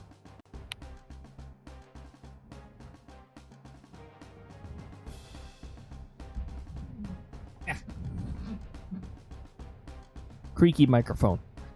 That's actually the arm. Actually, I'm not even sure if that goes through, because I know OBS has had issues with ever since one of the updates. I use the I think it's like the Stadium USB Pro. It's an Australian microphone, by the way. This is a microphone that I ordered while I was in Australia, so it's just like Aussie microphone. This microphone has been on a trip across the ocean. In safety, thankfully, because all my electronics in that... Well, I mean, you're supposed to do this anyways. You're supposed to keep your electronics with you when you're during a flight.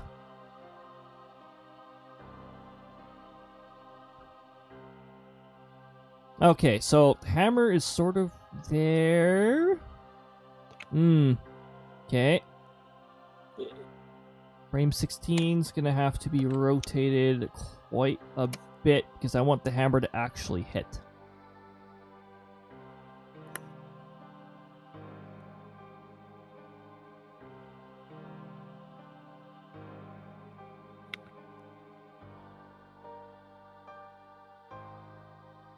Okay. I'm gonna bring the hammer over for reference because I need to know where it'll be.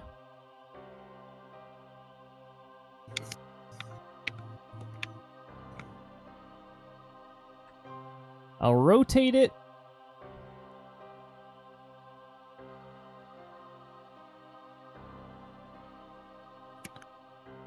Perfect. Perfect. That's exactly the angle that I want. Okay, now I'm going to undo that because I did not want to scale the... or mess anything up with the microphone. When you... microphone. With the hammer. I was talking about microphones, see?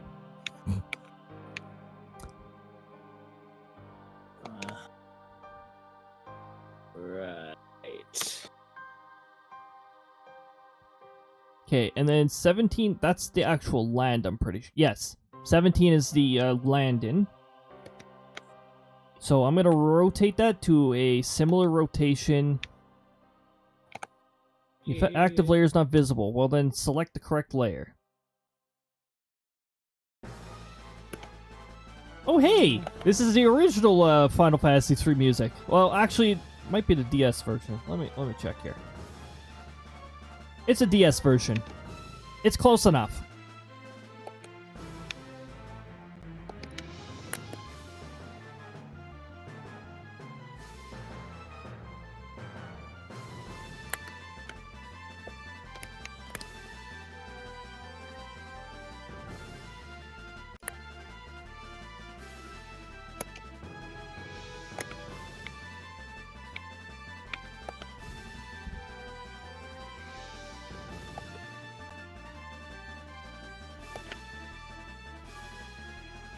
I almost want to see what it looks like already, but it's like, no, we don't have all the frames in yet.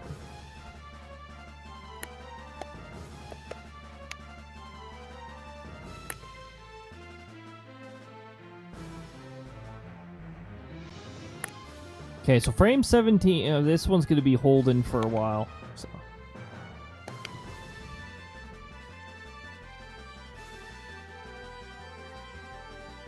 Actually, I think up to this point, I can actually start renaming these layers. Frame 1.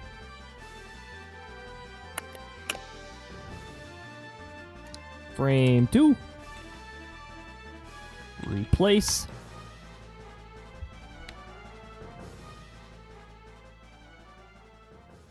Frame 3. Replace.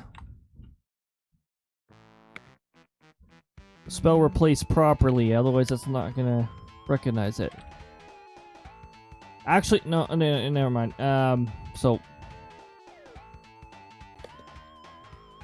I'm actually going to exclude putting in replace this time because there is actually a part when you're saving this as a and when you're exporting this as a GIF that allows you to select the behavior for something that's unlabeled.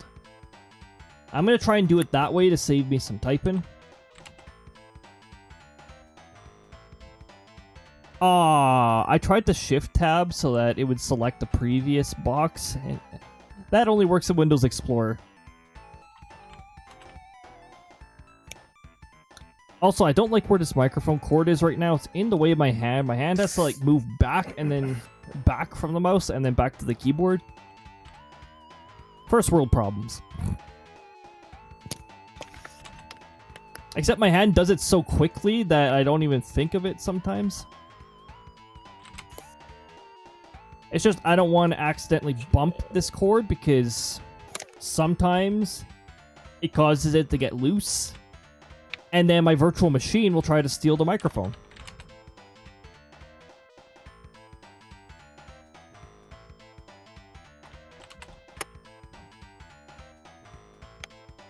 Wait a minute.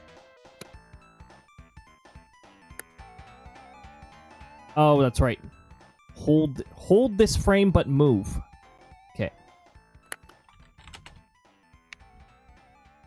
I would go into my folder and play Bat or something like that because I say that a lot. However, the layer that handles that currently is on the VOD track, so you wouldn't be able to hear it.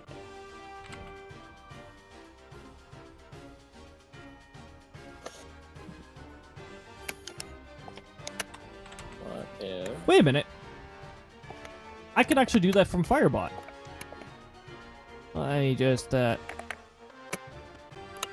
except the commands list takes a decade to load in Firebot ever since its update. Hopefully they fix that, because that's a recent thing that seems to have broken a little.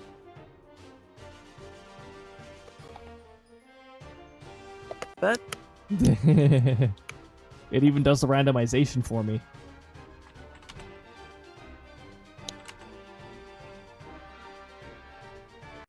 Frame 15.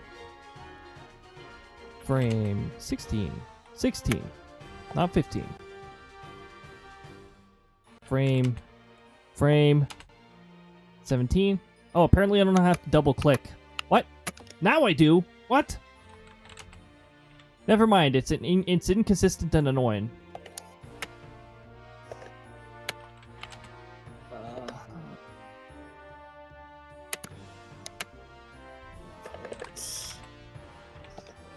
Okay, it's a really annoying glitch. That's what's going on here.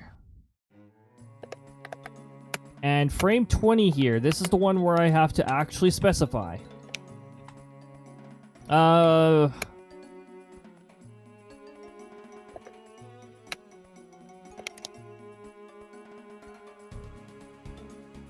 about 2 seconds? 2000. Do I put a space next to it or do I not? 2000. I actually don't remember.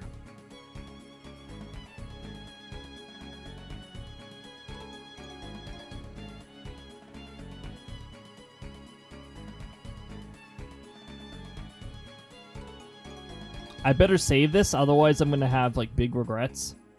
I think GIMP has a recovery mode, but I'd rather not take my chances. Did I save all these in the animation folder, or is it in a different folder? Oh, there used to be a fox there.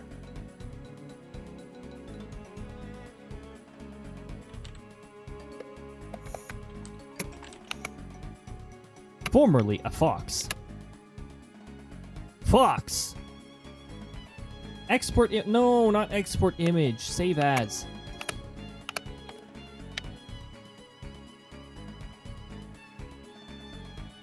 Hammer. Sectoral leader Cody. Yeah, it was just passing through, yet everyone in my base was like, you dare come into my lair, you must die. Jeez.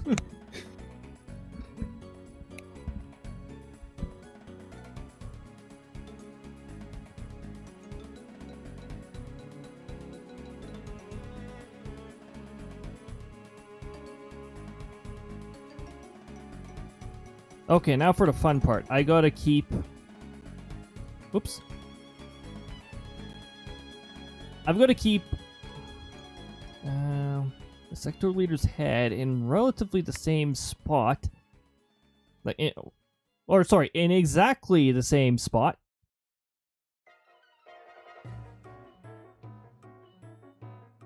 Is there a layer that shouldn't be visible? What's going on here?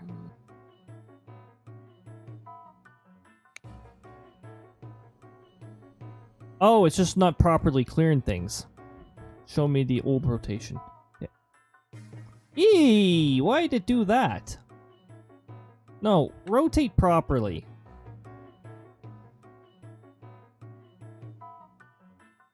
Actually, you know what? If you're gonna do it that way...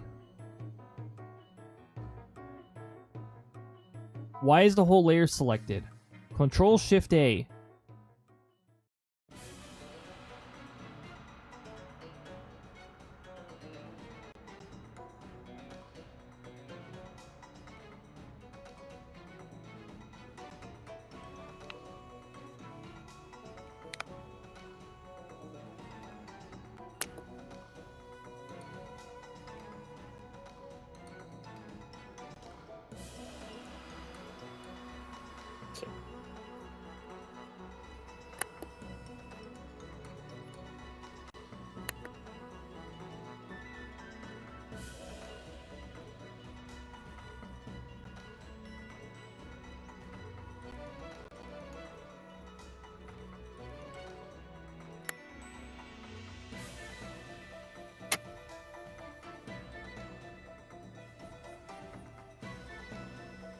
Man, this is gonna be a bit of a problem.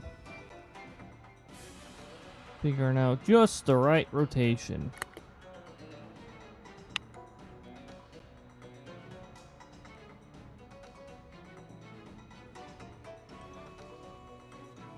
Oh, you know what? I have interpolation off. Which is good, because it sort of degrades the quality every time I rotate something. I have it on by default when I'm rotating things, but I shut it off when I'm doing specific things like this. Because it sort of degrades the quality every time I rotate something. I don't want that. I know this looks a little crusty, but you know what? That's fine.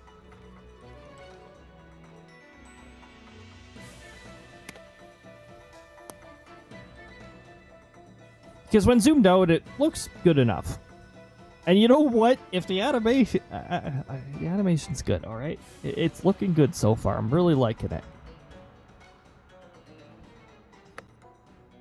Ironically enough, this part might take much longer because I have to keep him still and only have the legs drop down with the gravity. Oh, the heck? Okay.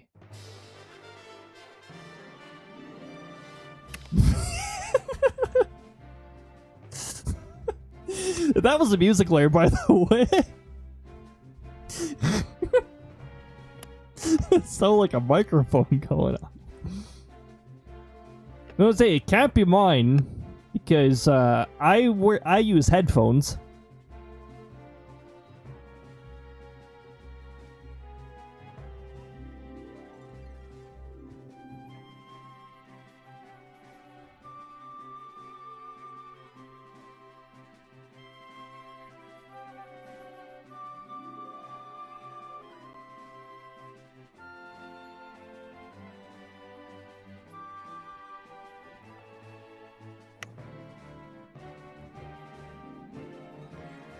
Oh, I can actually start moving him now.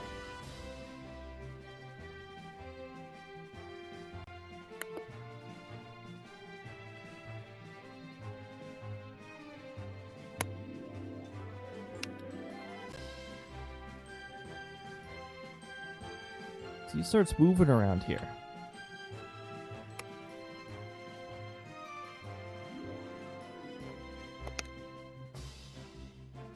I just have to move him correctly so that it can land on the ground properly. Wait a minute. No, I can't. I can't start moving him. I can't start moving him until his fists start to unclench, indicating that he's letting go of the hammer. We'll hide that for now.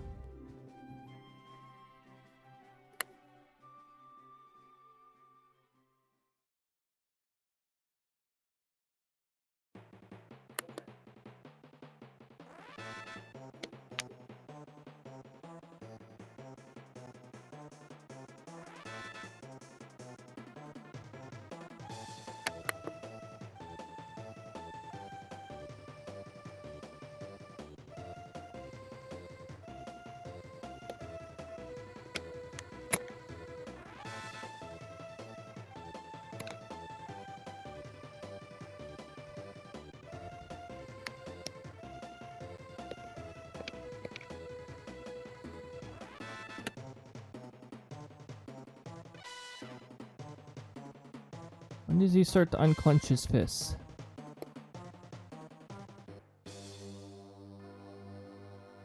Frame 23. Character frame 23.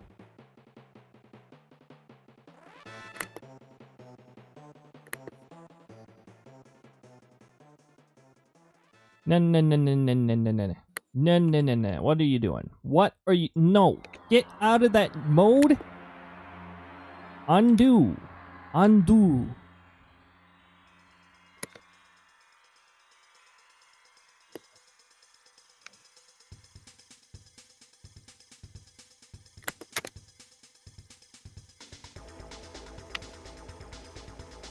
Okay.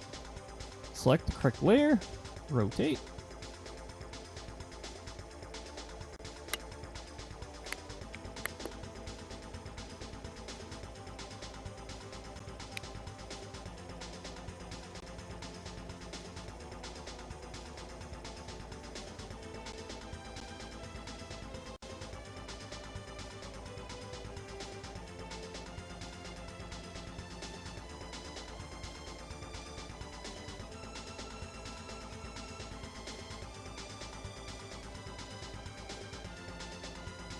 Okay, the rotation is incorrect.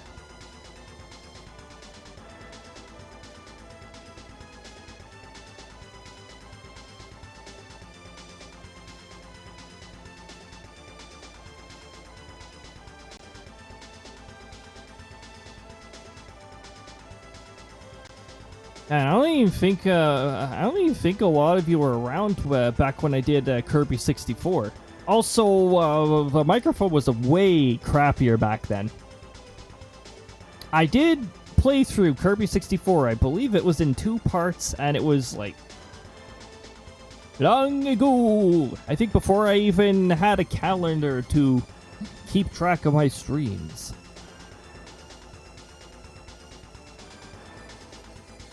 It was fun. I think it was the same stages that are typically bullcrap that were annoying to me.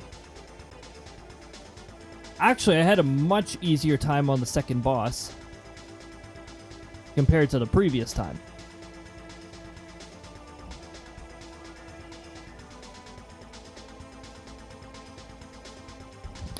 My microphone keeps adjusting itself. Please do not. It really likes to, it really likes to like raise its elevation a little. I think I might need to adjust something on it so that it stops doing that.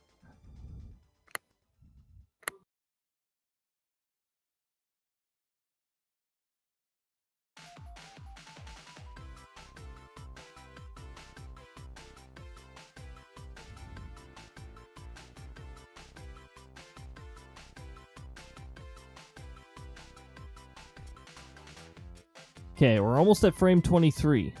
Frame 23 is when I can finally stop worrying about his rotation.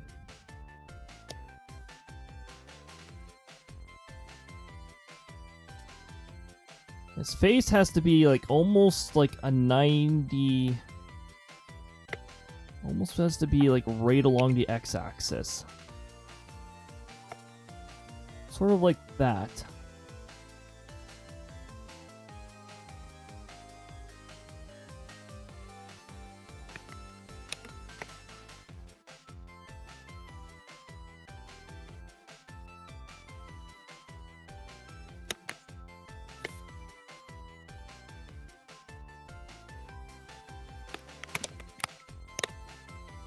What the heck? Ah. Nope.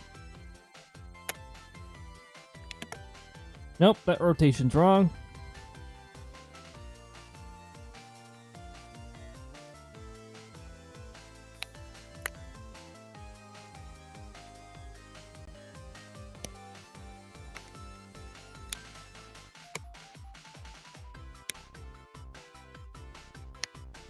I actually don't like this version of Green Hill Zone very much because it doesn't loop very well.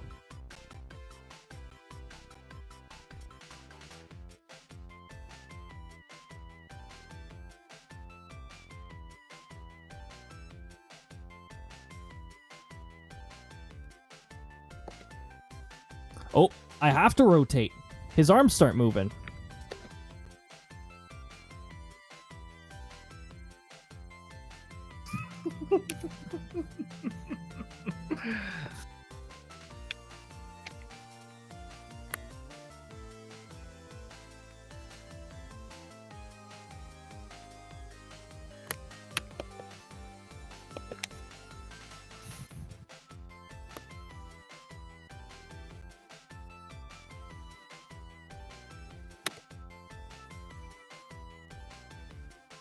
Okay.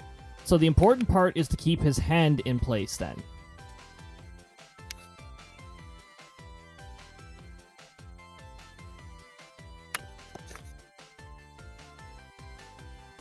Even his hands move a little. Not enough to mess with the hammer though.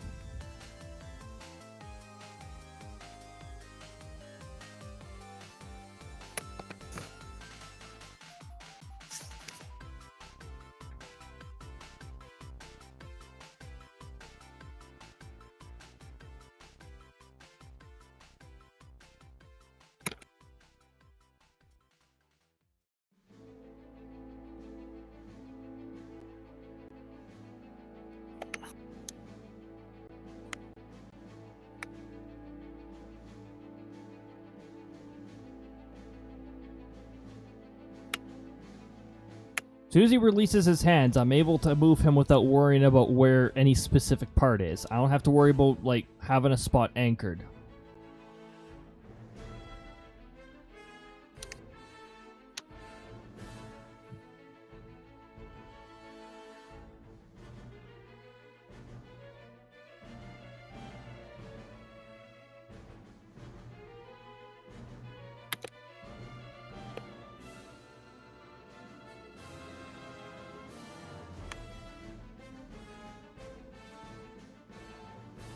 No. Move. Do move.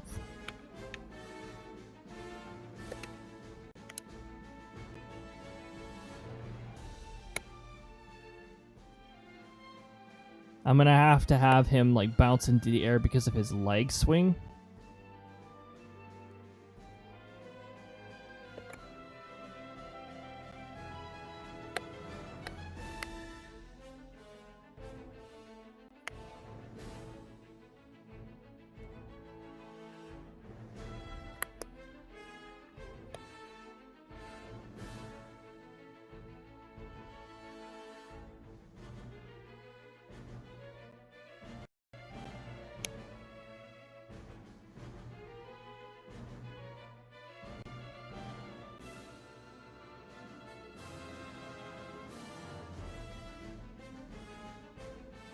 You see his other arm, otherwise you think he'd be hugging.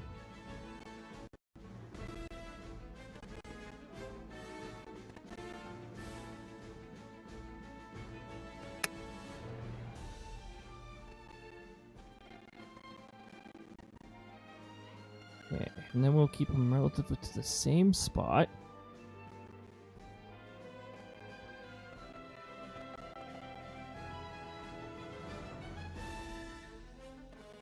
I no longer have to worry about rotation. Now I just have to worry about keeping the feet somewhere around the same spot here, so it's not moving involuntarily.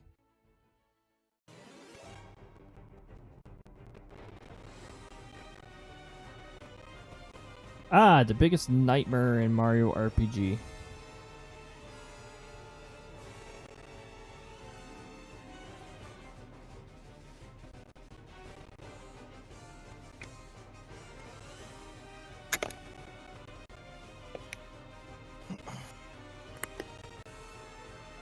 Oh no, the zoom! The zoom got fucked up here. Ah.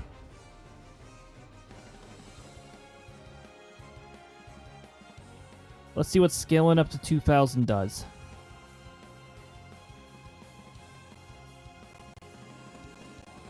Thank goodness. Okay, easy save. Scale up to 200. The stupid zoom had to change.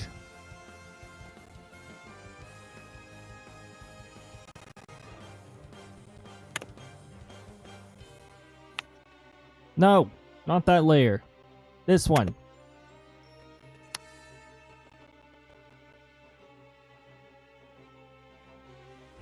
I'm gonna have to scale them all to 2000 now. Well, all the ones that are like this. 2000.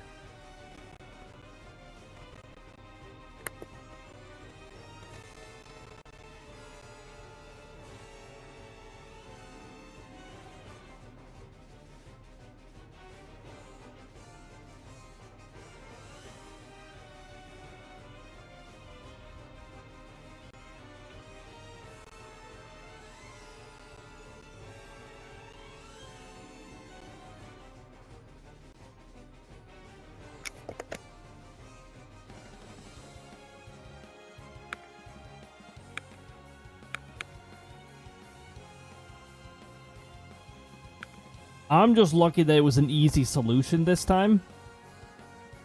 Screwing up on the zoom in.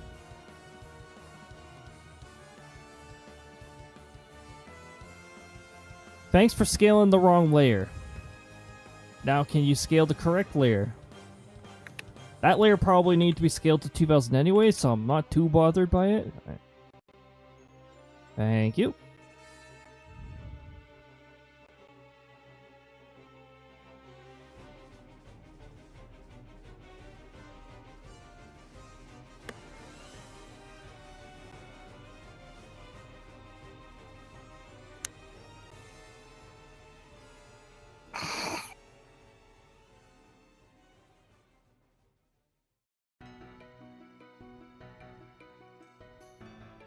Layer. Scale. 2000.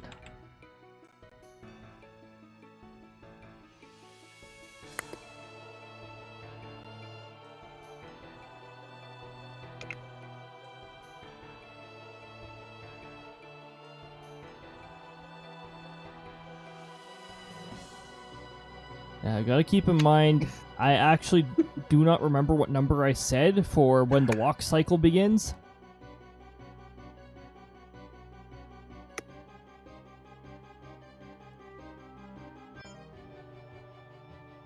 Let me mute that.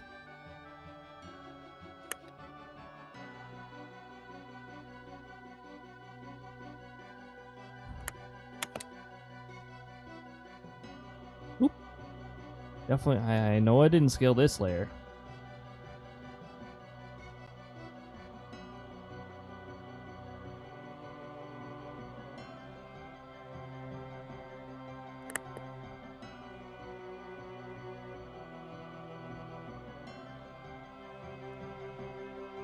Okay, the walking cycle sorta starts here. Oh, he's still finishing his turn. I don't think I have a good walk cycle here.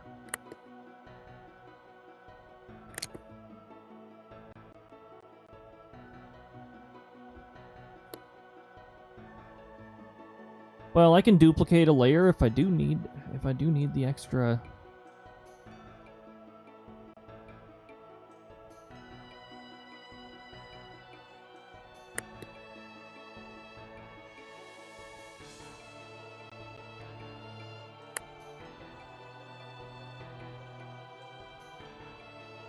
They're all going to need to be scaled to 2000 anyways. 2000 width. More importantly, the 1125 height.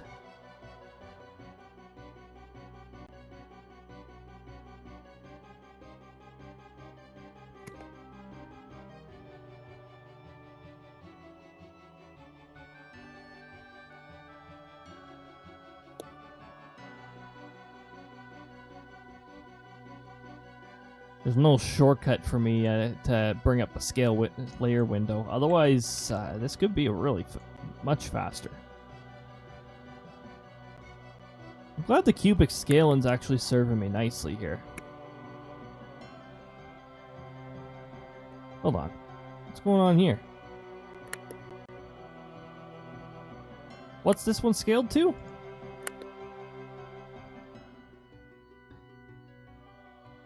You gotta be kidding me. I better not have screwed around with the scaling again. Not supposed to mess with the zoom. Jeez.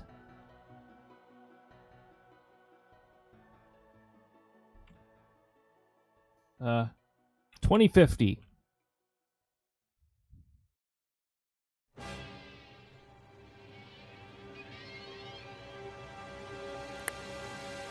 $2050 it is.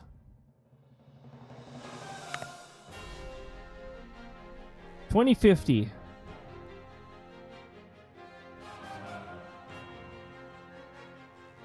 When your local city promises something to be done by a certain year, just say it'll be done by 2050, and you won't be disappointed.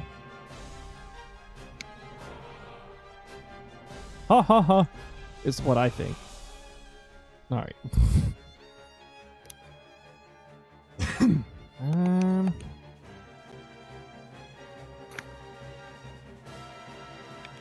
Kid Icarus Uprising was on the 3DS. Dang it. It's another game that would be a lot of fun to stream if it wasn't on the 3DS.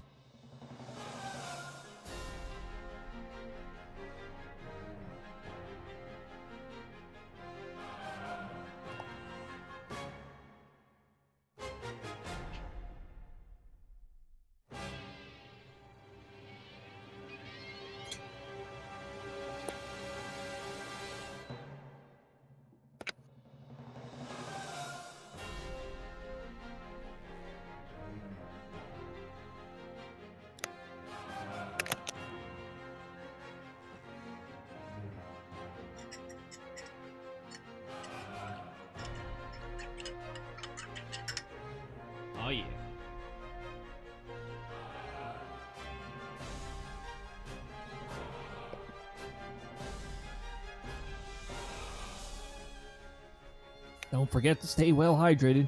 And don't forget, there are some fun redeems that you can use to.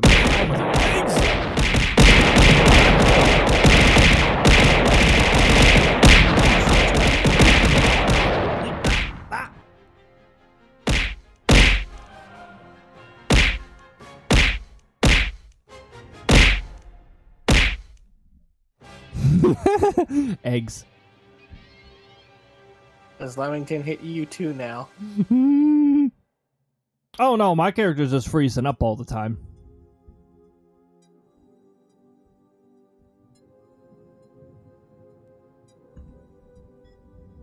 Actually, it's whenever I leave the frame for, if I leave the frame, sometimes it will not recognize when I'm back. No Leventon here. Right.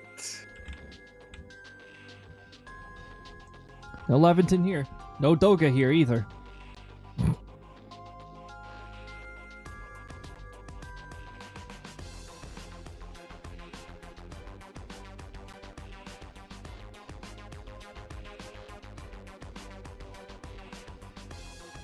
Oh wow, I almost don't have to move this one. Okay.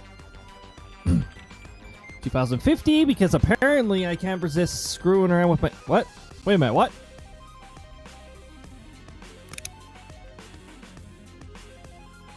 Oh. Okay. Okay, now I need to be paying attention to the height.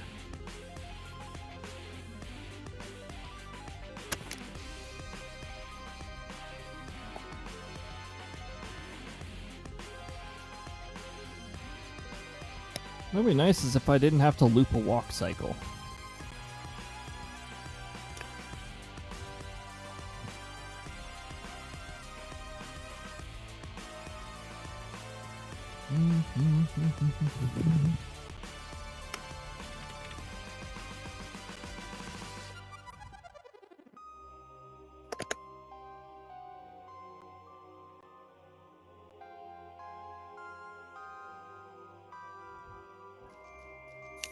Can't have him move quickly yet because he's not at the correct part of the walk cycle for that. Layer. Scale. 2050.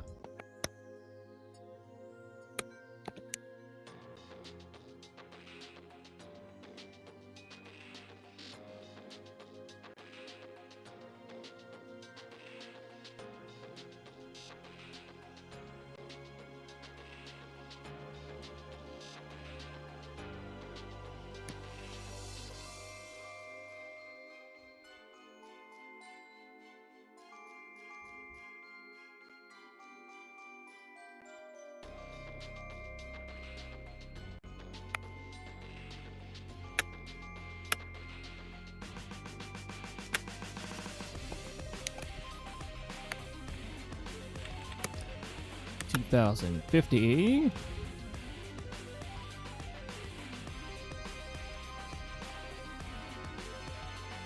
Weird lean. Weird lean. I don't like frame 41 very much. So hopefully frame 42 makes a bit more sense.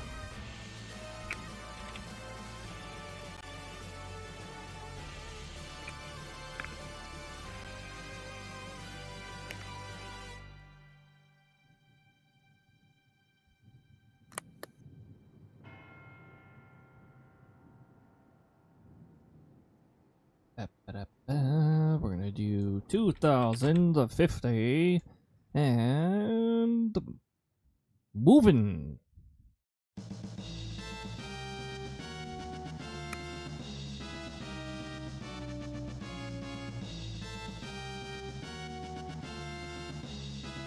Layer scale 2,050.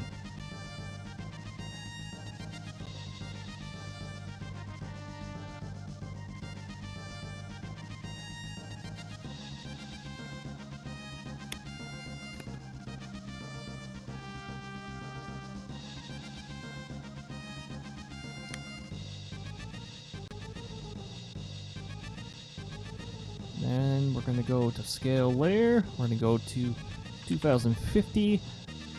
Oh.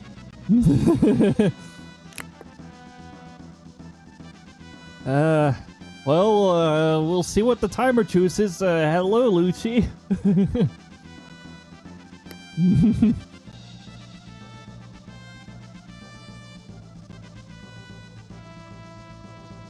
Spooky, scary RNG. Oh, you've been here the whole time. Well, welcome on in. I hope you've been having a fun time.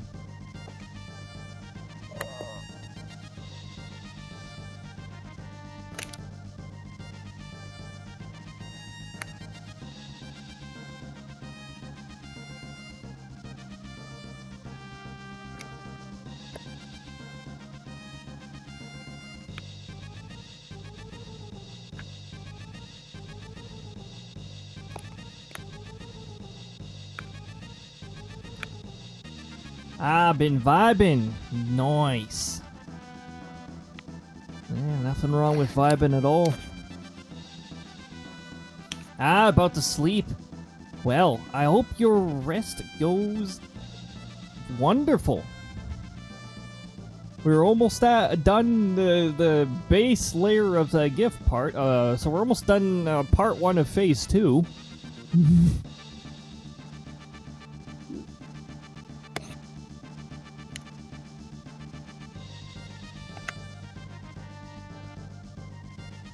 Looks like I do have to actually end up doing a copy. Yeah, I hope your sleep goes well. Thanks for chilling on out. We'll I know that delay. I know that jump scare somewhere. I just don't know where. Somewhere.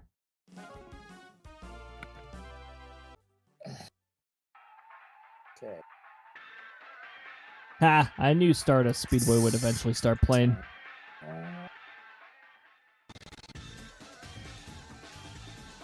Oh, wait, what's going on here? Unselected this layer is not doing anything. Where is this layer? Huh. Yeah. Oh, it's because I duplicated the layer up here. Okay, we're gonna move this layer so it makes a little more sense.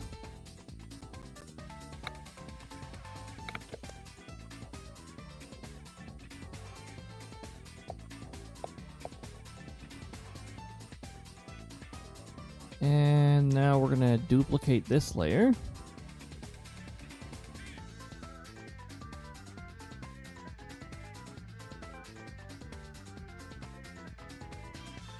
I don't have to scale them anymore.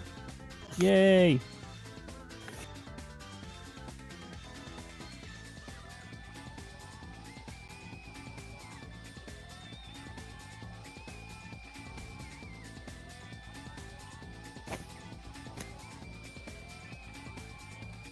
Okay.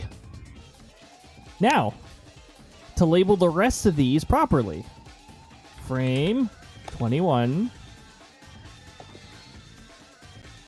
Double clicking while another thing is in rename mode is really annoying, apparently. 22. Frame 23.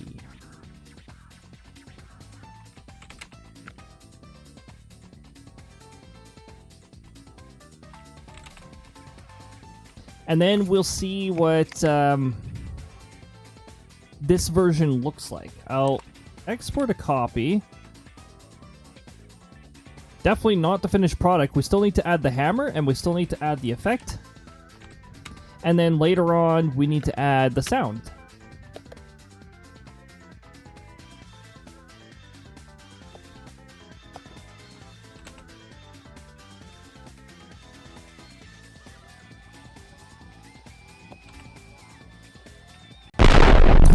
Oh! The X-Narcs have fired their cannon. Jeez. What was that roll? That was like 4 minutes, was it? Or it was like closer to 5 minutes. That was definitely a delayed one.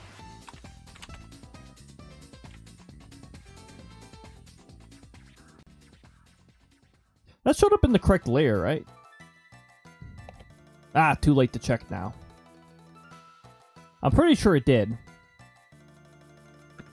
Yeah, anything Firebolt related should have... Wait, let me test. That... Yep, it appears in the right layer.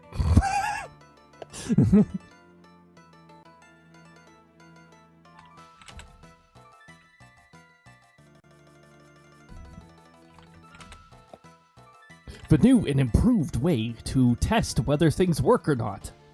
But...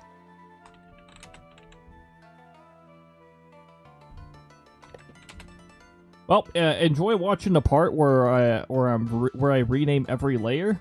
Ay vey. And deal with the annoying deselect bug that happens if I double click off of a rename. Frame 36.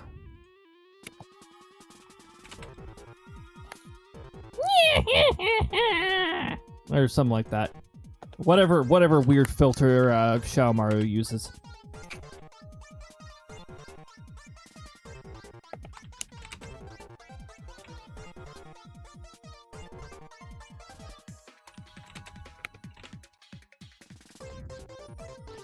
I still remember the Shadow Mario races best, but when Mario gets stuck on Shadow Mario and a whole bunch of star bits start coming out, just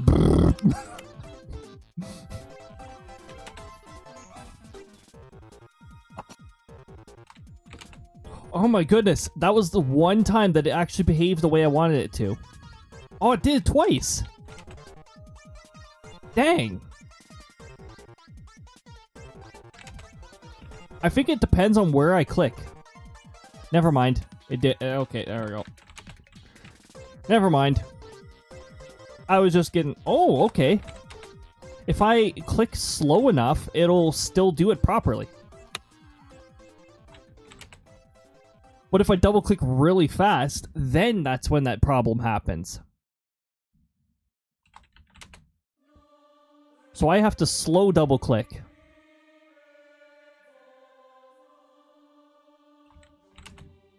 Frame 49. Well, it ended up being 50 frames. Which is fine.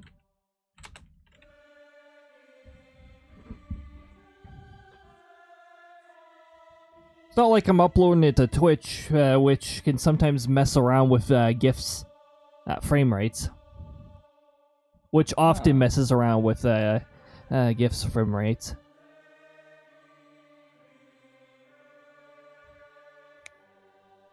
Now, first thing I'm going to do here is I'm going to save. This project takes a little while to save. I'm going to temporarily delete these layers. Because when you're publishing a GIF as an animation, the mode that I'm setting it to, it's going to count every single layer as a frame, including the hidden ones.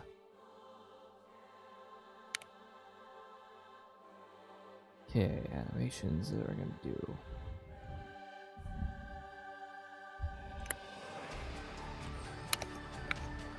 Let's see. Yeah. V 0.5 dot GIF. You're probably not going to see the window that pops up, but essentially it gives me options for GIF and has as animation unchecked by default, which annoys me. Why else would I create a GIF? As animation, delay between frames, I will start by setting that as 50. Frame disposal where unspecified. We're going to set 1 frame per layer. 50 where unspecified. You know that 1 frame where we specified 2000? That'll be the frame that stays around for 2000 milliseconds.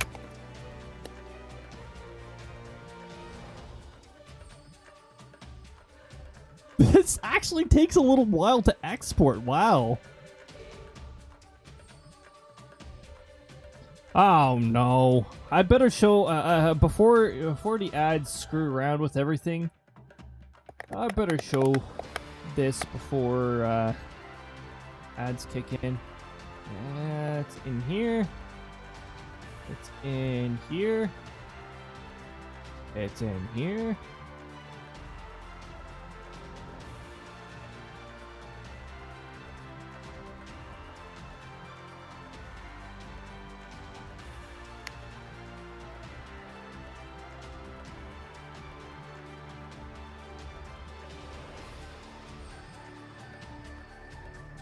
And let me just do this. And pop the desktop back up.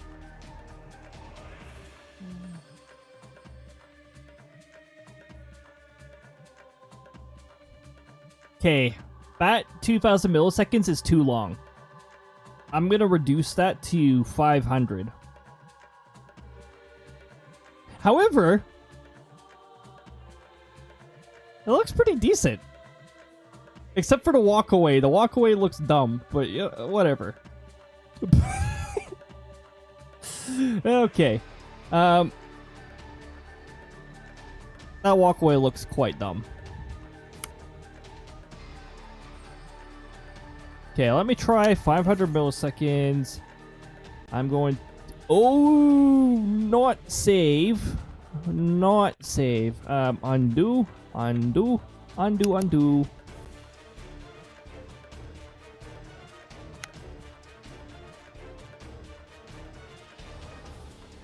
Oh, hey, it's Krista.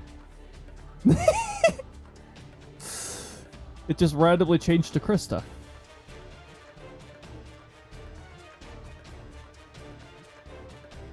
Oh well, the desktop layer's not there anyways. I guess you guys didn't get to see Krista.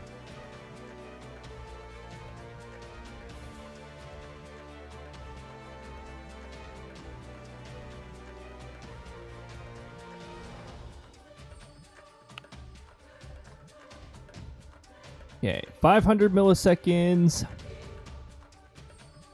And we're gonna save it like this with all the layers out. No deleted layers. I don't want to go through the trouble to have to bring them back. Okay. Delete these layers only for the exporting part. Why is Photos so defective right now? I'm gonna have to like find out how to completely wipe it so that it has to retry, so that it has to start right over again. Photos is getting on my nerves.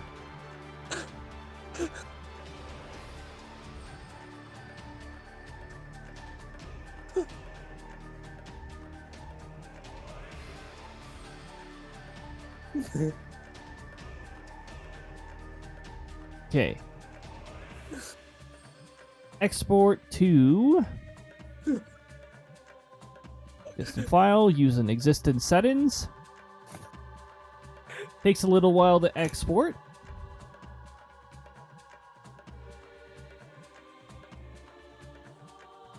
Undo, undo, undo. Get the effects all back.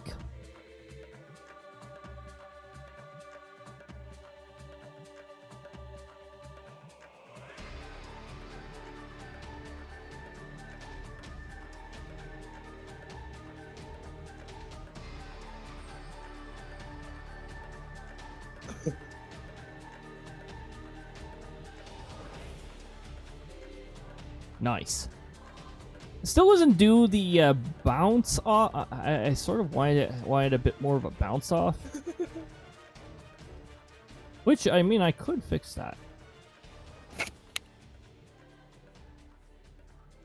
Anyways, let's bring this back before the Photos application glitches and shows different pictures again. Since it seems to really like to do that.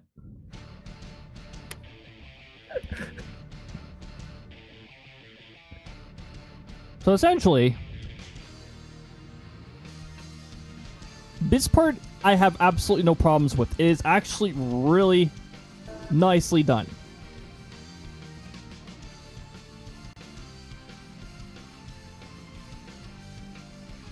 And that 500 millisecond delay is actually perfect.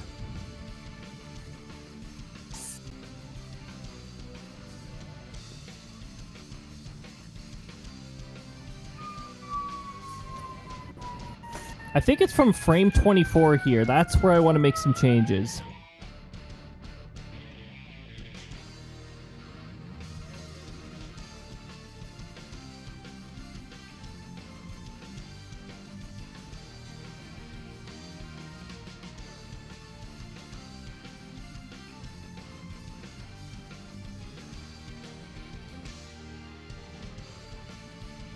Now, I have to wait until his hands open up.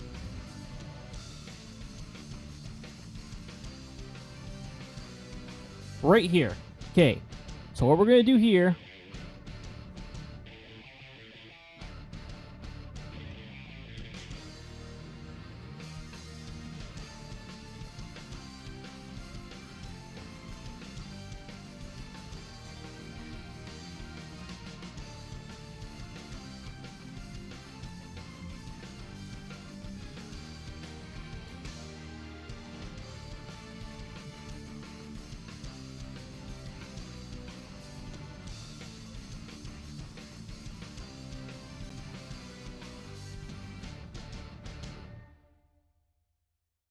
There we go.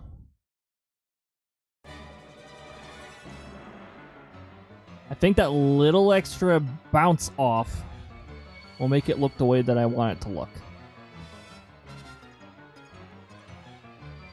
Save the file. Delete the extra layers. Ah, good. Ads are over. Good, good. Now, I'll actually be able to show... Uh-oh, I hope minimize and XSplit didn't cause things to freeze up.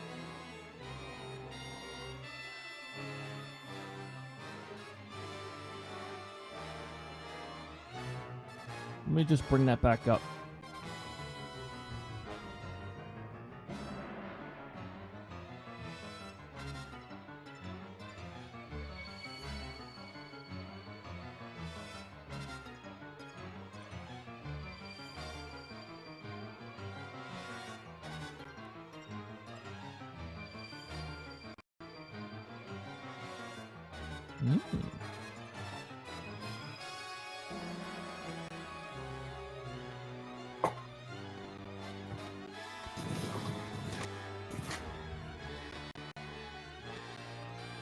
Let me just move XSplit over here.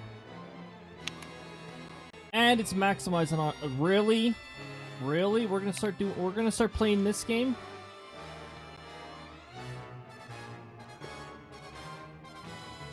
Apparently. Dang, Windows is being trashed today.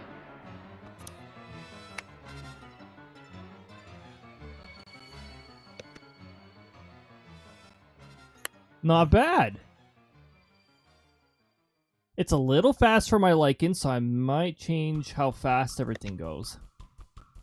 I should probably get this right before I proceed with adding the hammer.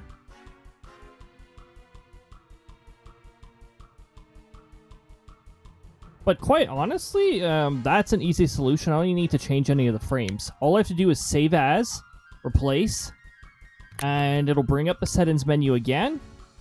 And I can go 80 milliseconds. Or you know what? 100. We'll half the speed.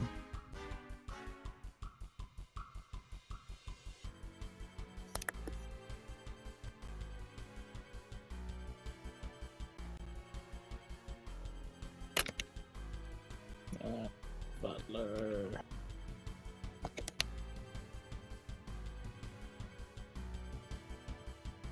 Now then, let's bring this up again.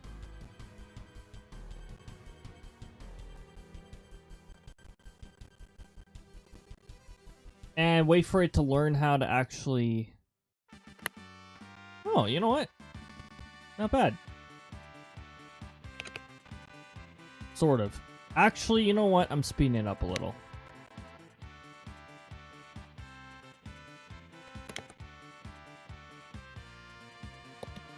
No.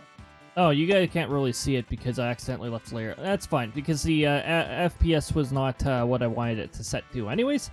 So, We're gonna try this again. Export, replace, and I'm gonna go with 80.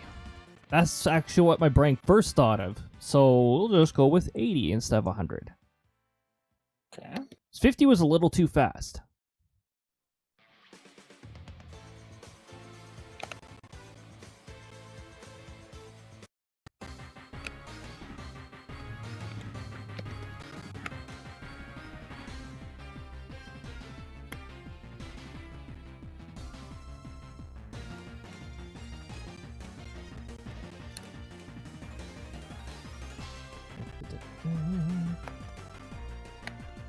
This, minimize this.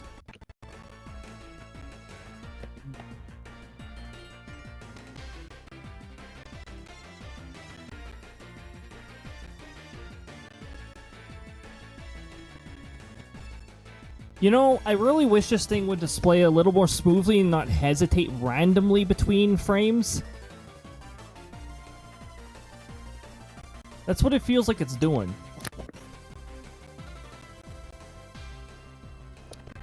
You know what? The rotation is not starting early enough. There's gonna be a lot of little improvements that I'm gonna need to make here.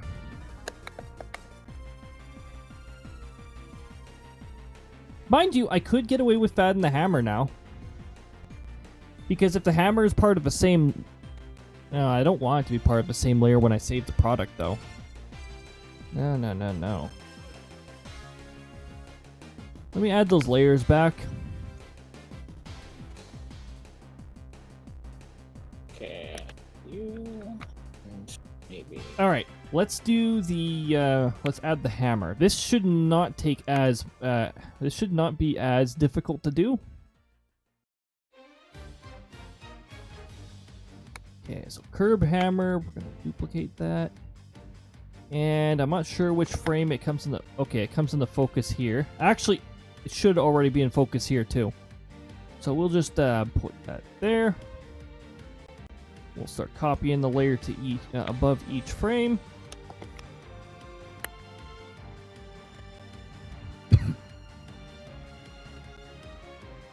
And...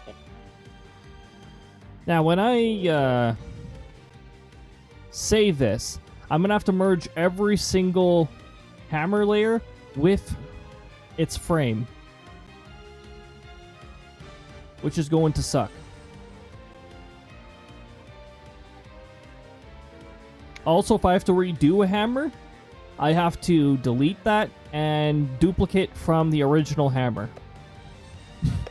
Because I'm going to have to customer... Oh, never mind. You know what? I said it was going to be fast. It isn't. Frame 1 will be fast, because the handle's out of focus.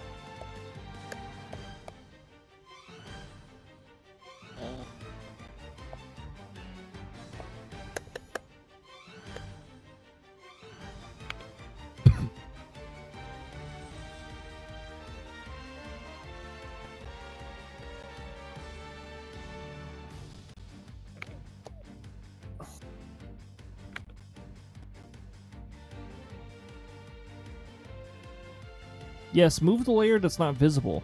Sounds good.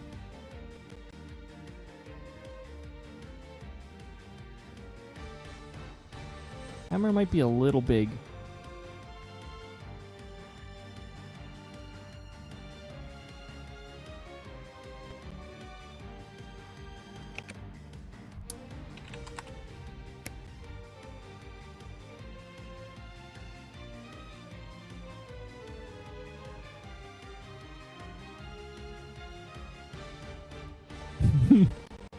Yep.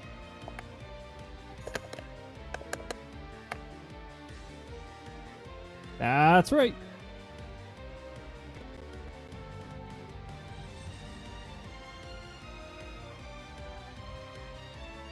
Is what Daisy also says, yes.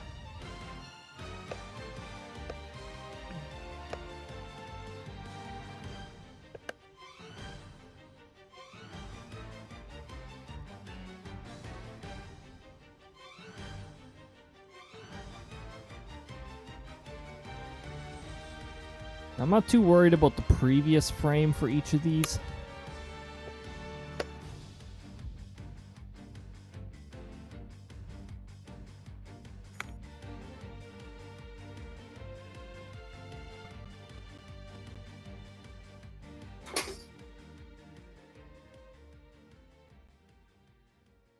Dang, you're not gonna be able to see his face though. That's a bit of an issue.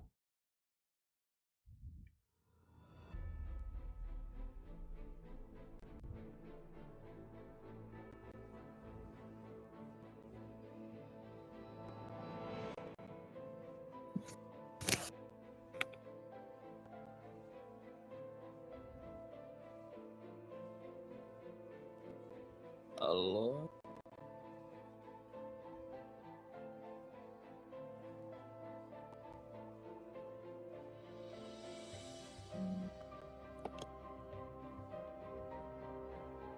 Pretty big hammer. Pretty short handle.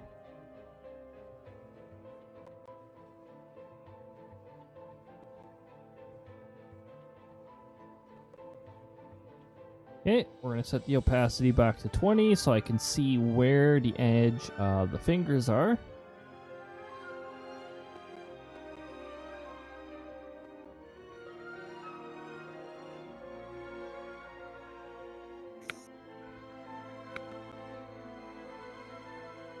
Oh, yeah.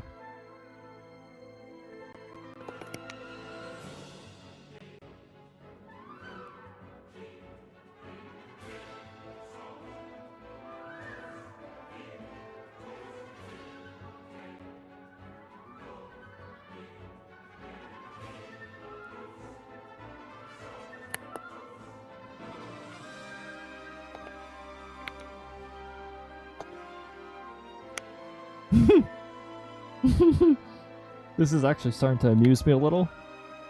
Okay. Hear me getting a little quiet there. The focus. It's focus time.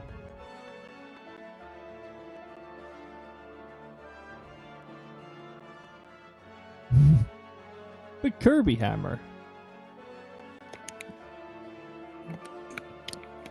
Now not only just used by Kirby.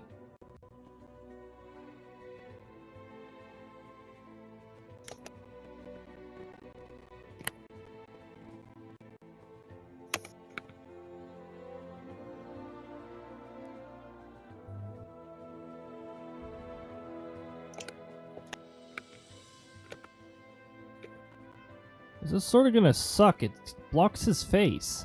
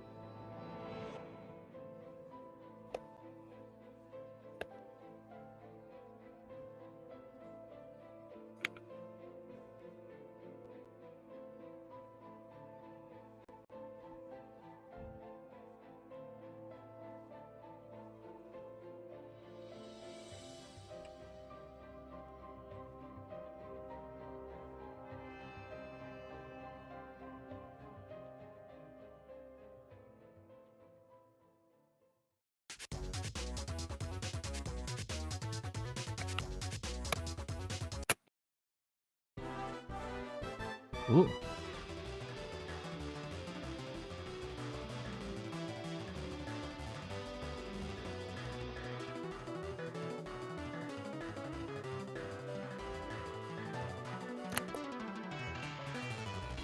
Ah! Okay.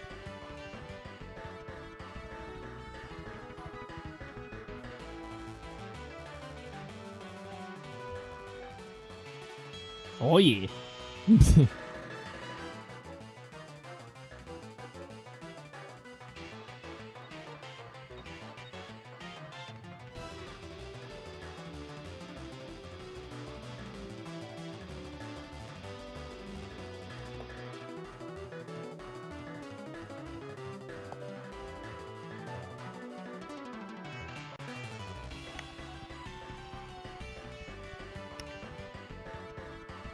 Bit of his face now.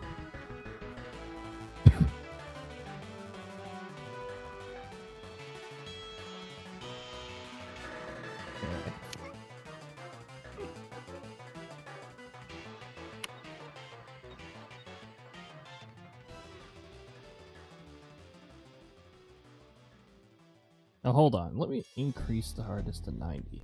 There we go.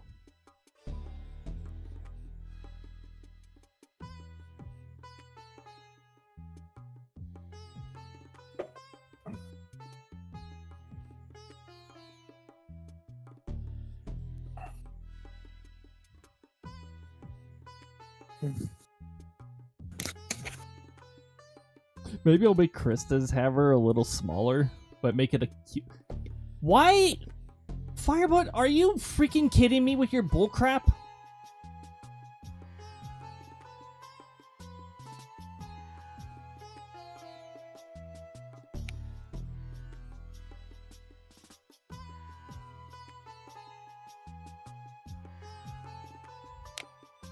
Hold on, Firebot's being really freaking stupid. It just decided to abruptly disconnect. Like, it disconnected the whole account. Like, it disconnected my account. Like, really?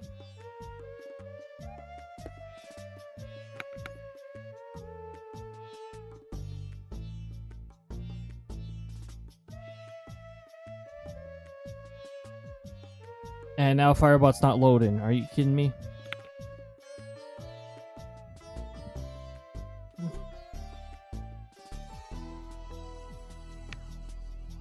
Yep, now Firebot's not loading.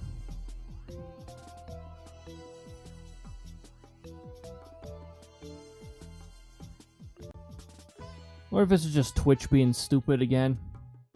Wouldn't surprise me.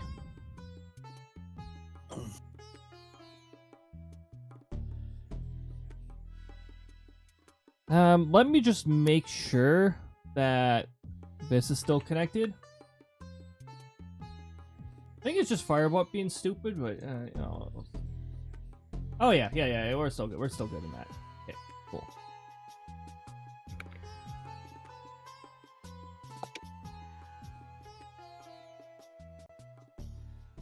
I mean, like, really?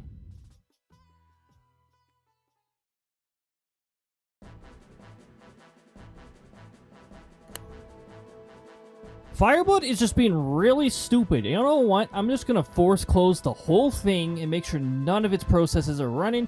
Close. Firebot is being super stupid right now, and it's really annoying.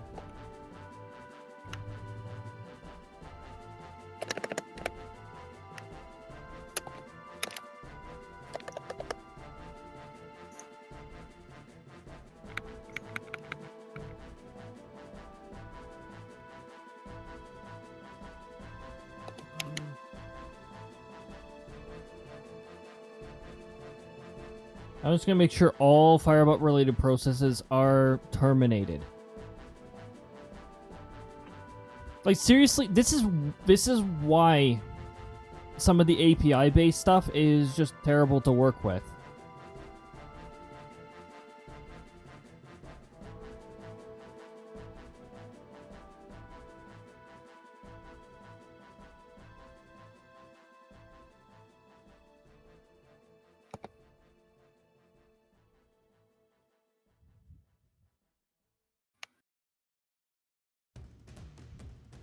I'm only trying one more time, then Firebot can, like... Firebot can go eat dirt then, if it's not going to cooperate. Seriously?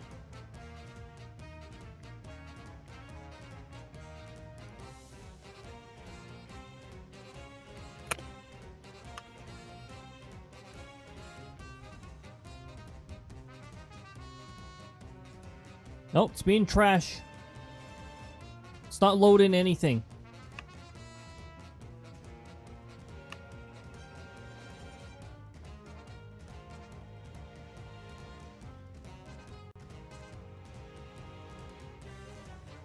Nothing Firebot related is actually available.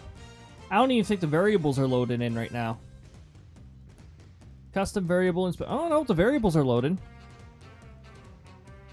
Variables are one of the few things that's actually functional.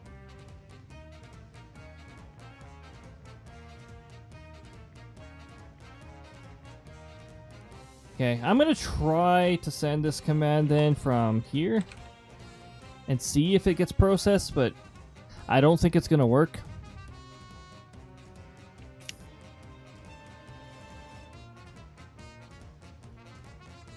No, it's not gonna work. Firebot's not responding. It's being the piece of trash that it currently is. Wow, I love API-based things, especially when the API side decides it doesn't want to work.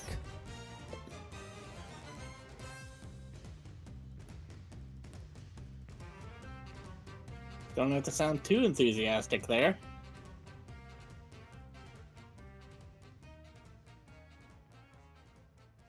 Okay.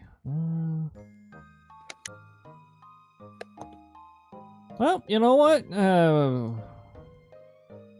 Eat trash, Firebot. Good. You want to do that? Then fine. We'll just carry on as is. Add messages may not work as a result, but yep. Yep. Oh, whoops. Don't want to do that. All right. Well, let's just get back to our good old. Whoops.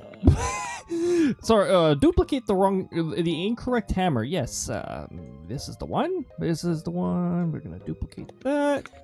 We're going to send it in front of layer 6.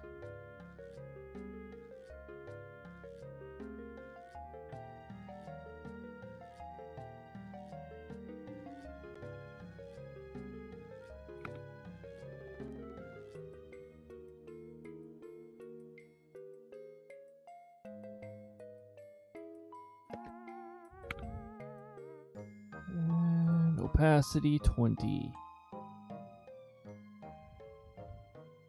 I'll eventually try to start up that terrible application and see.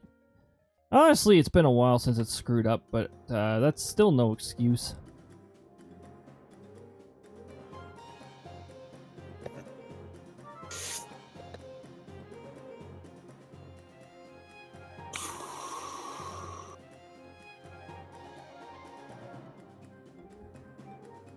Oh, that's a bad cut. Let's try this again.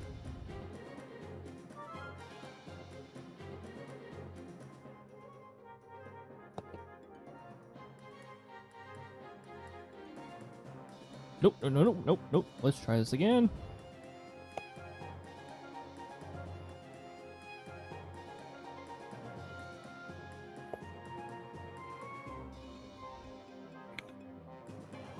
Like that.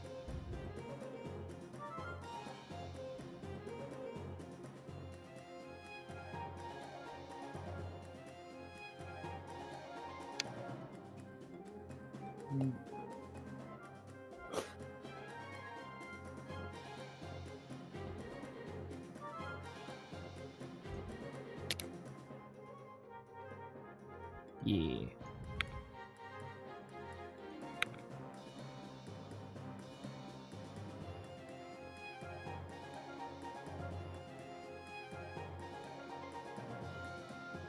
Let me just make sure it's not my router doing something stupid. It's my router doing something stupid. All right, F you router.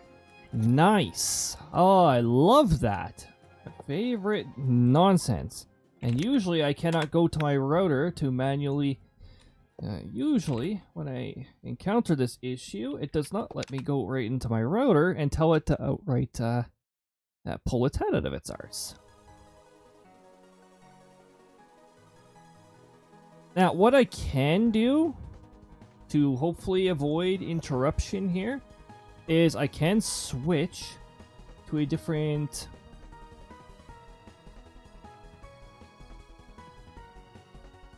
I can switch to a different access point while I fix this.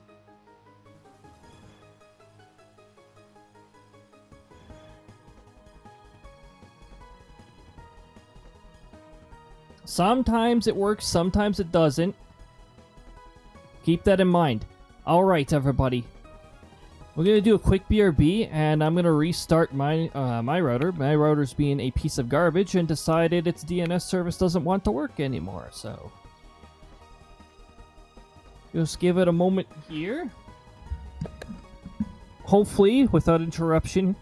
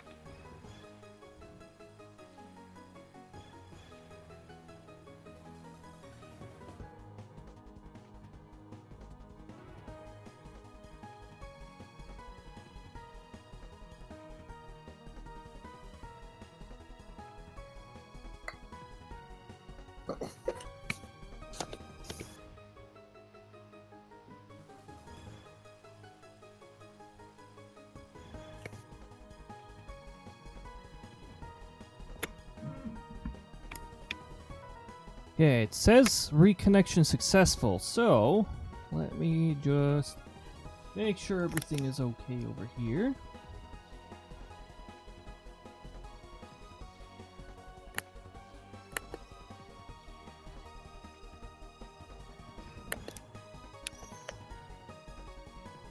Let me make sure my router's actually booting back up.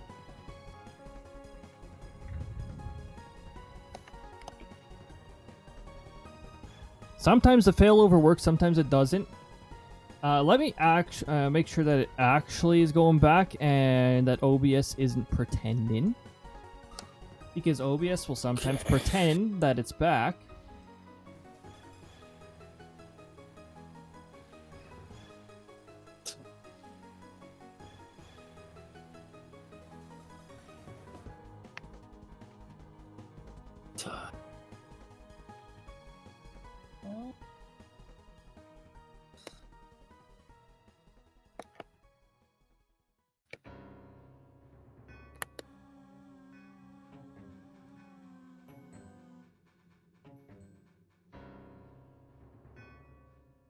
Okay, I'm not sure if we're actually back. Oh, maybe? I don't know. Twitch is pretending, is claiming that the quality is excellent. Oh, yep. Yep. Probably is by their standards. Oh no, Twitch is used to saying unstable regardless of the connection. Alright, let's bring us back over here. Hopefully that did not split the stream into two parts, because that's what I was trying to avoid. Okay, so that's why Firebot decided to be dumb. I'm just gonna kick Firebot back up here. We should be able to actually properly connect to everything. And it's still pretending that I'm not logged into my Twitch account. That's very, very neat. Ay. Double kill.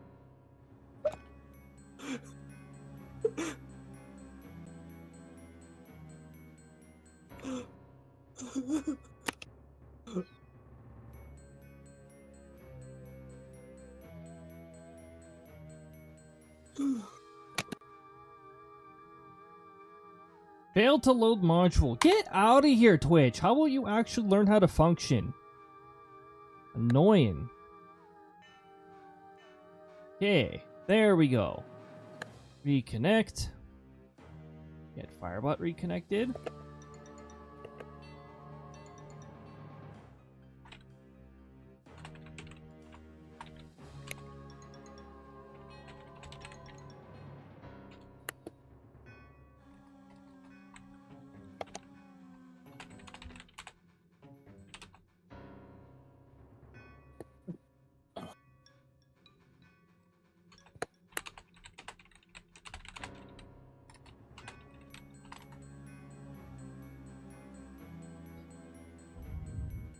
Okay.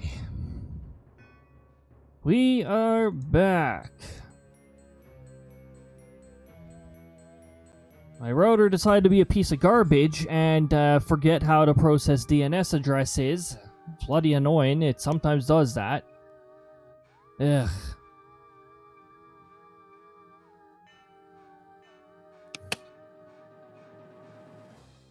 I just want to make sure my stream didn't split into two parts, though, because that...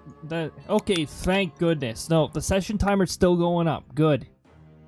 That's what I wanted to avoid, because what happens when that happens is the ad manager also resets, and it's really annoying.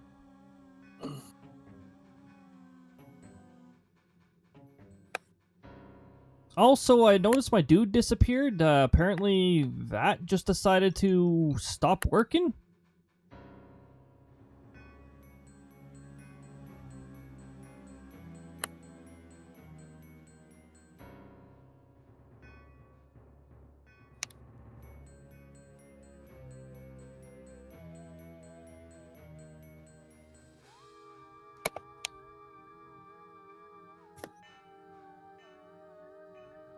There we go. He's back. Okay. Hopefully we won't have to deal with any more of that nonsense.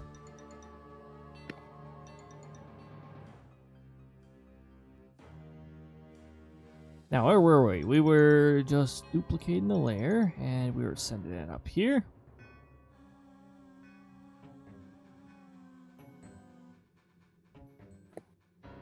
My dumb router should be restarted too, but I'm pretty sure OBS is going to stick to the failover for the time being.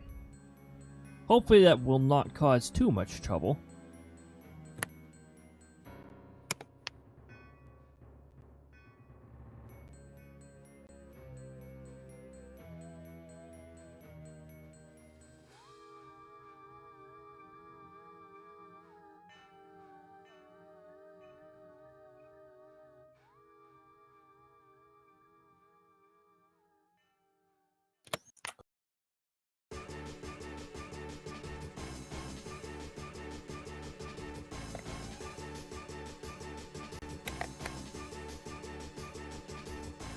Okay, hit enter on that.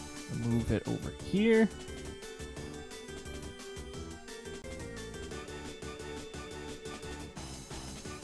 Dang, well, you can see some of his face.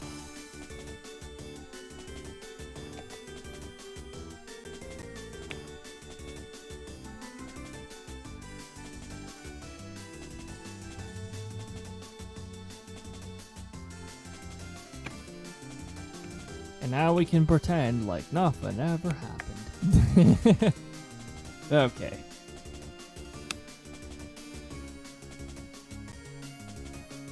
Man, you know how annoying that is when it happens late at night, though? It's just like, there's people who are just, like, vibing here for the night, and then, because of Twitch's obnoxious behavior of, please refresh the page, network error, it forces people to actually have to do something, and you don't, this late at night, you don't want to do that something. You don't want to, you just want to lay back in bed and vibe. Like,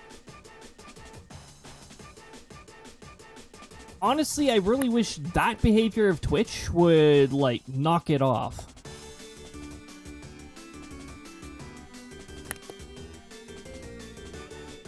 Like, I'm pretty sure I have my stream set up for that, like, technical issues thing to pop up when something like that happens, like when I have to switch. When I have to make like a wireless or a network switch, or like, yeah. I had to switch to wireless, which is a tad unfortunate because I don't like wireless.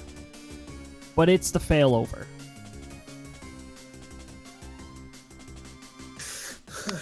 I'm pretty sure my LAN is now available again. Yeah, it is available again.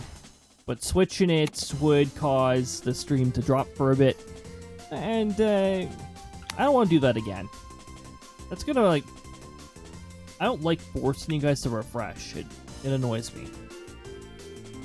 Also, this hammer looks a little wonky, so let me just try this again.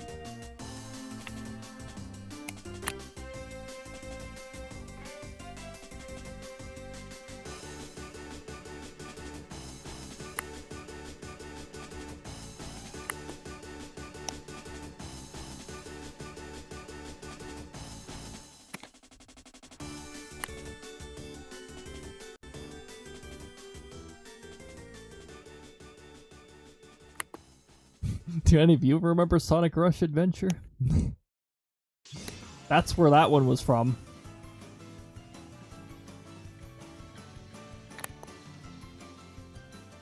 Dang, we're only on frame 8. We would have been a little further if a router didn't do something dumb. Oh, well, now that Twitch is saying the stream's unstable, that means we are good to go. Because that's how Twitch has been operating for the past week and a half.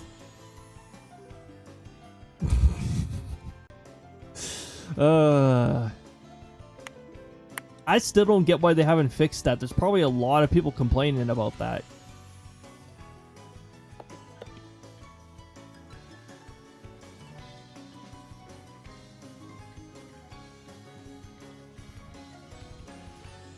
Sometimes I wonder if they actually have a test environment going on over there.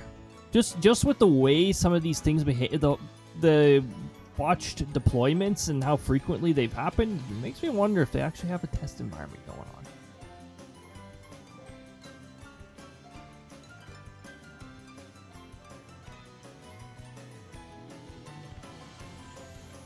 Okay, it looks like the hammer is going to be sort of like that.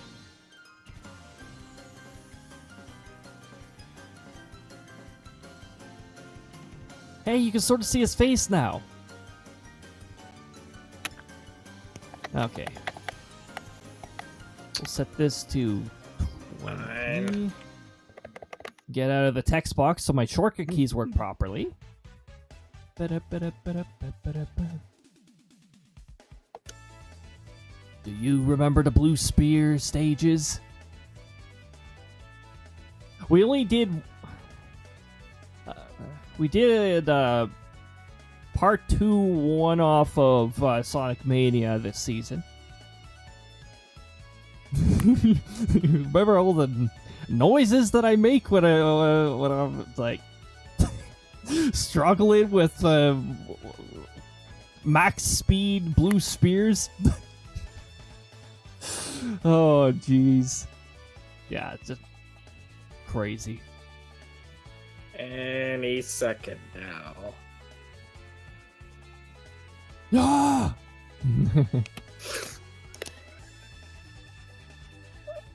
I need to grab a voice clip of a raven going, ah! However, I've actually tried to find that, and it's a little difficult. Even though that's one of the popular noises that a raven makes, I found it difficult to actually look it up. I might have to be in the right time, in the right place with my camera, and just record a raven going, ah! Which might be a little more difficult this time of the year, because they move few and far between, with some exceptions. I could probably just swing by a city landfill, and I know that they're found there year-round. They're birds of opportunity. They know where they're going.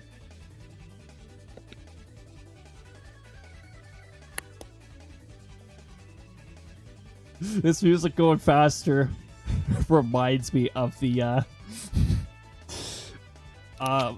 subtle panic of max speed Blue Spear stage.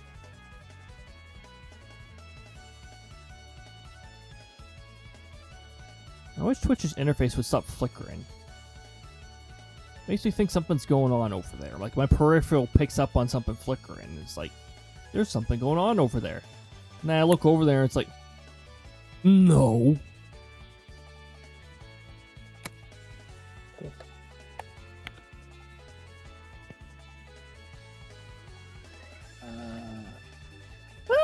Not that mode!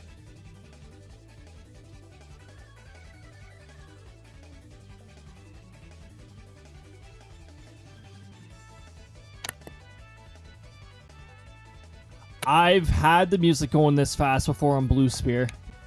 It's scary. Very scary. Very scary!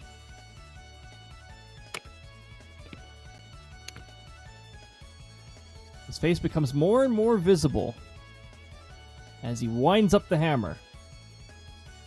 No, not Shift R. That is rotate. That is not what I want to do right now.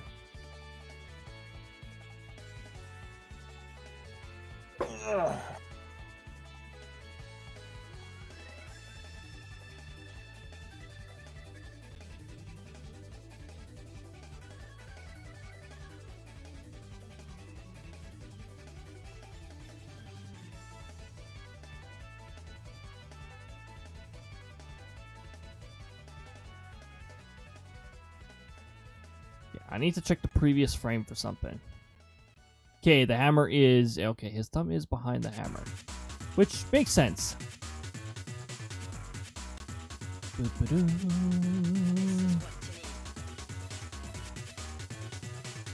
Dang, wasn't Sonic Russia a bit of like a weird game though?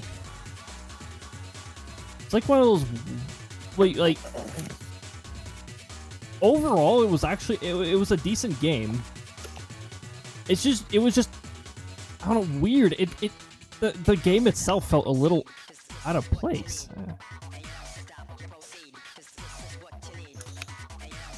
But I'm pretty sure that was the game where Blaze the Cat was debuted.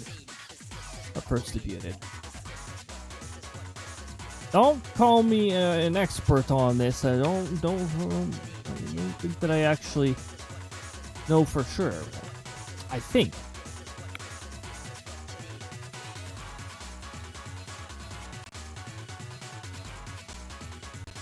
Twitch, please stop flickering the interface. It is really bothering me now.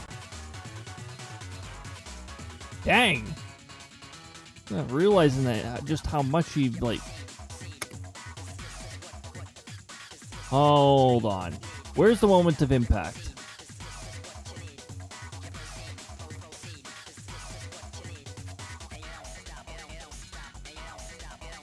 I didn't swap. Oh, thank goodness. Okay, good.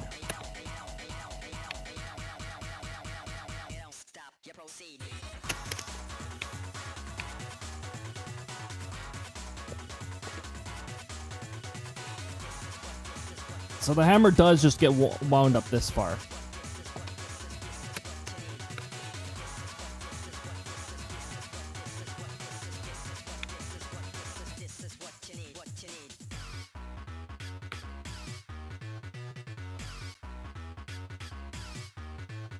I'm refreshing this interface.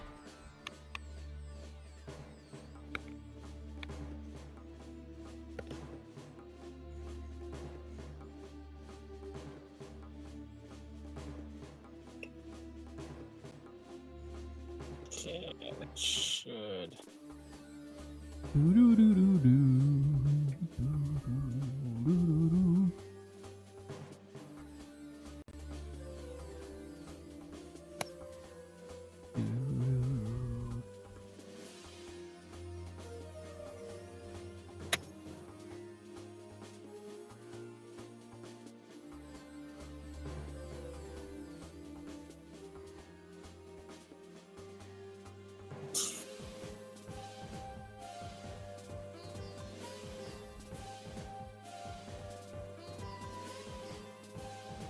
Ah!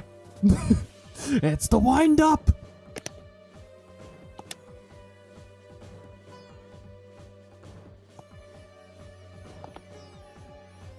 Now, I do still have a swing effect thing here.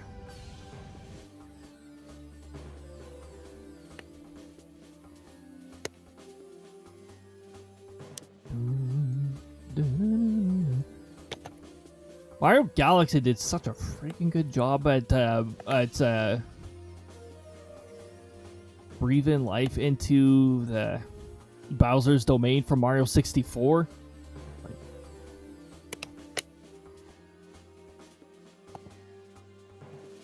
Oops, not move. Rotate.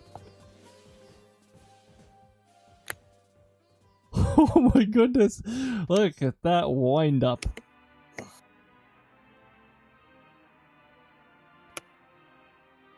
I'm just gonna say you'll know where this is from. You'll know where this song is from if you've played up to current content in Final Fantasy XIV.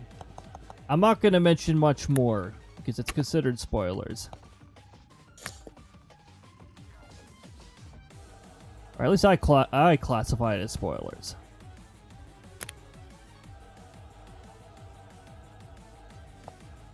Mind you, I like Phase 1. I did not like what they did with Phase 2 because it seemed out of place.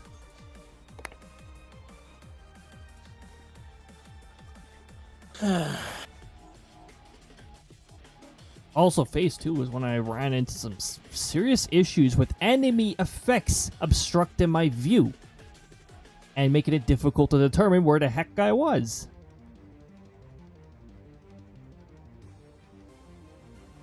Player effects, you can actually like go into the options in that and like alter that stuff. Sorry, not player, other player effects, like party effects, you know. Enemy effects, on the other hand, if that's a problem, then that's a problem. There's no way to really fix that. Okay. That's the wind up.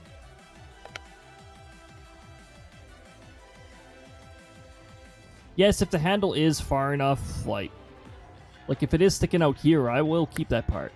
Oh wait, no, I won't. No, never mind.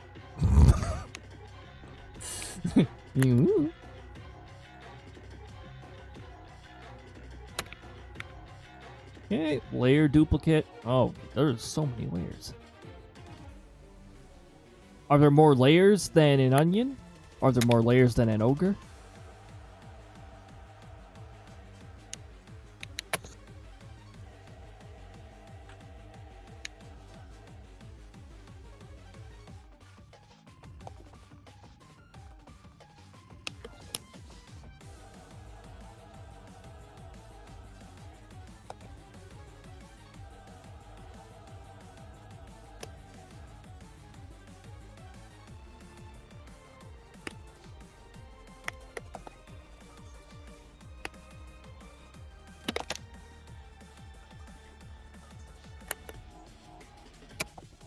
Oh, you know what? Hold on. Control M. We're moving this.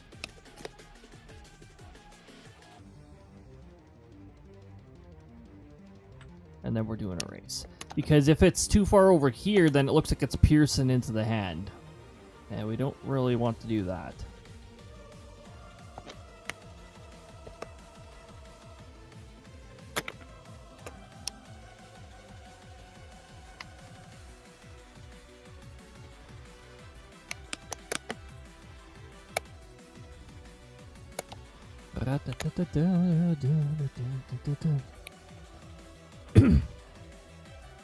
Final Fantasy IV final boss, by the way.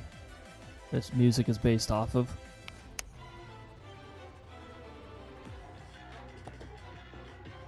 Okay, that's one down. Duplicate.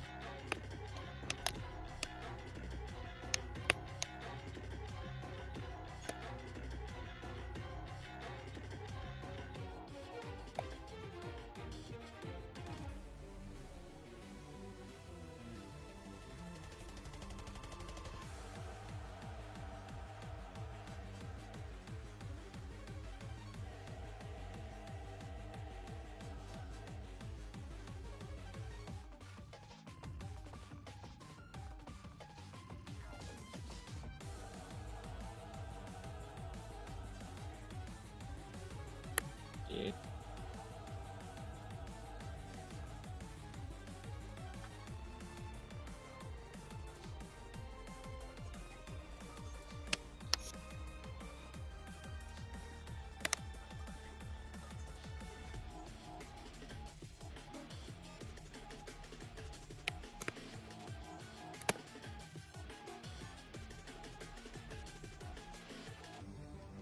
There is one little pixel off there. Thankfully, it shouldn't be noticeable.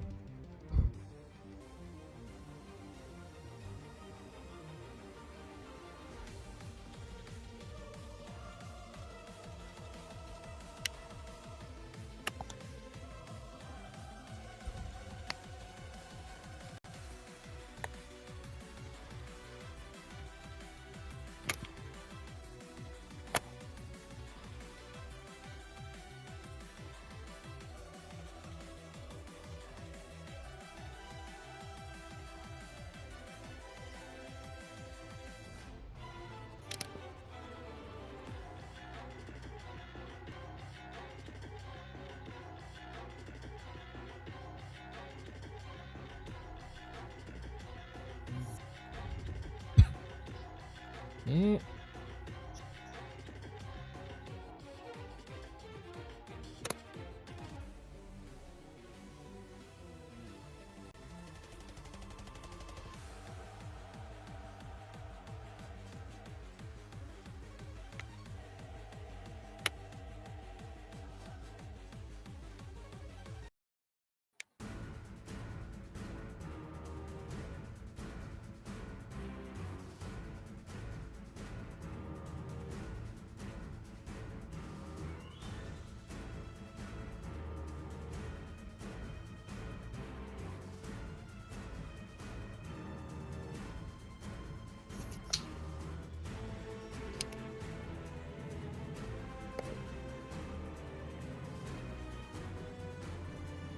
Alright, frame 15.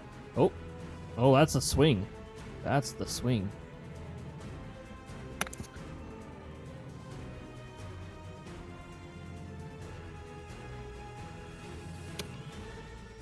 Huh.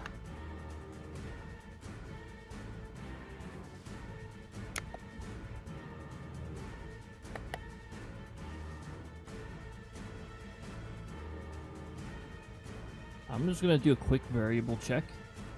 Okay, variables mentioning race active 1. Okay, cool. So if I do this, then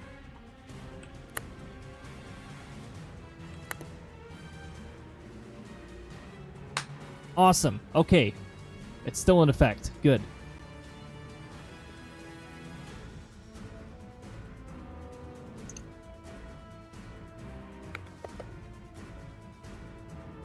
I invested some time in putting failovers in for that, so glad it's still working. That little passive race thing, its state is actually stored and recalled when Firebot is launched. Fireball. Fireballs, yum! Fireballs.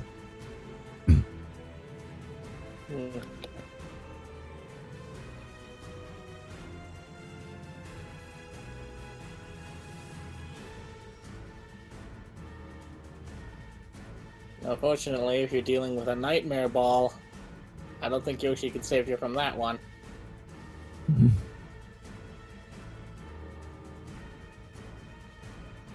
Well, I'd be thankful for Yoshi to at least save me from a fireball, considering how dangerous those are.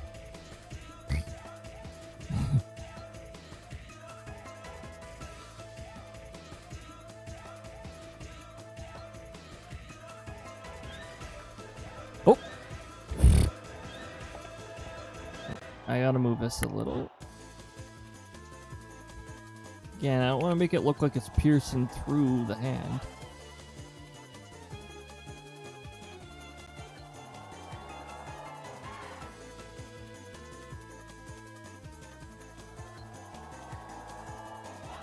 Hey, Pyro! So far, so good. The art is going much better than my router was going just a bit ago.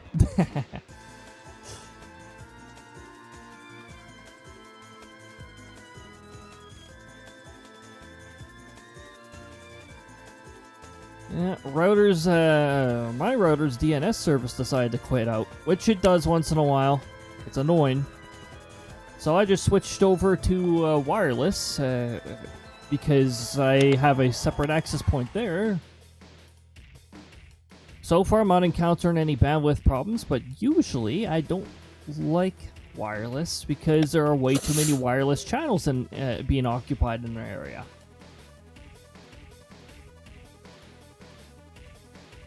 All good now. The hammer swing. Oh, ads are about to invade. Ah.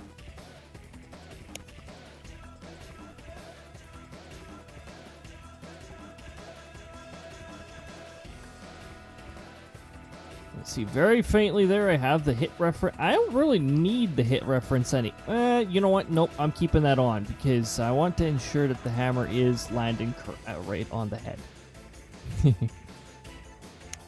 What's the point of bonking if it doesn't actually hit them on the head?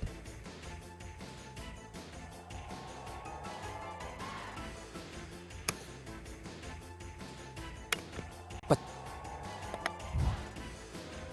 just starting to wind down for the night. Right on. The nice chilling for the night vibes. Good to hear.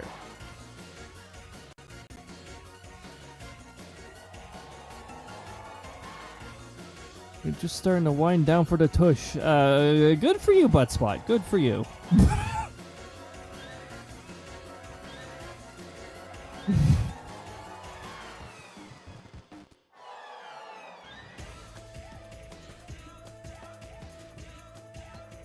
We're on part 2 of phase 2 now. We are now getting the hammer added to the animation. The actual hammer itself. Hey, Mario Kart 8 music.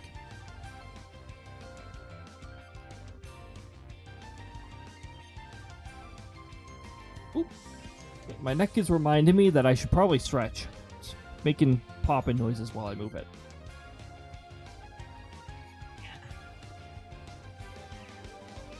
That's a free yeah.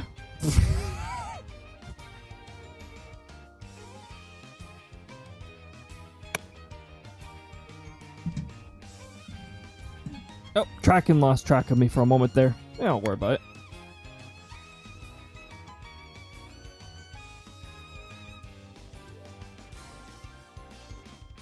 Oh, I think the throwing software disconnected. Hold on.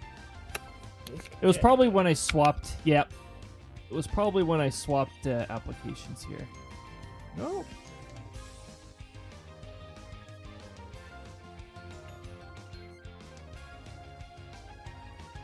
All is good.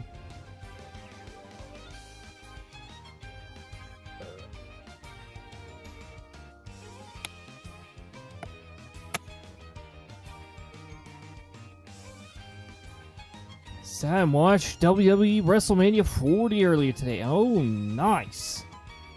Trying to figure out some ideas. It'll be for music for high school football highlight. Ah, nice. So you're on a creative streak too. Nice to hear. Heck yeah.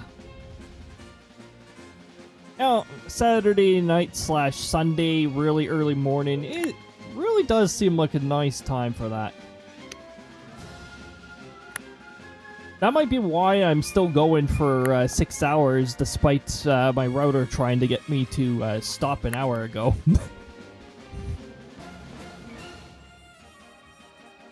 Too bad my router is very predictable, and I already know that it can produce some of these specific issues. Can't decide what genre or type of music. Ooh, yeah, that's definitely big think there, because yeah, others are gonna be watching that.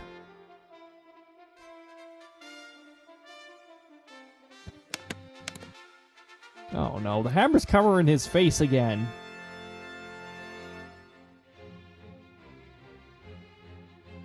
Oh, that's right. I still do weekly weather stuff on Sunday. Right. Hopefully we don't go too late doing this then. Wait, what did the previous frame look like? Okay, so the whoosh effect is going to be like, I'm going to have to go from here to here, something like that. It's going to connect where the hammer is before to here.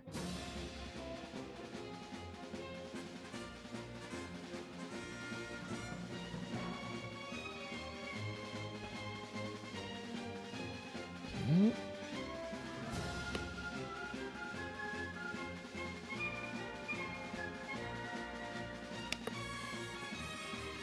It's all 14 to 16-year-old kids.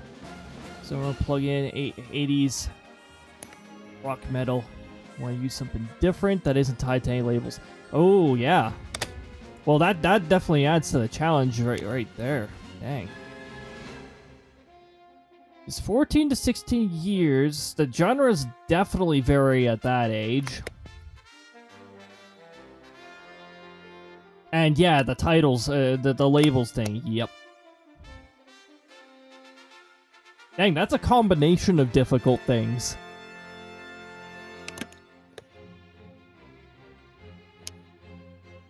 Okay, where is it?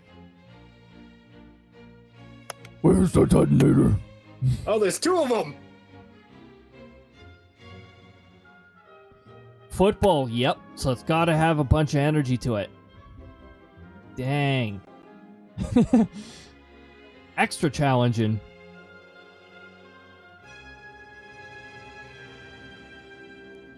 Like a stack of challenges. Oh, hold on. Text box is selected. There we go. Okay, good. I got them to fight each other. Dun dun dun dun. Oh. Because I totally did not just aggro 2 level 41s as a level 25. Jeez.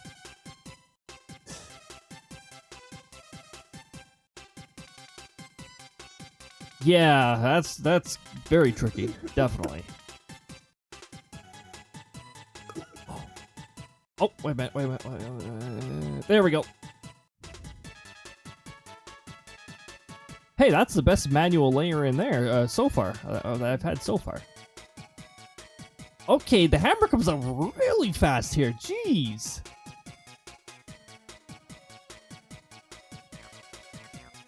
I'm going to have to make the whoosh effect between these two frames very exaggerated.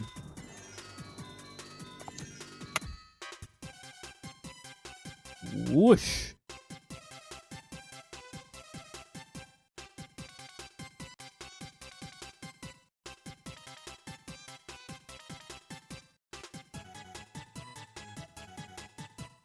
This is a lot of layers. I think it's more layers than an ogre or onions. Pretty sure.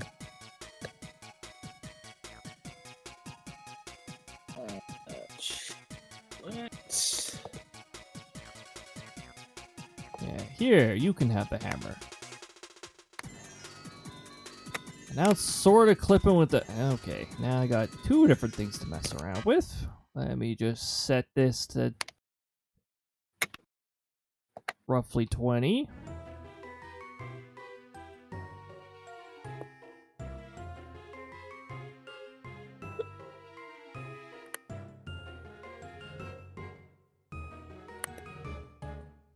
Dang, remember when Pokemon games had, like, one heck of a story? It's like, whoa. The Pokemon Black and White had its flaws, yes. But it had a pretty good story. And it actually had an antagonist group that actually felt like a threat. Unlike, Scarlet and Violet didn't totally screw it up. It's just the initial antagonists were sort of, not in the slightest a threat.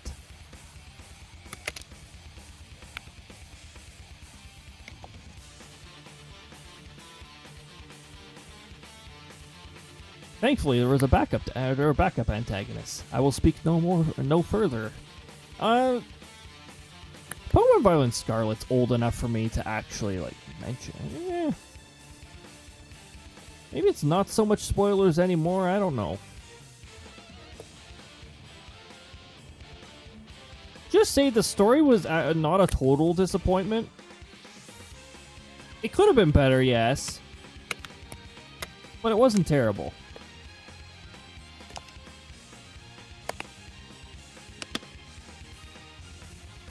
Also, dang, do you really get into Xenoblade Chronicles when you start hearing this music and you're in, like, on the Mechanist side?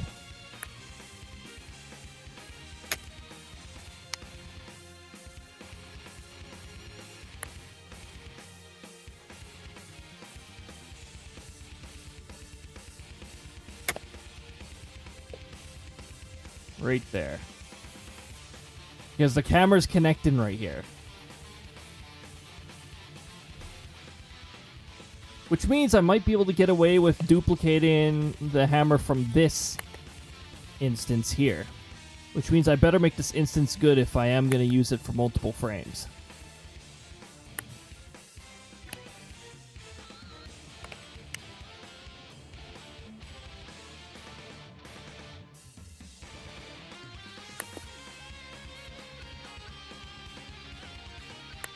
For Xenoblade.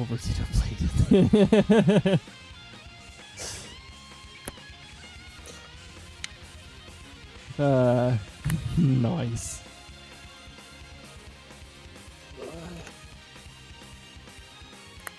We'll make sure it doesn't clip through the sleeve. Okay.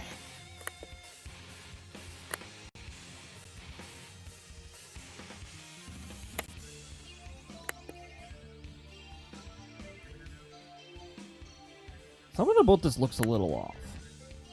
Oh, that's what looks a little off. I can actually chip off a little bit more.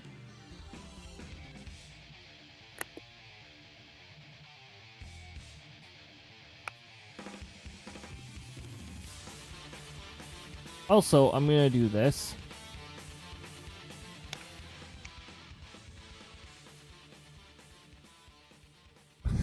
I don't know. That one looks really awkward. Like the hammer's handle's way too short. You're like, you're just holding it so close to you because the handle's so short.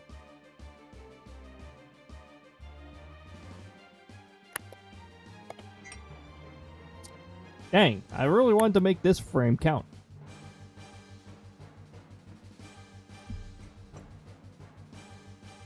Wait a minute. The next frame is the frame that counts. 500 milliseconds is specified right there. Which means I do have to... I still have to curb hammer. I still have to duplicate from down here.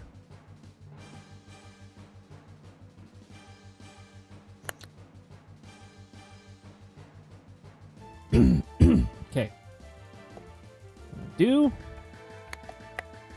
Skidoo. Uh-oh, skidoo. I still have my favorite bird on this layer, I'm pretty sure. My favorite lyre bird? Where is he? Where's my favorite lyre bird?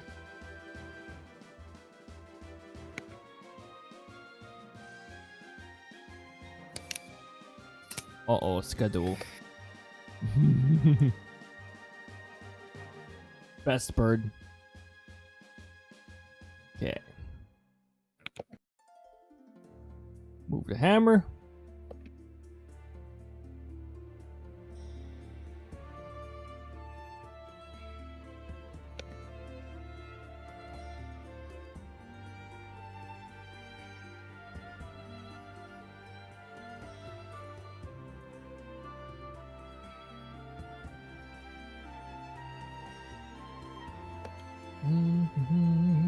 Set this, set opacity to 20.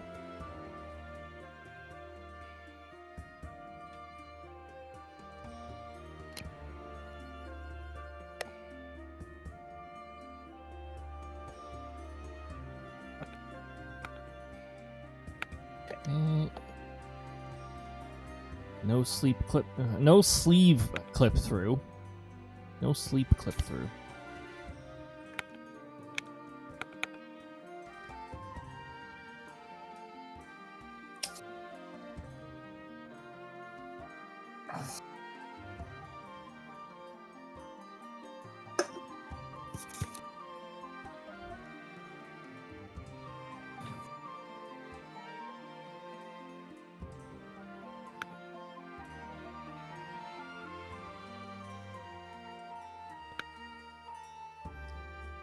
Okay, duplicate. We're gonna put that up there.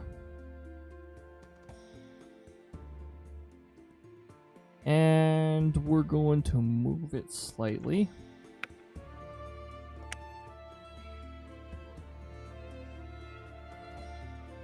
Nice. Right there.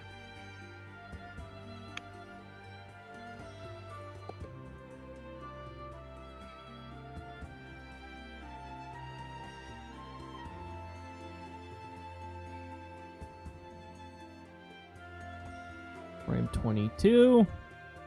I don't think the hand moves. Oh, the hand barely moves at all. Okay. We will...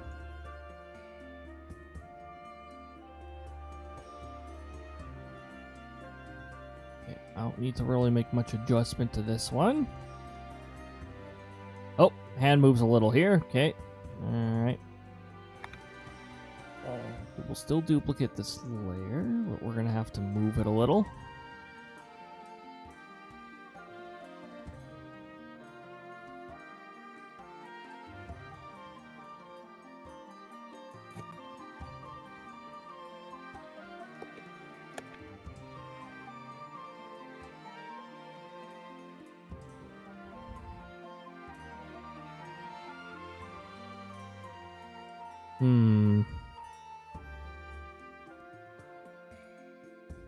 I wonder.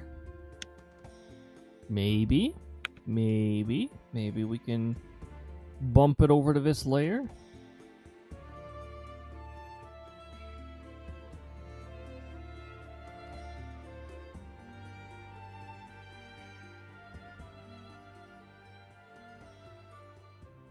We can get away with this, but we do have to remove this part.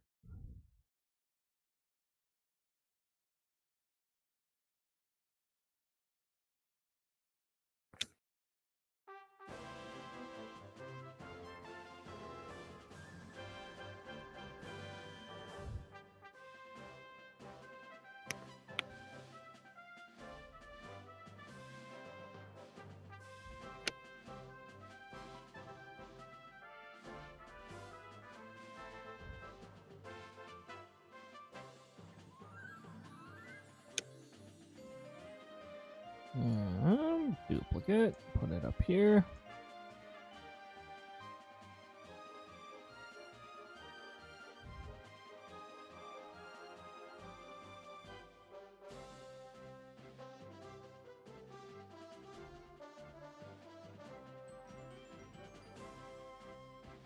Duplicate, I have to actually remove a little here.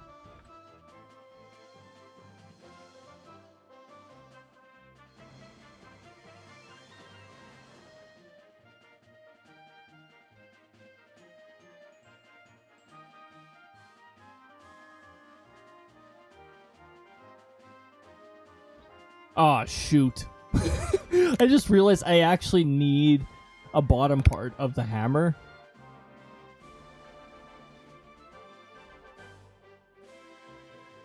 For this part, where it lets go of the hammer and it's stuck there.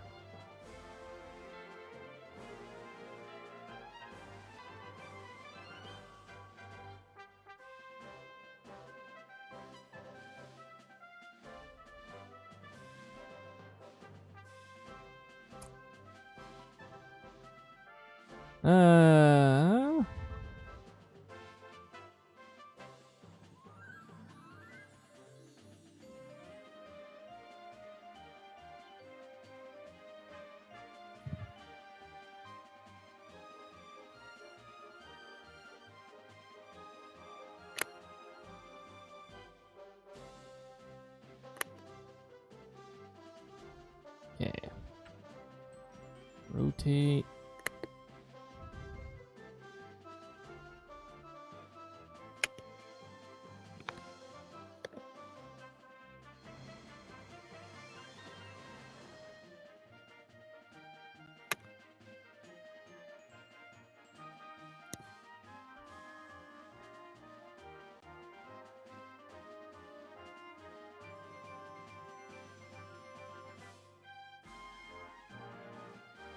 Yeah.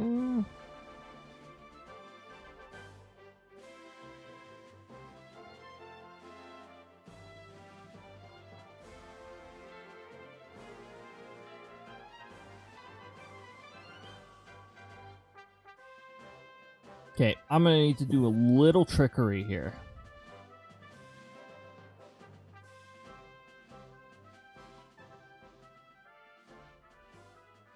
And I don't know how well it's gonna go.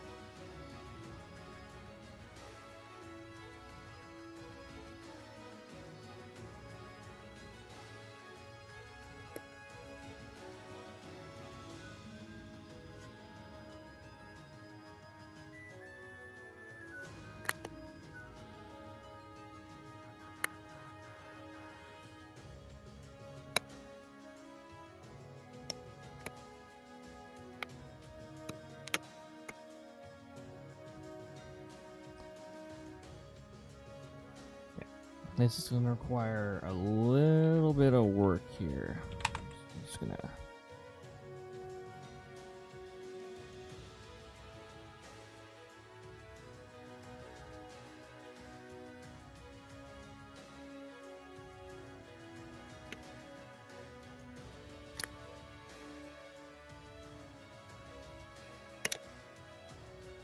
You know what? No. That was correct. I was using the wrong hardness here. Okay. Needs to be a bit more of a soft brush. That's not a soft brush. You call that a soft brush?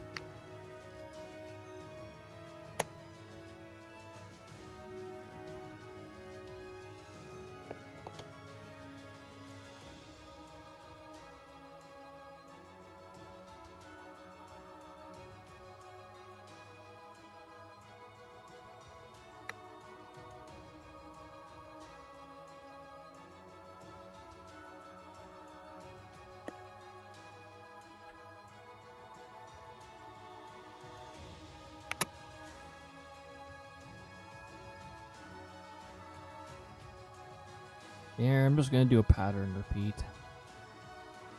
With a bit of a modification.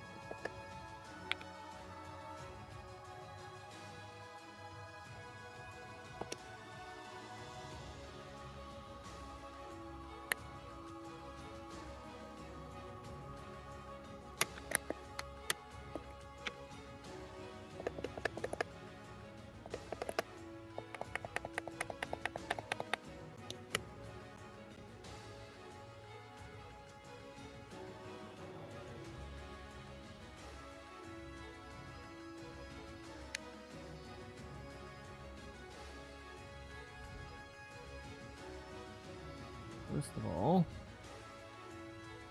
there you go. So cool.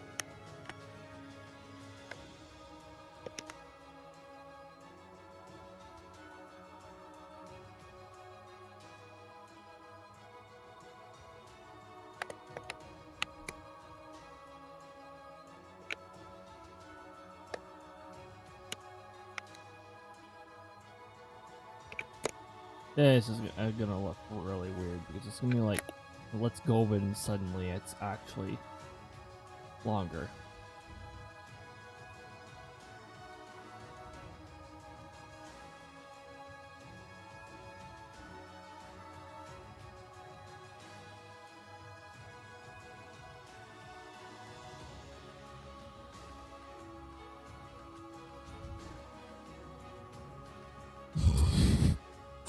Oh. That's gonna bother me so much that I'm gonna have to go back and like fix it. Also, sort of like, you know, I probably should have just completed this hammer ahead of time.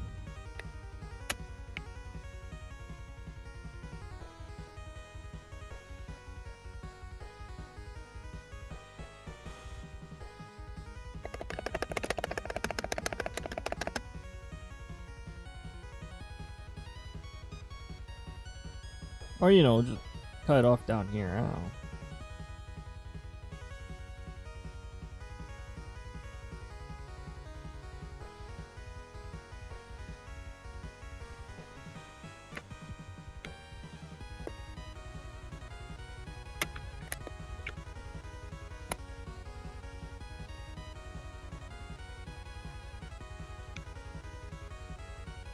You know what? I'm duplicating this, and I'm actually sending this down to the bottom.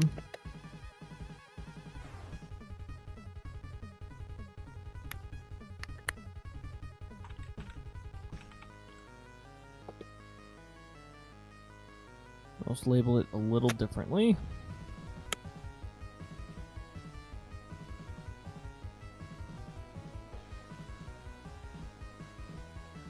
And I'm going to move it over to the center here.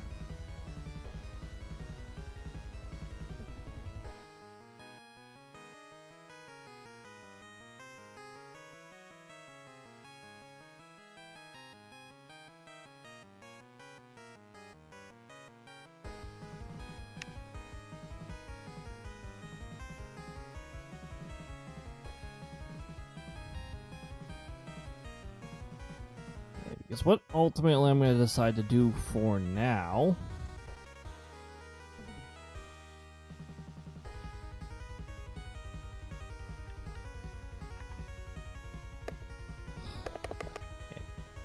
I don't know what it tried to do there, and I do not like what it tried to do.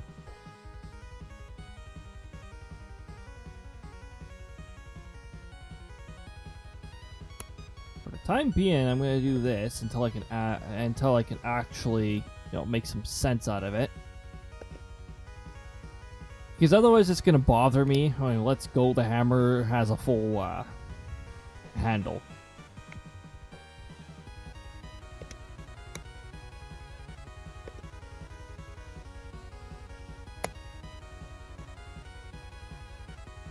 And this can just continue to exist for a while.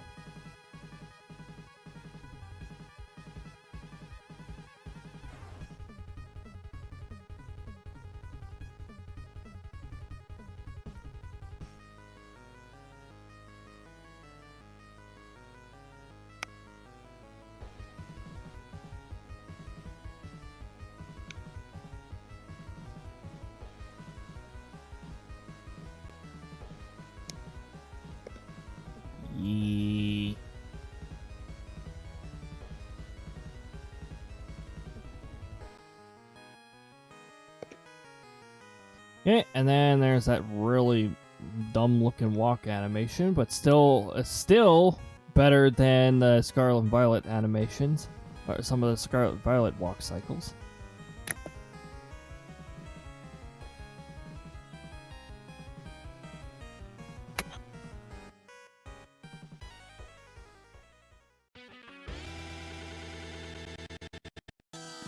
Oh.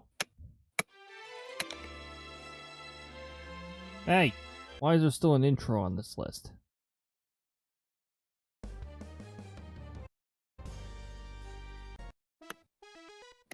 Oh boy. At least you eventually got good at these bonus stages.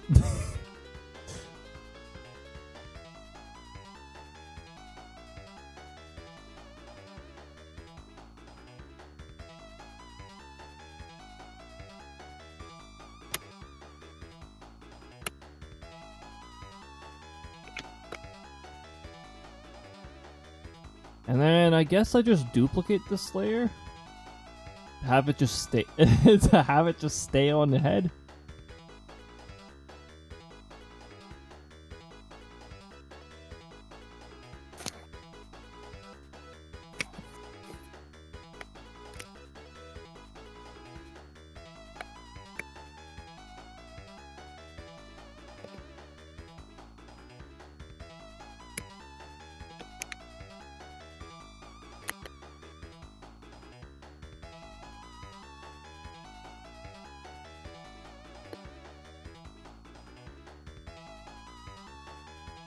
And then, I'll have to ultimately merge all of these, which is going to be a bit of a painful process.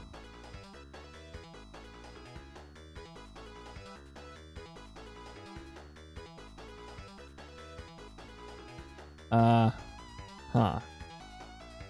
I thought I was almost done, and then I looked at the scroll bar and I was like, oh yeah. That's right. There's a scroll bar there. It's not at the top.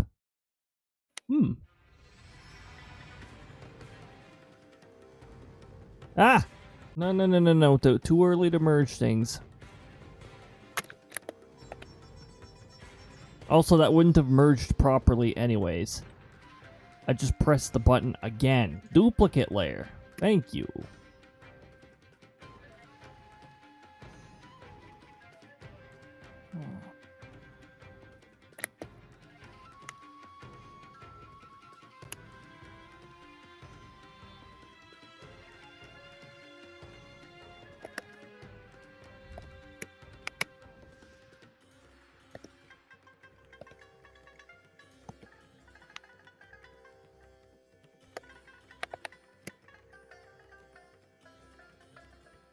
Okay.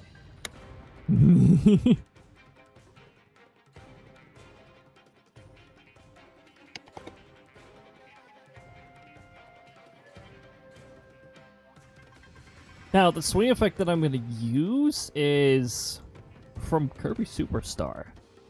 It's a Kirby hammer, so hey, why not? Plus, the newer ones are really difficult to, like, have the actual thing on its own. So now we gotta figure out when...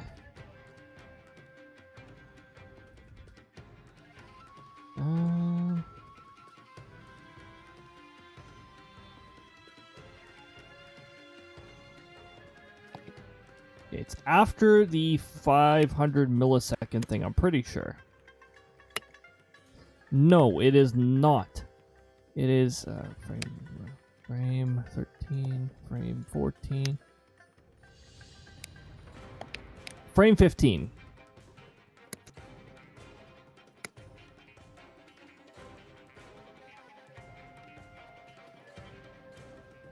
That's when we first start to see the swing effect.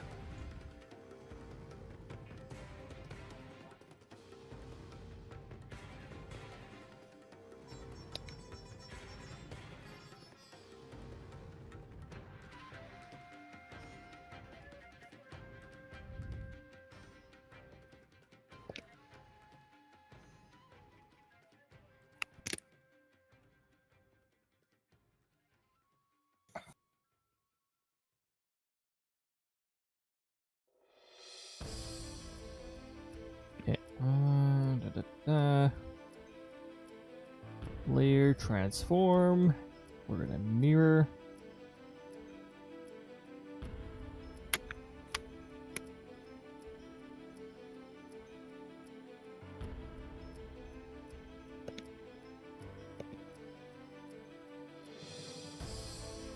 Oh, never mind. I don't think we needed to mirror it, actually.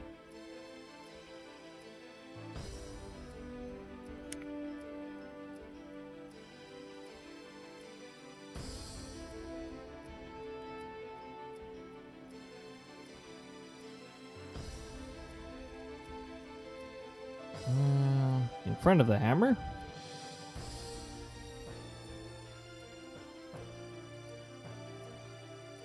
And why is this layer so gigantic?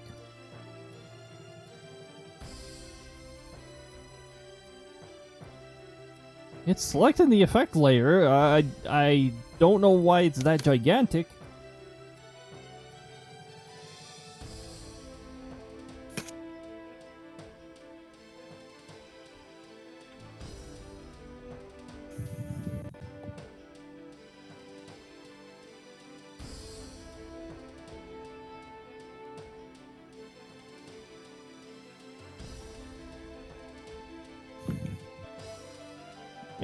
Maybe I will put it beneath the hammer.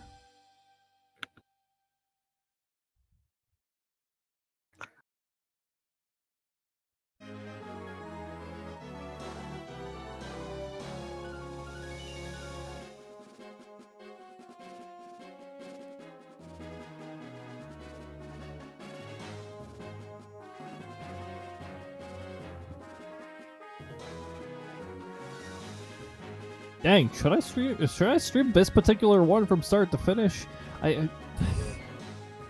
Oh, like we've been going on for like 6.5 hours, but dang. Just the feeling of progress is really there.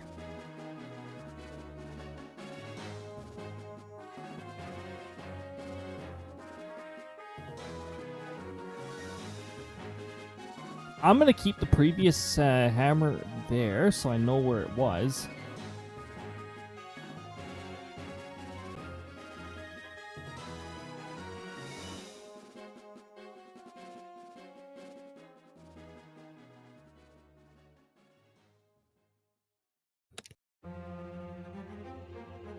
Enter layer. Scale 2. Okay, rotation's causing it to display weird, I see.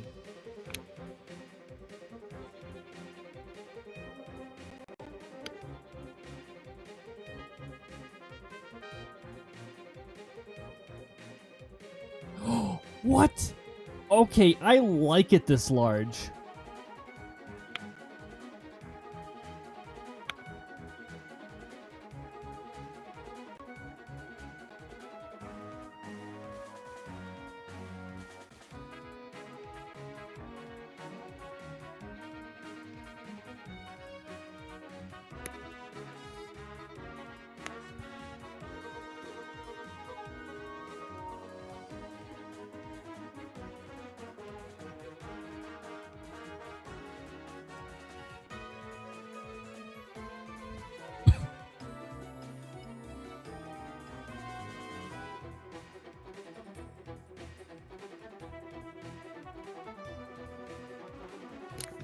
Okay, okay. This is going somewhere.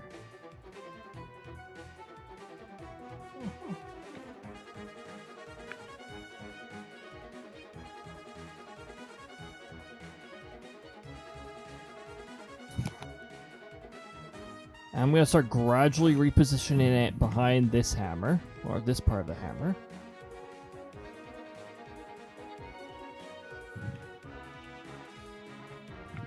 I'm going to keep it behind the hammer, though. It actually looks pretty cool behind the hammer.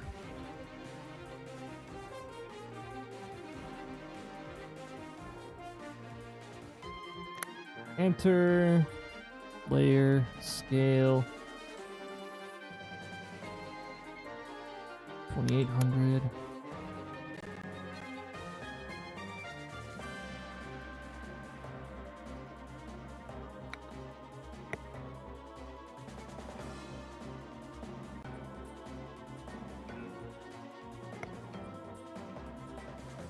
$2,800's actually a little too large this time around.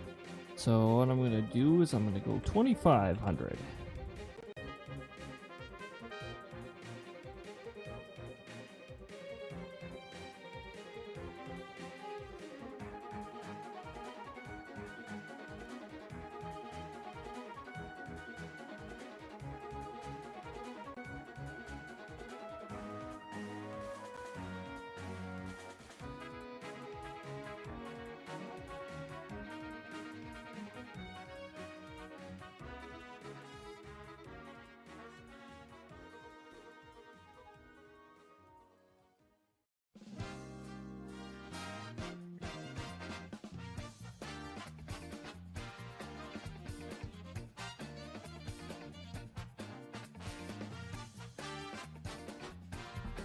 Now this was it didn't look exactly like this in Kirby Superstar, obviously. Obviously, there was a bit of effect added to it because back in those days, semi-transparency was not a thing in sprites, and honestly, that's even difficult to pull off nowadays without some tricks.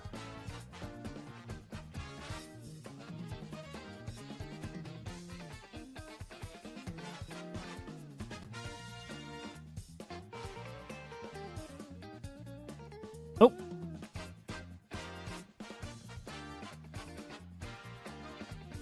Yeah, oops. Left the transparency on that one. Okay.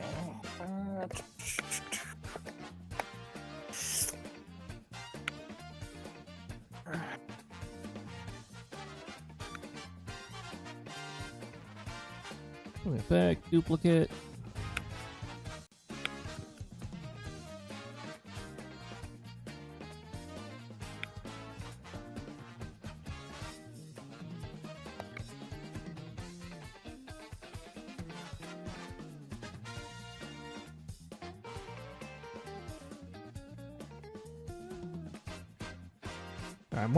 I'm wondering a little away from the camera though, aren't I? There we go. Aren't? Why did I say that word? I don't like that. I don't like using that word there. It's a valid word, but it needs to be used in the correct spot.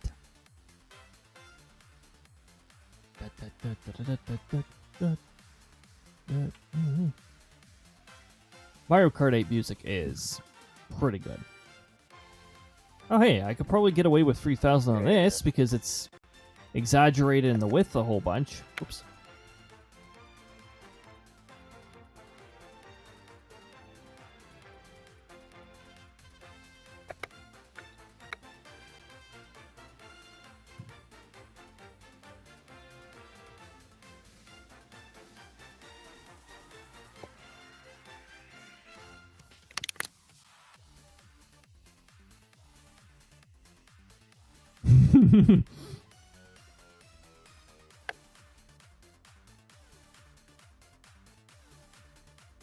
Okay, this is really turning out to be something. We'll do the swing effect one more time for here.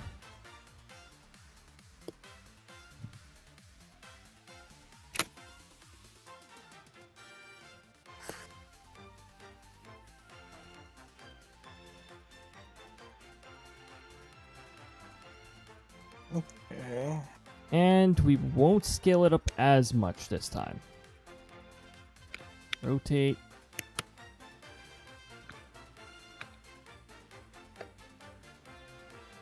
Before I... Scale there. 2,400.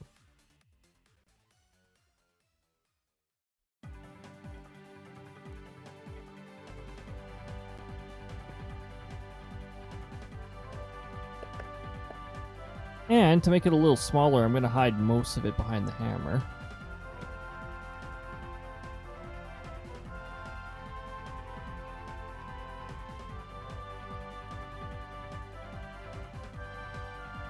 Okay, now to start.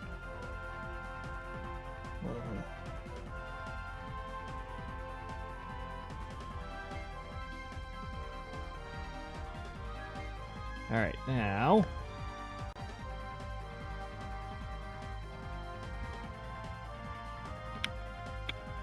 Picture elements. Let me see if I have anything that's like star-like in my folder.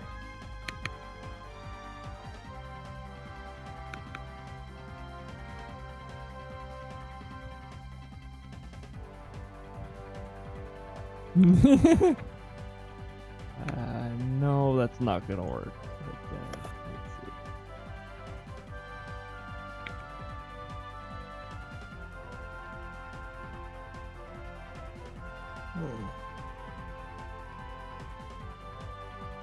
What do I want? What?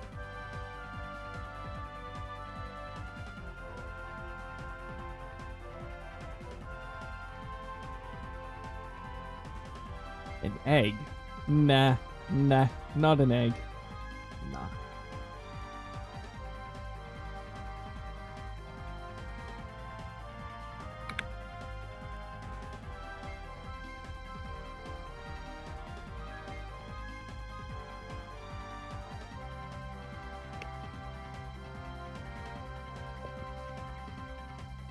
I could reuse this.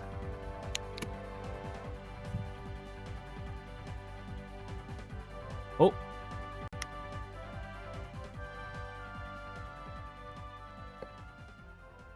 What? You piece of trash.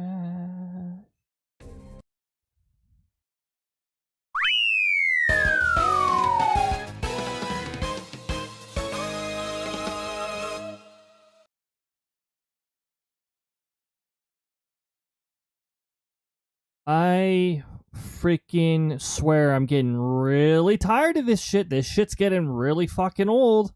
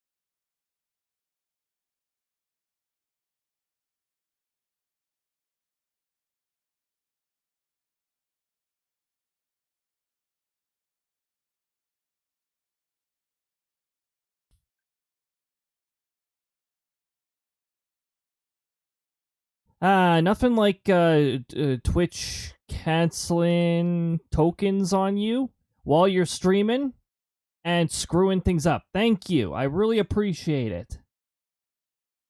Oh my freaking goodness.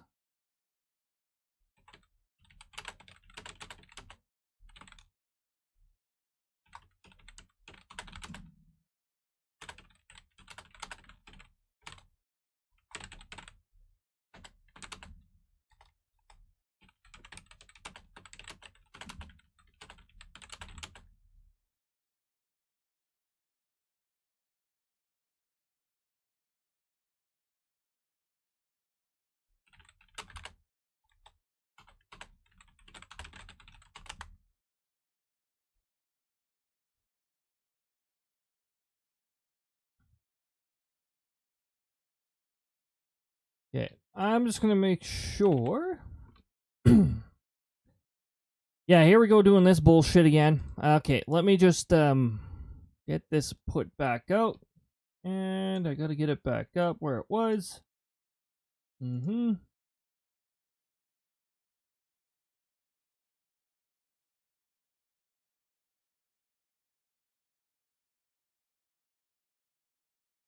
OBS crashed, but I'm pretty sure it was because Twitch was a piece of garbage and decided now was a good time to F with the tokens. Okay, my stream dock is gone too. Nice.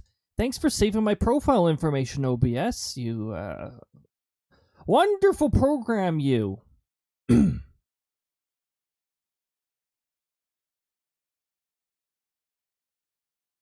Oh, right there. Put it back there. Put it back.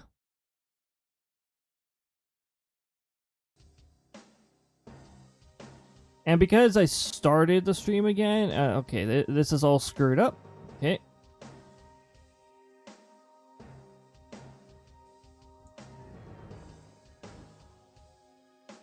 There we go. Ivan, hey, vey. It really does not want me to keep going.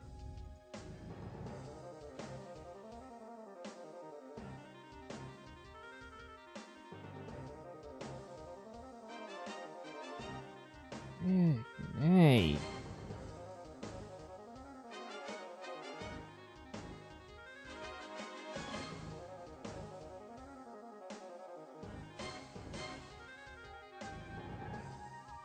Oh, thank goodness. Okay. Thankfully, GIMP is really good with autosave. We found that out. GIMP could also crash, but that's OBS's fault. Because OBS doesn't know how to handle Twitch screwing around with tokens, apparently. Now I have to go and look for where everything is again. It should be under here,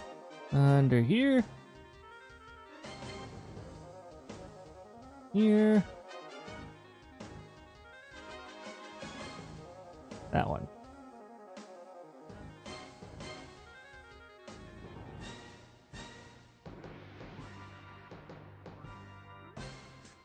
There we go.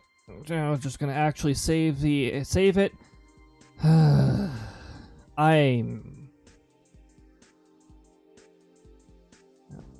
Ad manager did not get screwed up. I guess there's a second passive race because of that bullshit. But here we go. Here we are again. Here we are back.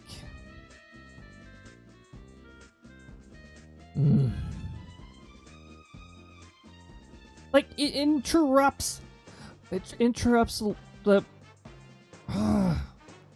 Everybody wants to just, like, chill here for the night, and they have to keep refreshing because Twitch keeps doing stupid shit. Knock it the hell off, Twitch. Quit effing with your servers. Quit screwing with the tokens. For the love of, just let me stream.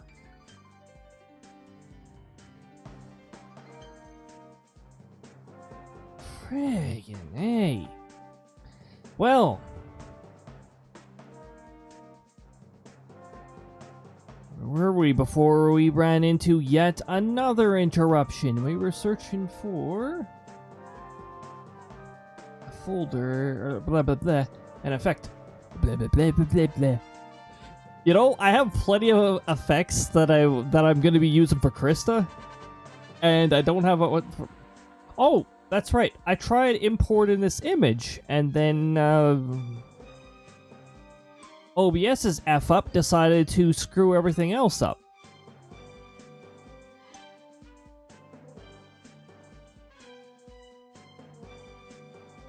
Here, this fun little white orb should serve us well with the hit effect. Beep.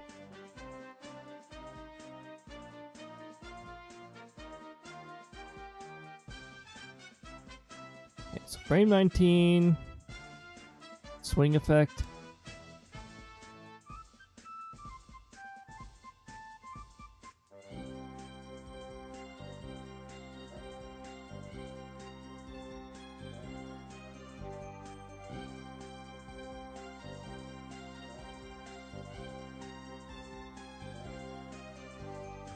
We'll just merge these down right now.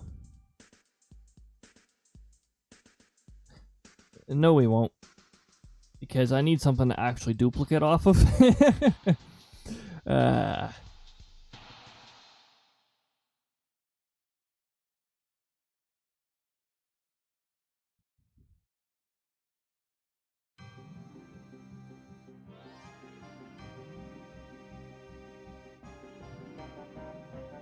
There. Now we can merge that one down.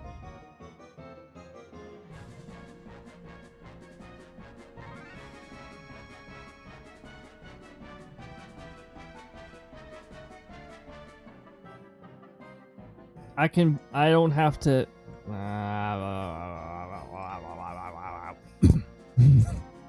I don't have to. It's late at night, alright?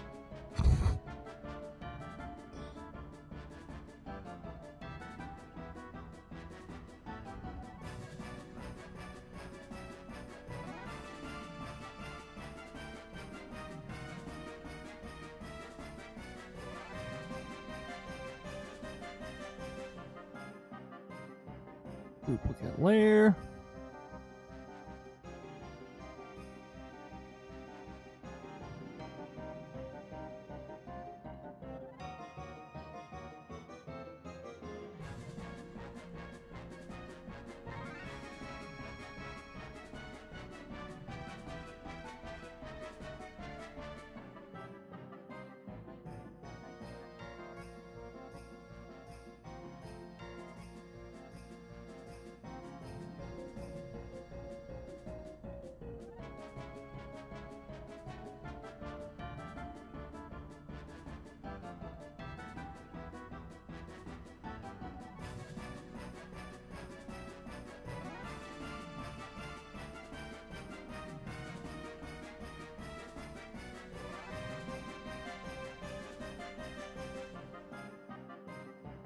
Sure, we'll have it take that path and all the way down. Okay. Little hit effect. Nothing too crazy. The crystal one will be something crazy. It'll be hearts.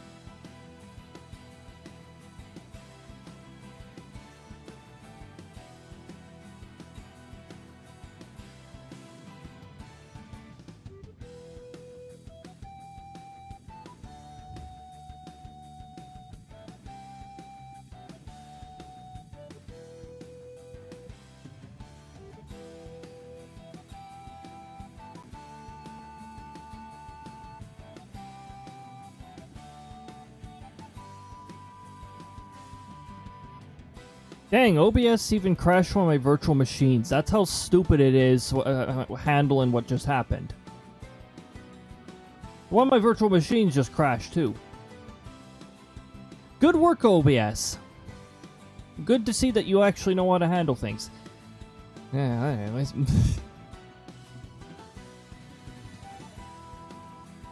I think we're almost done with phase 2.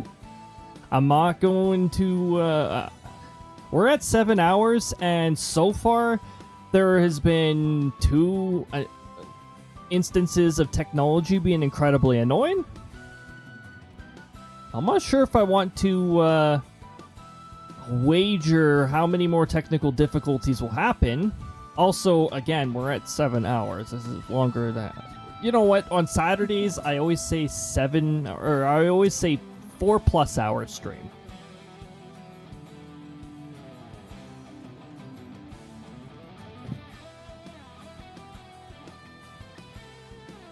So what I'm gonna do right now is, first of all, I'm gonna save one more time, because now I really don't trust you, OBS.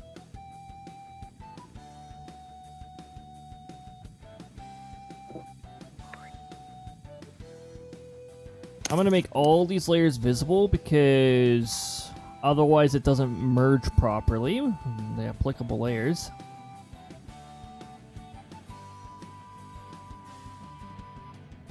This is going to be a lot of layers to toggle on. Unfortunately, ads are really timing themselves badly because I'm pretty sure I'll have them all toggled on by the time we get... by the time the ads are, or before the ads are done.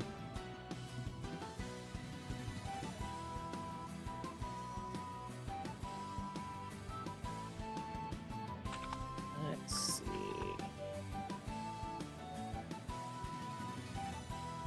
Just getting I'm just getting the virtual machine back up and running too. Ugh. You're an encode and overload, OBS.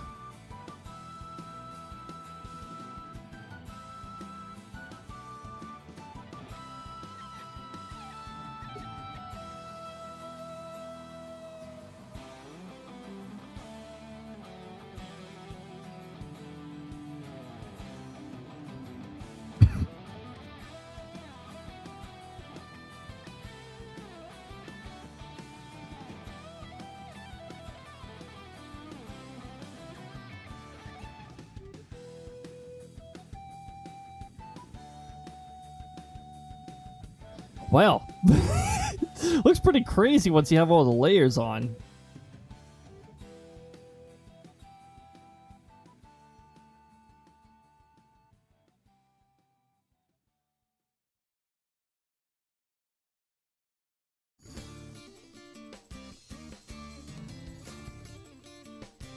Merge down. Merge down. Merge down. We're going to do that a whole bunch of times. I guess those of you stuck in ad land are not missing too much. Dedication to complete this stuff is admirable. Thanks, Fiber. Looking back on it, yeah, definitely.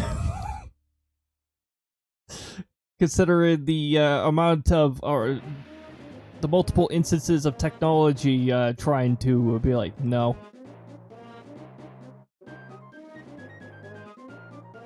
So now we gotta merge all the frames. Well, not all the frames themselves, but all of the extra layers in the frames. Swing effect. Hammer. Swing. Hammer. Hammer!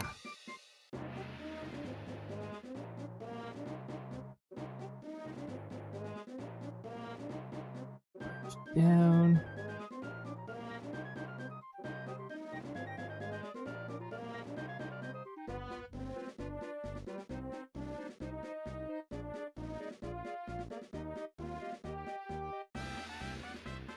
We're finally at the home stretch of Phase 2.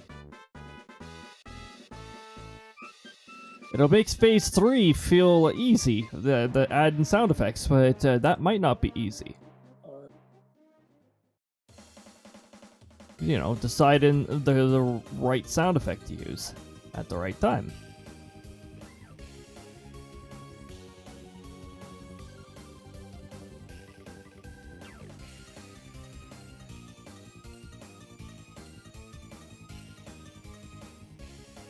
Also, I have Firebot play the sound layer separately.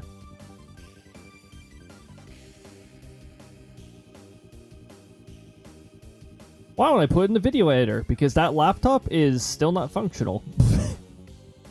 I mean, the laptop itself is functional. Its power connector is trash, though.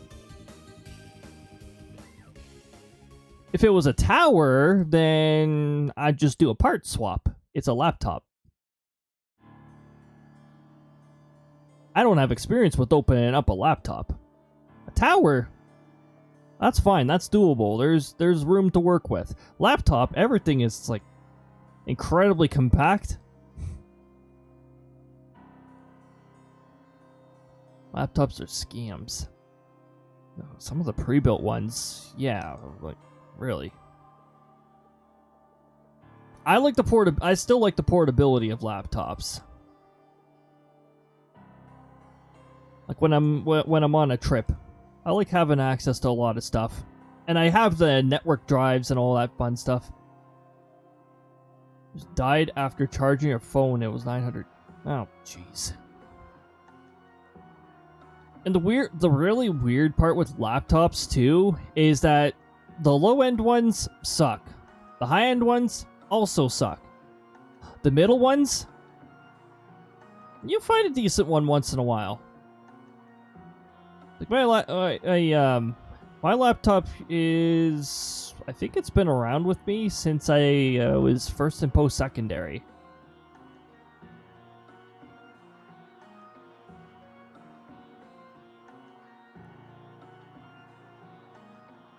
Couldn't even take out the NVMe for the tower. Ah, that's annoying.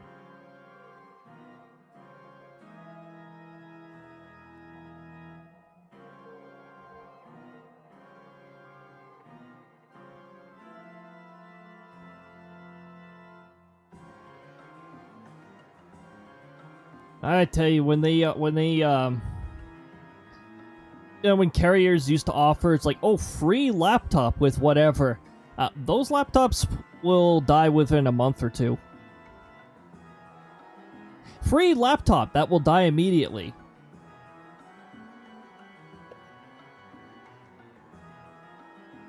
I remember when they were doing that promo, and it's like, yeah, sure.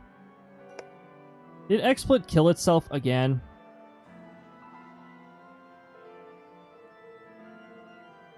XSplit's pretty talented. Hopefully. Oh, is everything crashing again? This is really getting old.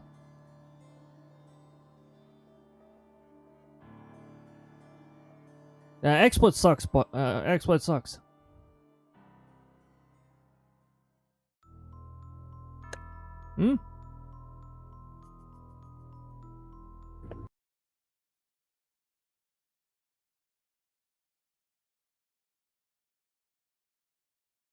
Oh yeah, that's right. It auto muted.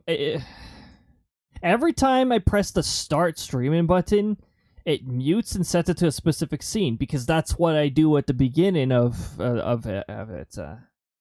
So yeah, OBS is trash. It's a miserable pile of hot garbage. 30.0.2 is trash. Just you know.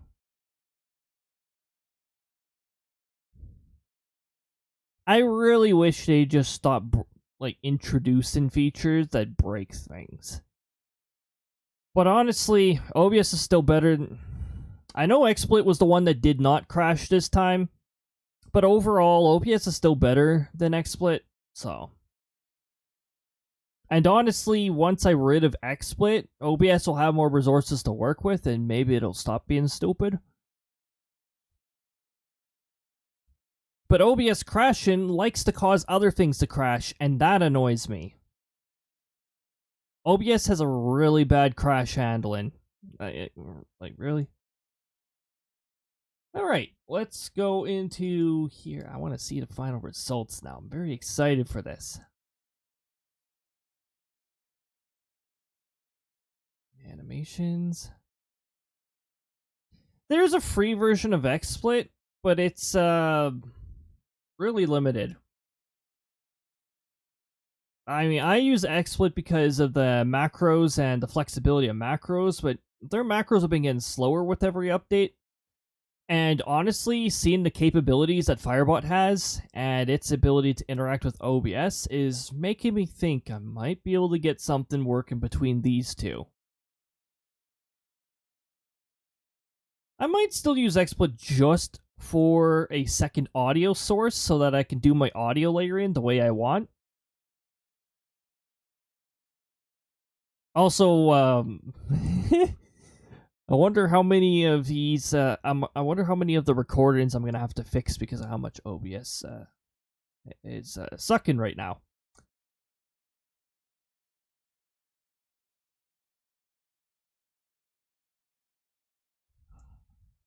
Well, let me just press save as again or export as because GIMP has an incredibly annoying habit of. Wait, what? As animation. Replace. I think it's because I forgot to specify whether it was replace or not. Let me just try that again then. We'll, replace.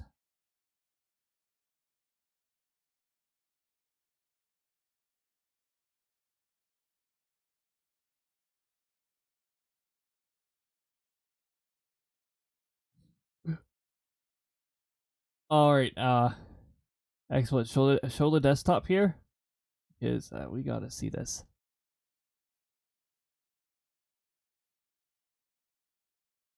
That walk animation still looks stupid, but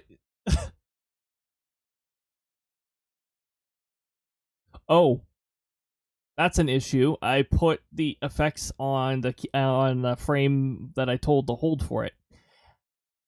Eh.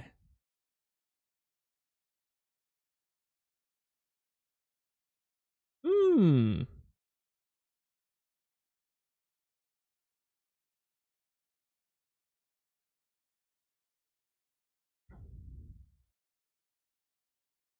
I might have to do a little trickery tied to that. Okay, I'm gonna need all the supporting layers back though.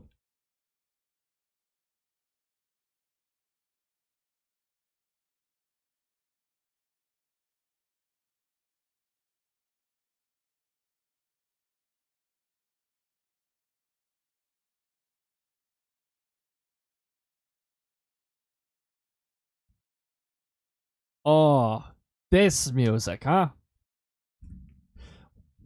We'll be hearing this towards the end of the month.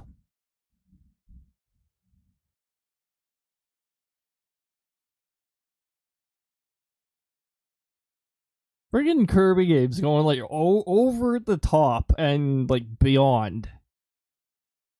Just blows your mind sometimes. Just crazy.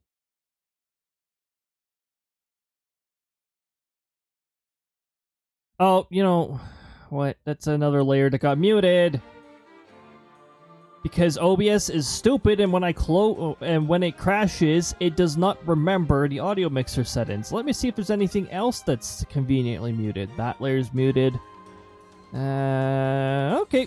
Just it was a couple layers that I forgot. More importantly, let me see if it actually remembered the VOD track, because okay, good. That checkbox is still checked. Well, at least it remembers that. Thank you. That's all fixed now.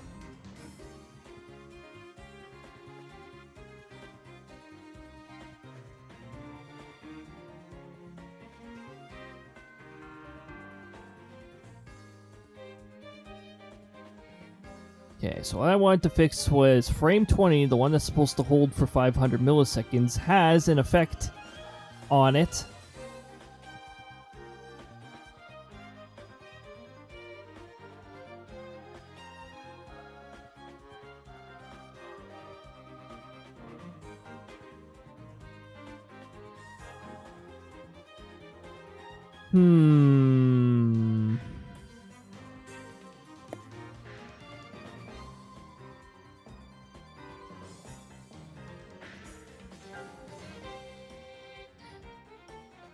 I'm trying to think of a way. I'm trying to think of an efficient way to fix this.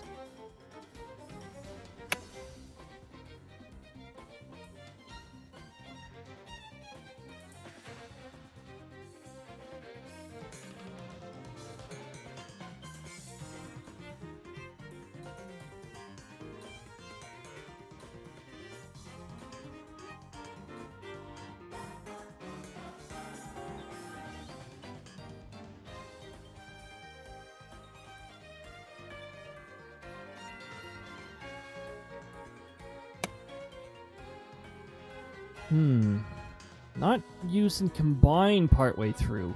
Let me think here.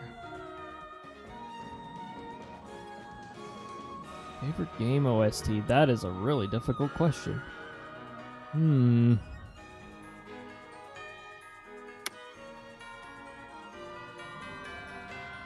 I know this one's pretty far up there.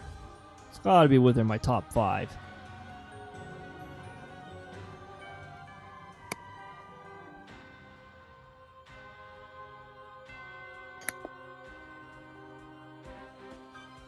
I'm gonna say Final Fantasy VI had some great music too. And as much as I complain about Paper Mario Origami King's puzzles ruining everything, that's got a good soundtrack. The boss fights in particular have pretty good soundtrack. Thousand Year Door. And the Mario and Luigi series has a lot of good music.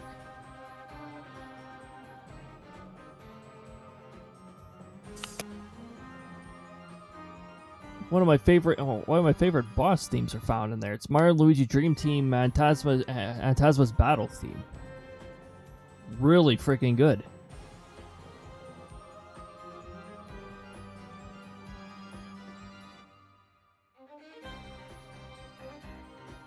Spocks. How can I get this Spock in effect?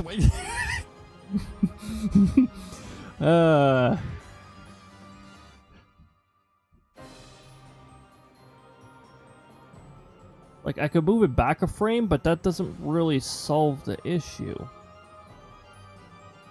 Because then it just freezes on frame 2. I could duplicate the frames, but then I have to rename all the frames further up.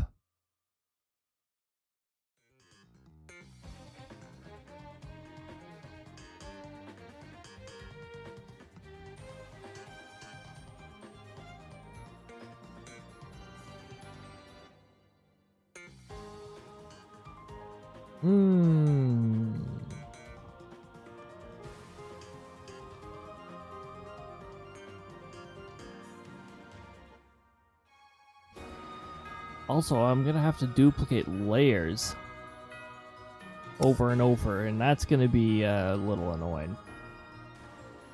Dang.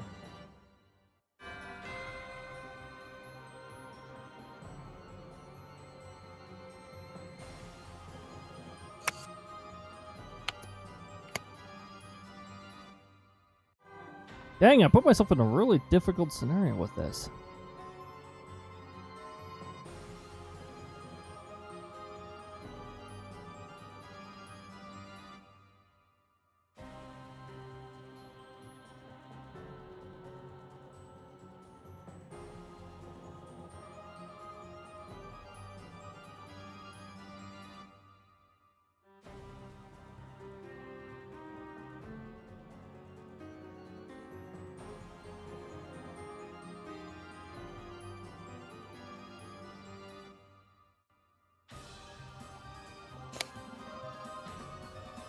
Well, I might have no choice. I might have to merge it in a specific way and then duplicate those specific frames.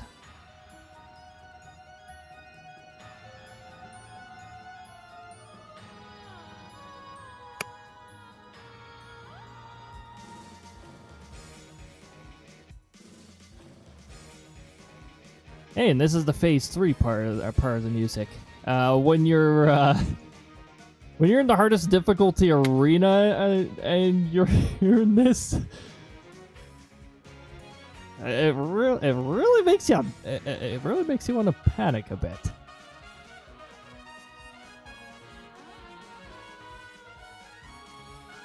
Because in the hardest difficulty arena, the final boss gets an extra phase.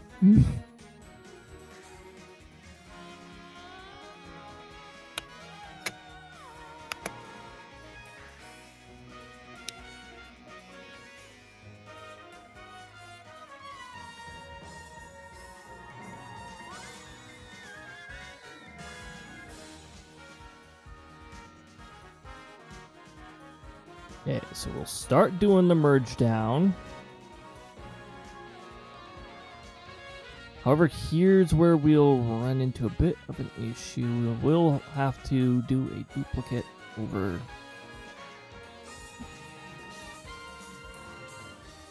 And then proceed to rename every layer.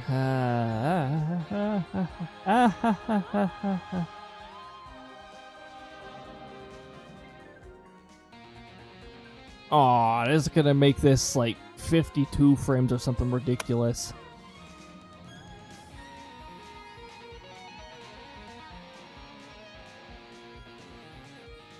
$53. Ugh, that's an odd number. It's hard to work with. 52. 51.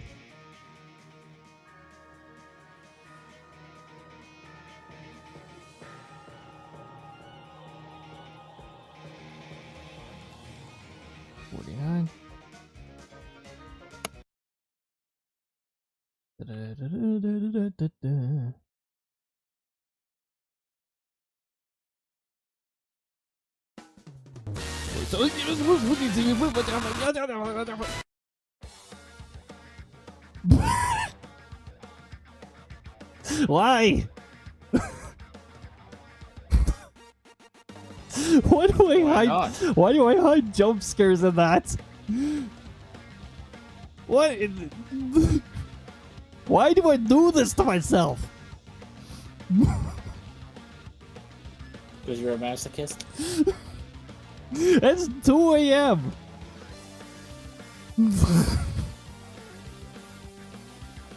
Your point?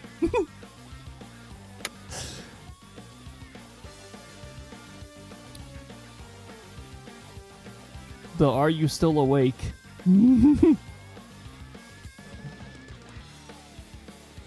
My goodness. Alright.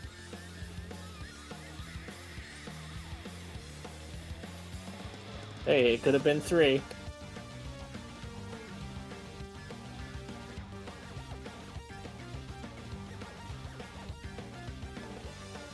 I should try playing that Voices of the Void game at like 3:33.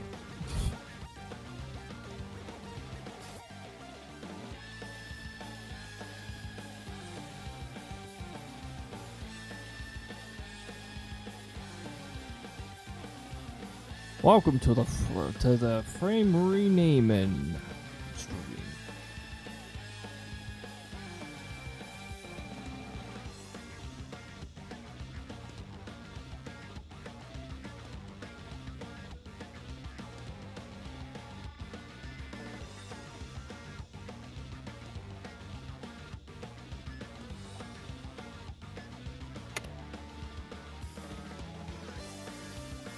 I have to double click and then double click, and then it'll select the number for me.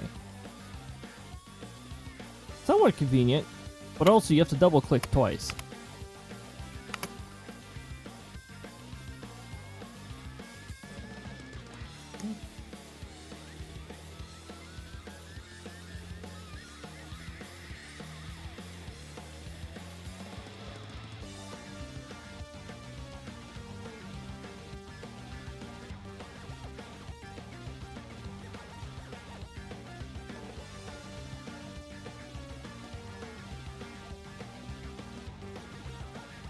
Okay, so swing effect.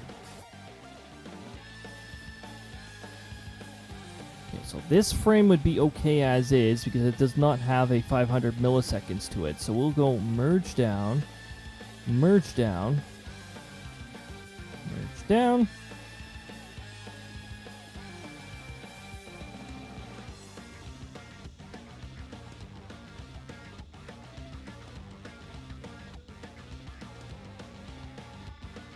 Temporarily move the 500 milliseconds from this.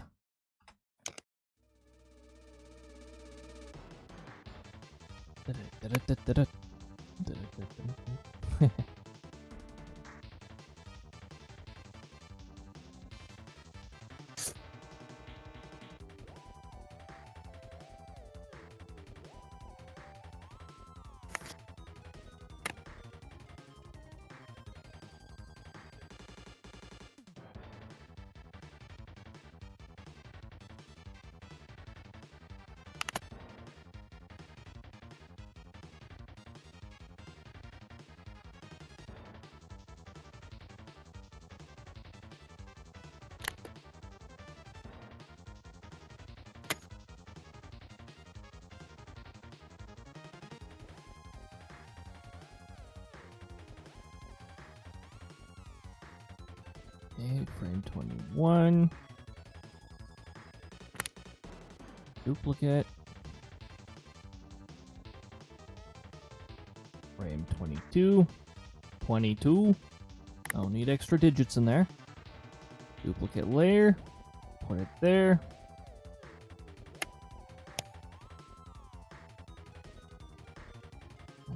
Drag this over here.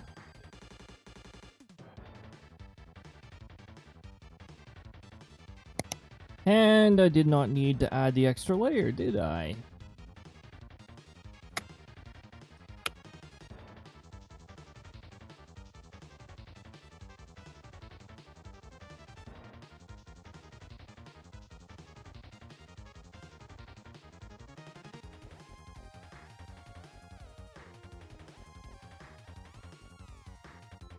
I sort of dug myself a hole if I ever want to edit this animation again. Because when I undo so that all the layers are unmerged again, I'm going to be undoing this frame change. Yay!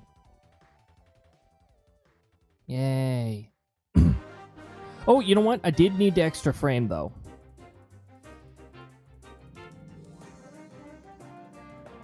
Because the frame that I'm going to be holding on is going to be frame 23 now. One without that little effect.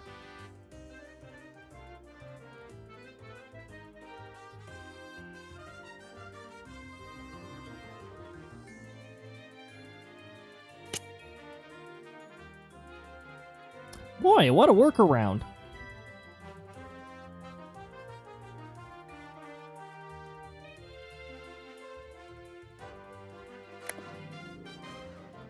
Okay, time to do a bit of math this late at night. We've added 3 frames. That means we're subtracting 240 milliseconds. 80 times 3. 260.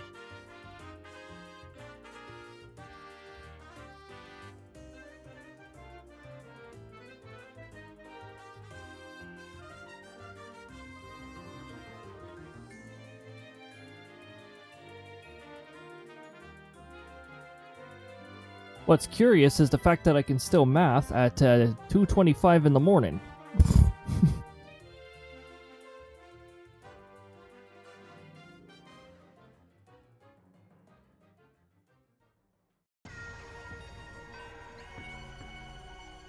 Ooh.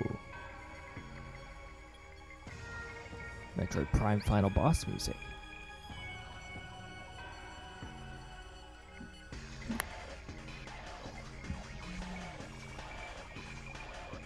Literally Metroid Prime. I'm pretty sure. Yep. Yeah, this is Metroid Prime. That's a final boss of the first Metroid Prime. It's Metroid Prime.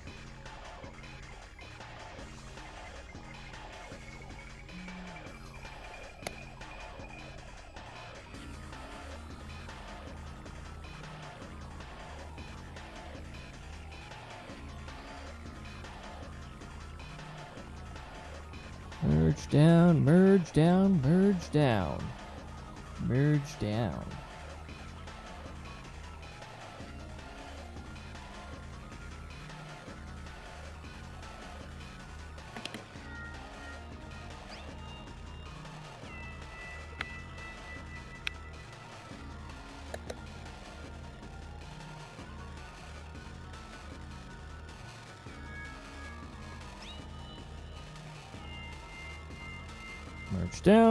Merge down, make visible, merge down.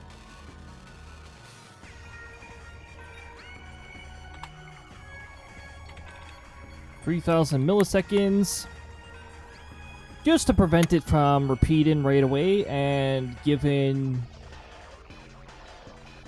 Firebut's behavior a chance to fade it out or like toggle the visibility and all that. Give it a bit of a delay before the loop. Delete this layer, delete this layer, delete this layer.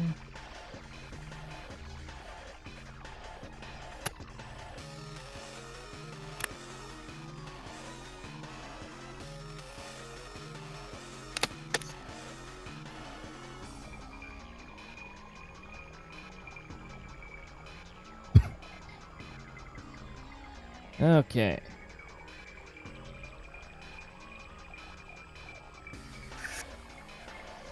Oh.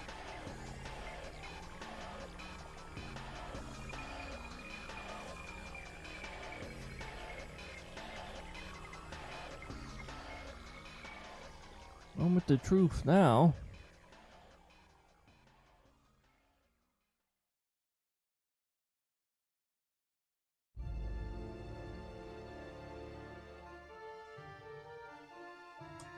We're going to add one more frame with the sectoral leader totally gone.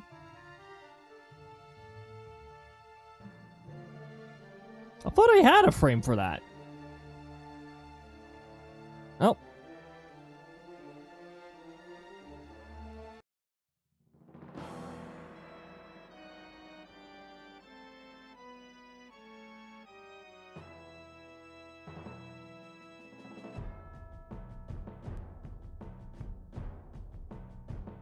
Now, I am a little lazy right now and do not want to have to undo all of those merges. Frame 54, 30,000.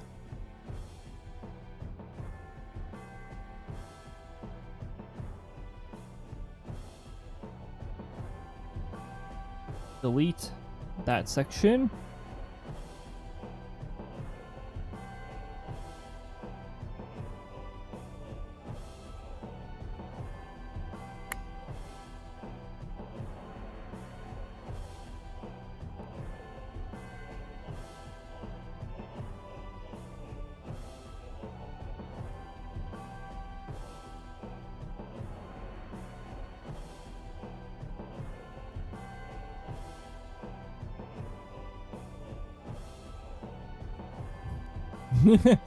Nice. Again, the walk-in's still stupidly clunky, but you know what? Whatever.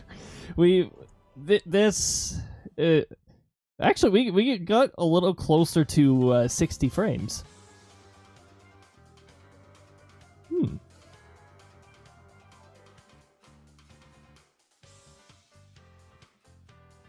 Gotta say, pretty happy with the results. I'm gonna have to redo a thing or two on this when I undo all this so that the layers are separate once again.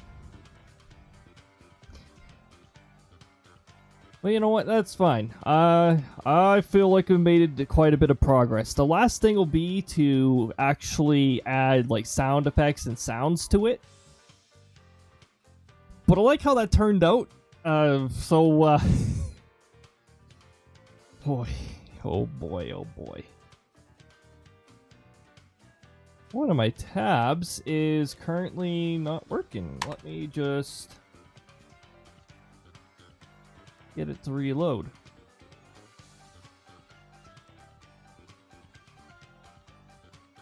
It doesn't want to load. It's moody. I'm just gonna close and reopen the tab. That's usually fixes it. Yeah, there you go. Cool. So everybody, I'd like to thank you greatly for joining. I'm gonna send you guys over to Katori because Katori's also doing art. And why not continue the vibes? I will trigger that raid right now. These are the raid messages. First one's for subs, second one's for non-subs. Next stream is going to be, well, technically I have one tomorrow at noon. That's weekly weather. But I don't typically list that one or talk about that one too much. It's just, if you happen to be there, then we talk weather. Next scheduled stream is on Tuesday, 7 p.m. Mountain Time. And that's going to be Kirby and the Forgotten Land. We're going to be continuing that. We're going to be going into the Arctic-y, wintry kind of land. On Thursday, we're going to be continuing Book of Mario. We're going to be finishing off Chapter 7. Maybe even start in Chapter 8. And on next Saturday, we're going to be continuing Final Fantasy XIV. We're going to be continuing the Hildebrand series. Lots of comedic stuff going on over there. Look forward to that. All of that at 7 p.m. and Sunday is at noon. Thank you once again for joining. Take good care of yourselves, and we'll see you in the next week. Take good care of yourselves. Yes. Have a good night. And until next time. See you later.